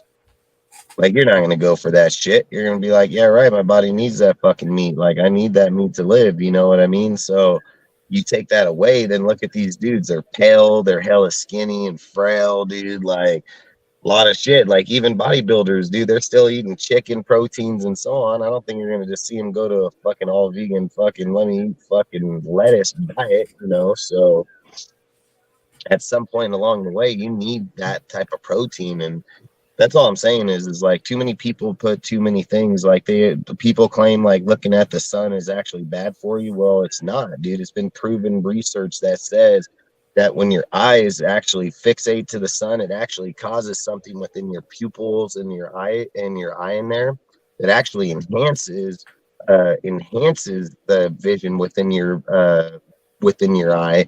And they don't say to just sit and just stare at it all fucking day, obviously. But again, people have said like, oh, if you stare at the sun, it's going to make you go blind, this, that, and the other. And there's a lot of research that argues the fact of it, like, and all I'm saying is in general, a lot of people put out a lot of falsified shit. It's just that the fact that so many people go with it or so many people believe it, that's why they do it. And that's why they've been able to say it. Like the tale about eating watermelon. I bet you when you were growing up, if you ate a seed, you'd probably grow a watermelon in your stomach. If you swallow gum, it stays in your digestive system for 7 years. That's the biggest bullshit ever. You ever chew gum and drink coffee at the same time?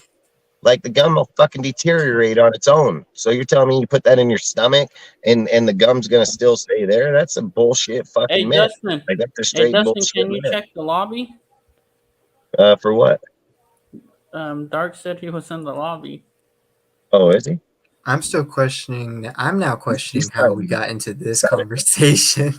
We went from Talking football football to some to real shit. freaking cannibalism.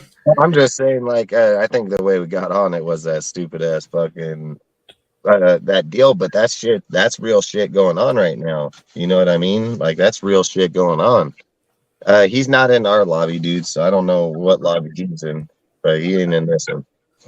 That's what he just said. Yeah, I don't know. This is. I'm gonna talk about this night for a while. This week had weird. Look, I vibes went to going a on. restaurant. I went to a restaurant a while back, a few years back, and there was this lady at the restaurant. She ordered her steak blue, and when I heard her say blue, I was like, "What the hell is that?" And I was like, "What is blue? Like, is it the style of the steak, or like what kind of steak is it?" Yeah. And, they brought it out, and basically what they do is they just throw it on the deal, sear it for like fucking literally 1 second, like literally just like boom on your plate. Then it comes to you, and they call it blue because it's raw, like it's straight fucking raw, dude. And I was just like, what the fuck? Are you really gonna eat that steak here raw like that, dude? Like, but Fuck I asked the guy at the steakhouse. He says it's actually like a lot of people eat it like that, and I'm thinking like, yeah, fuck that. Medium rare, bro. I need my shit cooked where that bitch ain't mooing no more, like just like I said with the lizard. Like I probably wouldn't have a problem eating the lizard, dude, but I'm gonna make sure that bitch is crispier and fuck when I buy it, it's like crack fucking like straight up, like I don't have a problem. I'll chew the fuck out of that. But if that bitch is even soft in any way, shape, or form, yeah, we're probably gonna have a problem there for sure. Like I'm not doing that shit for no way, no how. Salute, Dark. Salute, Dark. Yo, what's going on, fellas? Nothing much. Nothing. Just talking live now. Yeah. We went from talking football to this live stuff. That's just crazy, To cannibalism. I don't know how we did that. I don't know. I don't even know what you guys are speaking on. Hey, you're the one that randomly went on a whole. Hey, I just went on the fact that the girl had to eat fucking human flesh in her sausage. Yeah, but then you also said, well, it actually. Dude, my woman eats human flesh all the time, and her sausage too. So I mean, I'm done. Damn. Yeah, I'm done. I gotta go. Why am I not surprised that was gonna be said? Yeah. Oh shit. We can talk about whatever you guys want. And Dark, you know how much you sound like Al, bro? Like it's crazy. I was about to say that. It's I thought crazy. I thought Al was pulling something. Respect. Oh, really? Feel like you got dude, I think you guys might be twins, man. Yeah, this is Al's dark persona, no pun intended. He's like I'm Al Ghost and Dark. Incognito Al. Now we have to disprove this double identity. Mr. Al Ghost, join the chat for the live stream. All right, Al, I need you to hop on the show at the same time right now, man. Disprove it, bro. I need to see that Batman's not Bruce Wayne. I'm just kidding. All right, what do you guys want to talk about? We got more subjects, huh? What topics do we got? We got panic over no JJ, Seahawks and Renfro breaking down the week's pressers. Adam calls out or Adam civil case.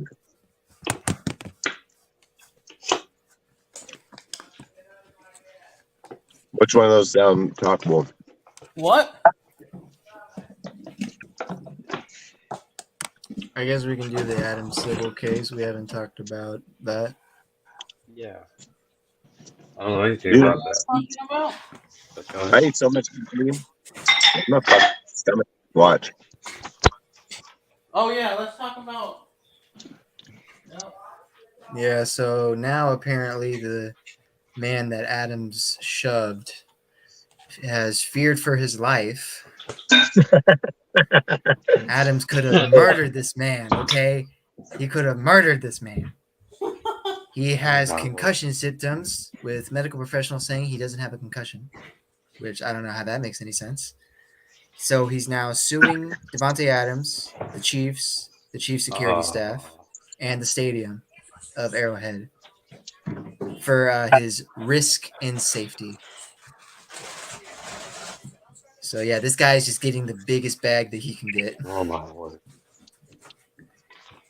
And I'm glad that he's suing the Chiefs going to too. Wednesday. I'm like, hey, if you're gonna sue Adams, sue the Chiefs because their security sucked that night because their fans were throwing bottles at our team and calling them racial slurs all night. And the security didn't care who was coming through verbally and almost physically assaulting our team.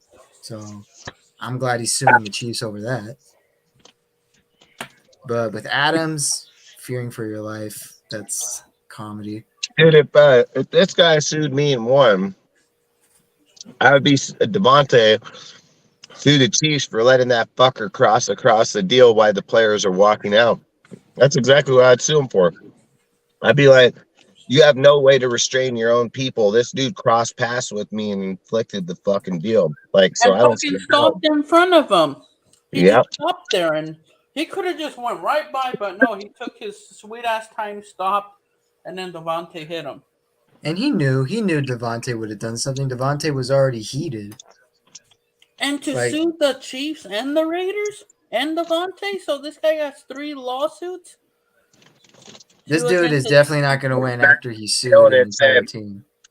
When I read the article and it said feared for his life, I about fucking died laughing. Yeah, bro, how the fuck do you, because you foul, you fear for your life?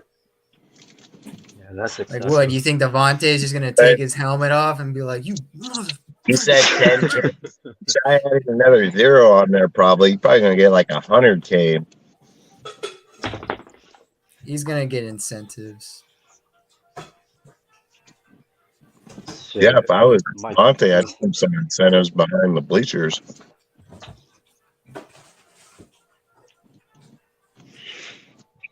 Yeah, I don't know how this dude's going to win now since now he's suing an entire team. Because if it was against Adams, Adams would probably most likely have to pay for the whole thing.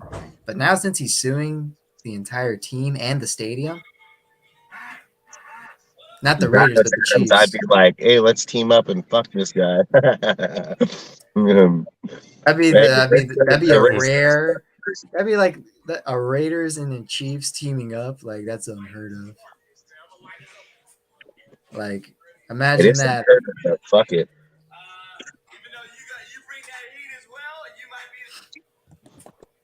I can't believe they're talking about D-Hops and the Chiefs. Like, get the hell out of here, dude. Hey, bro, the Chiefs don't got no money for him. I said the same thing, but fuck, I said that shit about the Saints too, and look at all the motherfuckers they got. They got 14 mil. I don't know. They're probably just gonna give him like 50 million in bonuses. Because that's one way to work around the cap, is if you just give him a crap ton of bonuses. Oh, the same case thought it was another one, a new case. The photographer would probably get paid off for settlement.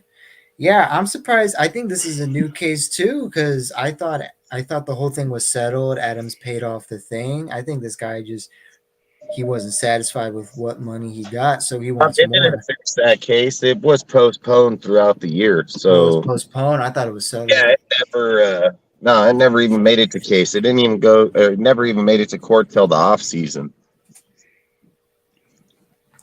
Nah, that photographer. Yeah, that thing was postponed the same way. What's his name was the halfback fucking for the Saints. God damn it. Kamara. Yeah. Alvin Kamara. Yeah. Well, Yo, if well, they if- suspend Devontae, it should be for half a football game. If they suspend Devontae, they should fire fucking Roger Goodell for being such a pussy. is there You is there an suspend NFL Devontae guideline? if you suspend Devontae for pushing someone, I can name a bunch of players that were suspended for like 4 to 5 games that did diabolical things. Hey, salute the menace. Appreciate you, bro. Hey, what up? D-Minutes. What were you saying, Dark? What were you gonna say a minute ago? Oh yeah, I was gonna ask you. Do you guys know by any chance if the NFL has like a guideline or some certain type of obligation to protect their camera people on the field? Good question. Well, considering that it's guaranteed that a lot of the players are going to run into you during the game. Yeah. I mean, Because I would if think there is, at your own risk. I mean, let's be real. I would think it'd be at your own risk because you make a valid point. The cameramen get mucked out all the fucking time. Way harder than that fucking guy did. Like, I could show you shit where camera dude's a little fat roly poly's been fucking rolled down the field fucking with their sound bars being broke and trying to get up and they never do shit to nobody. Do you know how many times I've seen Jonathan Abram like get launched onto the sideline? Either hit the crew, hit a freaking water stand, hit anybody. Hey, Like, salute, Michael. Appreciate you, bro. somebody was guaranteed to get hit. what up, Mike G? Yeah, it is Salute, me. Mike G. What about them Lakers, Mike G? What about your Lakers sitting at home watching our Lakers? How about that? Not this again. I think it's funny how they talk about, they all talk about, they say, oh, look, you guys got swept and this and that. I'm like, motherfucker, you guys got beat by us sitting at home. Like, what the hell are you talking about? Like, I don't even, I never understand sports when a team loses, they're done. Like, their shit talking ends. It's like it's over. It's like, well, better go sit back and watch the rest of this year. These motherfuckers are like week later while we're still playing. Like, what about them Lakers? Yeah, what about them? We made it farther than you. Suck a dick. Cortez about to go to bed now. Gotta rub it in. Hey, fucking just like this, just like fucking.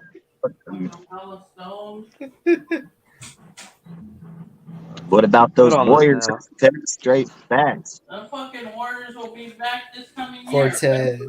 He said, hey, Michael said, you still talking about fucking basketball? Your team ended, your season ended 3 weeks ago, bro. I keep telling them that shit. These guys are delusional. Hey, they probably think they're still. Hey, bro, you don't want me to bust out the very sad picture of your favorite player. I don't care. Sad picture. Look at him. Yeah. Crying, bro. He cried. He went off the court, bro. He didn't even how much talk wasted to time you go to the put on Nuggets. shoes that I don't even give two shit about. Fucking ran off the field, bro. He didn't want to even talk to, bro. Like Mapper, he's like, I'm gonna get this picture. This is what's gonna get people. I don't fucking care less. I gotta go to bed. Hey, that's even the funniest part, dude. When people are talking shit on that deal, they were like, what about LeBron now? Oh, what? He had 40 fucking 9 and 10? Like, get the fuck out of here. Fucking what about LeBron? He can't even talk shit on LeBron. Motherfucker went 49 and 10 in the final game. Like, he wasn't trying to lose. He wanted that shit at the end. Like, motherfucker had fucking 20 in the first quarter, dude. Like, fucking 38-year-old man dominating still on these motherfucking kids, dude, that think they're all good. They're all fucking over there talking about your team. I told you about your team. Your team's like LeBron's kryptonite to your team. I said fucking Clay. I told you before the series started. I said Clay's gonna become irrelevant in the fourth quarter. He's gonna be on the bench, dude. This guy disappears all the time. Pool 2, fucking guys, garbage, loony, trash. And we're over here talking these dudes up like they were good. Like, get the hell out of here. Fucking Curry's good. Curry will just shoot fucking threes all day. That's what he does. But outside of that, that team dissipated in the wind. Gone. Like, fucking, man, we got handled like that. You guys wouldn't even probably score a point. Nah, they probably would have got some because fucking, I don't know if they could have actually defended the three like that over there. It'd been fucking worth watching, I can tell you that, but we're not even gonna see it anyway, so it doesn't even matter. Hey, Dusty, you gonna watch the basketball game tomorrow? Fuck no. Who's gonna win? Who knows? The fucking Celtics might come back and pull off history. Fucking never been done before in their life. That would be crazy if they come back down. What does he say in this comment? Let's go read some comments. Okay. This comment says Cortez has a little dick. You want to prove it? Hey, at least I don't love Derek Carr that much. It says that you have a little dick and you're a car lover. You want to prove that too? No, I'm a car hater. You all Hey, know. I remember Alice Goes said he saw you Alice sleeping Goes with a has car a- pillow. How's the Yeah. It Derek was Carr a car No. body his pillow. neck? This comment they asked, did the divorce go through yet between you and Rudy? What are you talking about?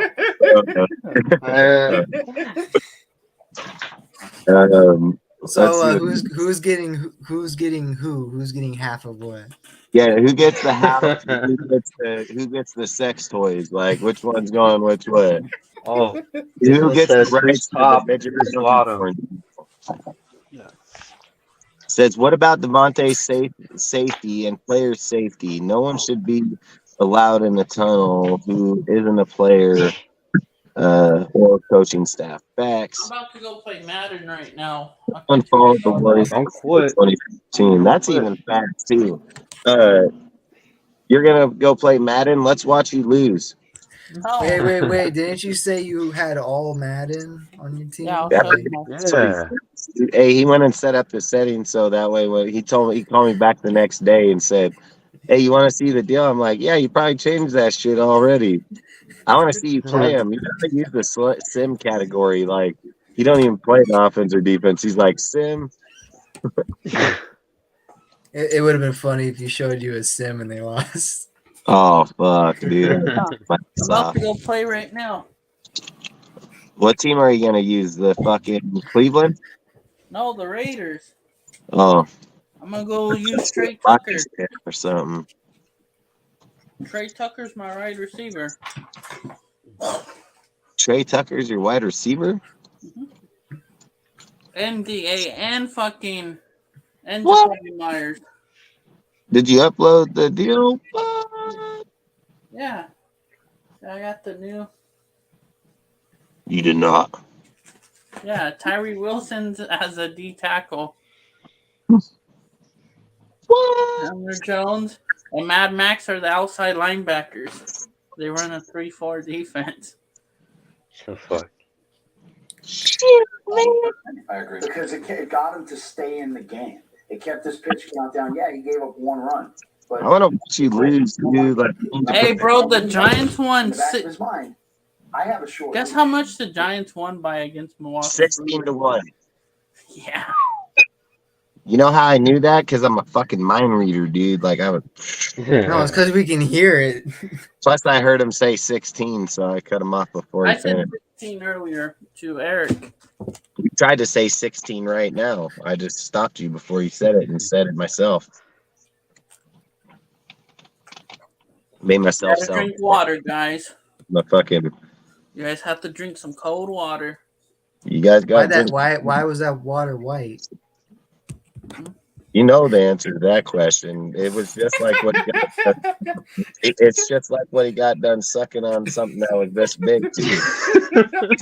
Like this, the I girth gotta on go. that fucker. Look at the shooting in that bitch. I'm about to go play Madden. I'll see you guys later. Oh, You me. ain't play. What team? What team are you gonna play?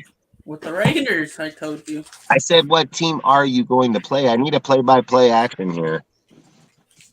I don't know who's ever on my schedule. Should we get Josh over here? I can have him commentate on your game while you're playing.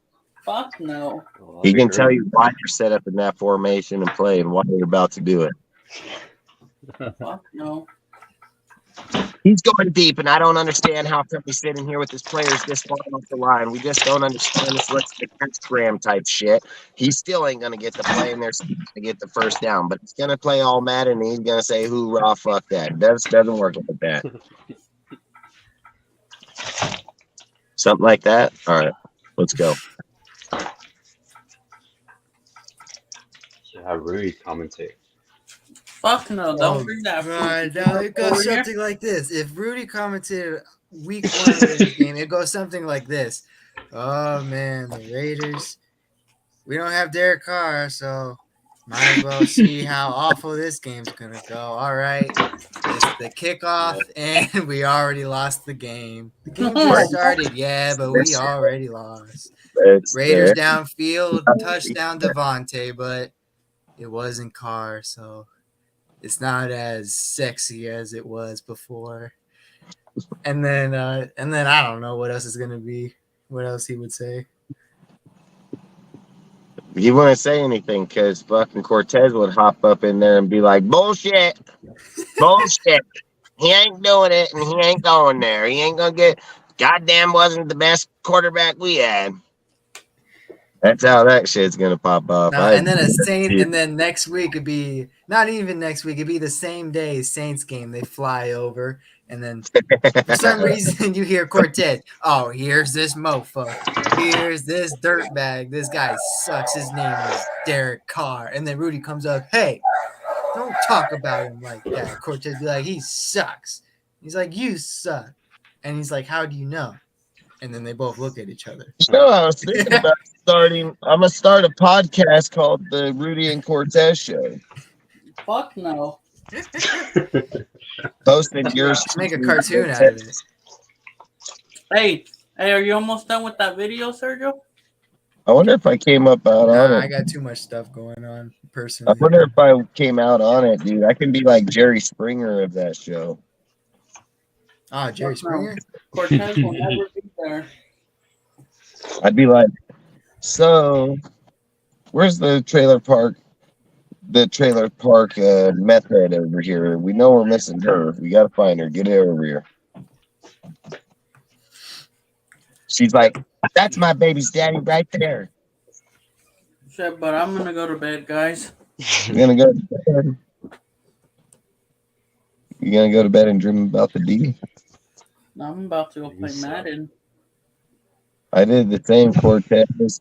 I downloaded the new roster for Madden share files. Yep. Nice. Nice. How's Myers? Myers killing it? Myers a beast, bro. What's his overall? Like, I have him at like 80. What's Tyree Wilson's? Tyree Wilson's like 75. I'll tell you right now. Damn. Jimmy G's at 79. Josh Jacobs 73 or 93. Fuck, I need Jakob Johnson to be at 70. Devontae's at 80 or no 98. Michael Myers is 82.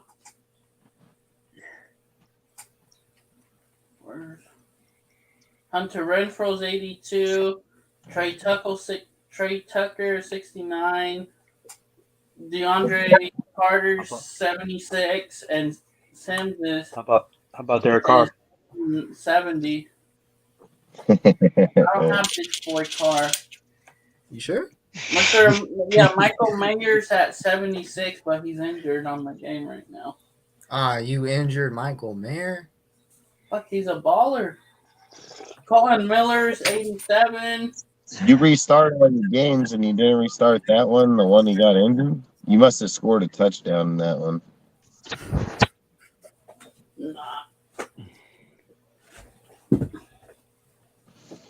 Yeah, and these guys restart like if it's fucking turning on the light switch on and off.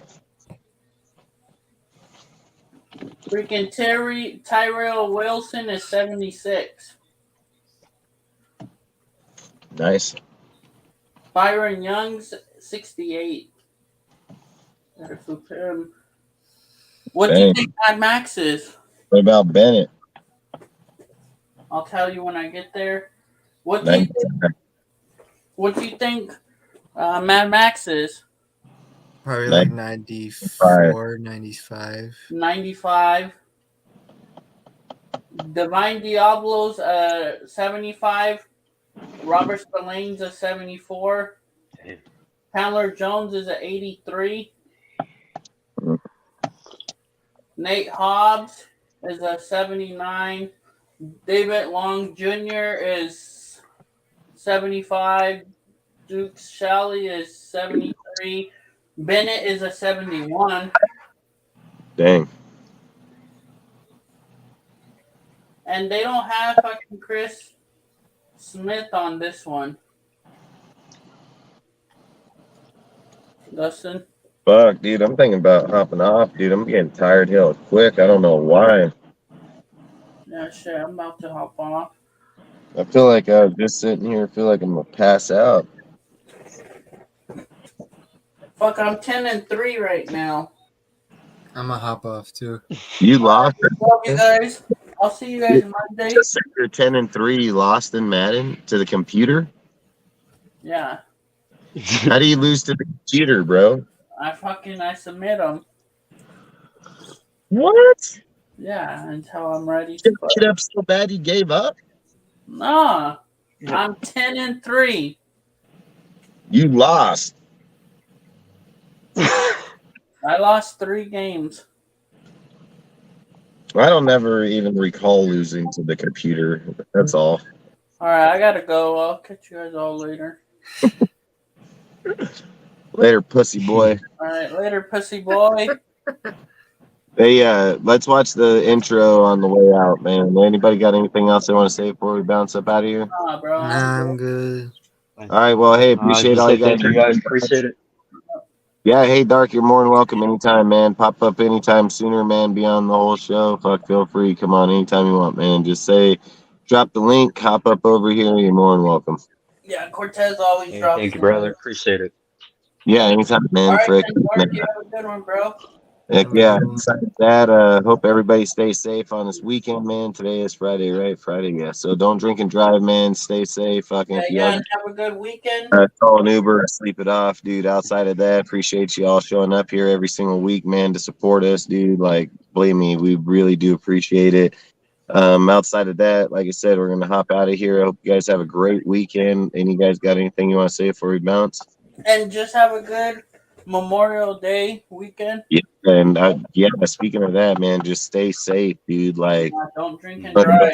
This weekends, dude. So just stay safe. That's all I can say, man. Anybody, you guys got anything else you want to add or no? Yeah, I mean, everyone have a good weekend. Be safe out there. Don't be disinformed about a lot of stuff. Make sure you're informed about a lot of stuff that's going on. Keep anyone that's new to the channel, keep an eye on your notifications, and whenever we go live all at the same time. We got our Discord. We talk about live, talk things to each other. Make sure you check our IGs too. DevStar Report. I'm Raider Stats. Trying to get to 1,000 before the season starts. Seems like I'm about to get to 1,000 before it's even 4th of July. Yeah, bro, keep going. I drop your link always at the beginning of the shows. I drop Jeff's. I drop my YouTube channel, ours YouTube channel, DSR. Yeah, so make sure you join on all of our stuff. Once I make it to 1,000, I'm just gonna say, well, might as well make it to 2,000 before Christmas, I guess. Facts.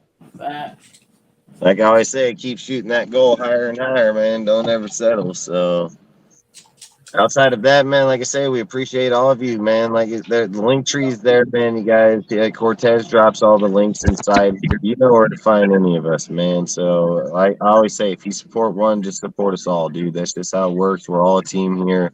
We all come from different platforms, but we all stand for the same exact thing with DSR, man, and that's factual truth. So outside of that, man, like I said, we appreciate the combativeness, the debates, the fucking getting along, the conversations, the football talk, life talk, bullshit talk, and so on, man. Like I said, it's a great place to come on Fridays, Monday, Wednesdays, and Fridays. Outside of that, I appreciate everybody, and let's check out this new intro one more time on our way out of here.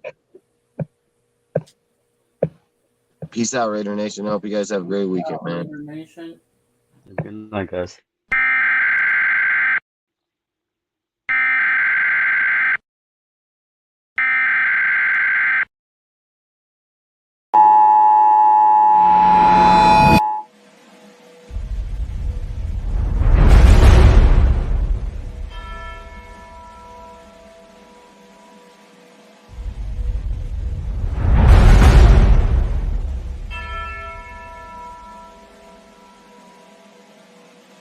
The king and his men stole the queen from her bed. Touchdown! Did that shit freeze or was it playing? Bro, play it again. It froze.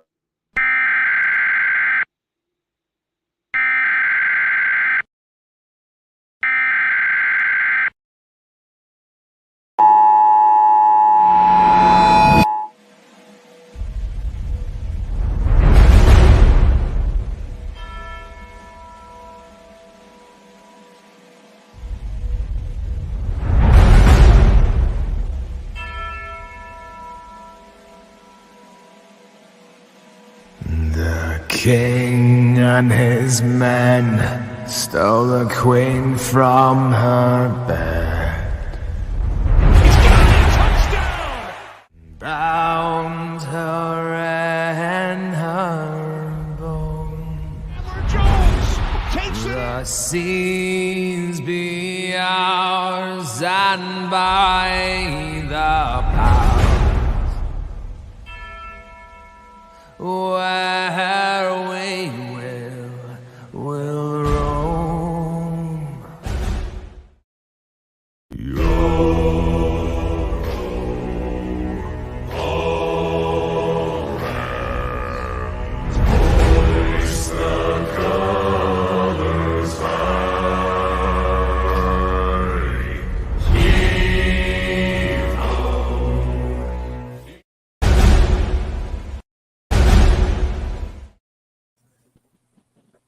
What'd you think? You like it or what? Yeah, bro, that shit fire. Yeah, I know. Here? That shit fucking hits pretty good, man. I ain't gonna lie. Yeah. So dark. All right, man. Outside of that, peace out. You guys can stay right Yeah, I'm here. here. I'm just gonna end this if you guys want to still yet, but give me a second. Peace. All right, peace.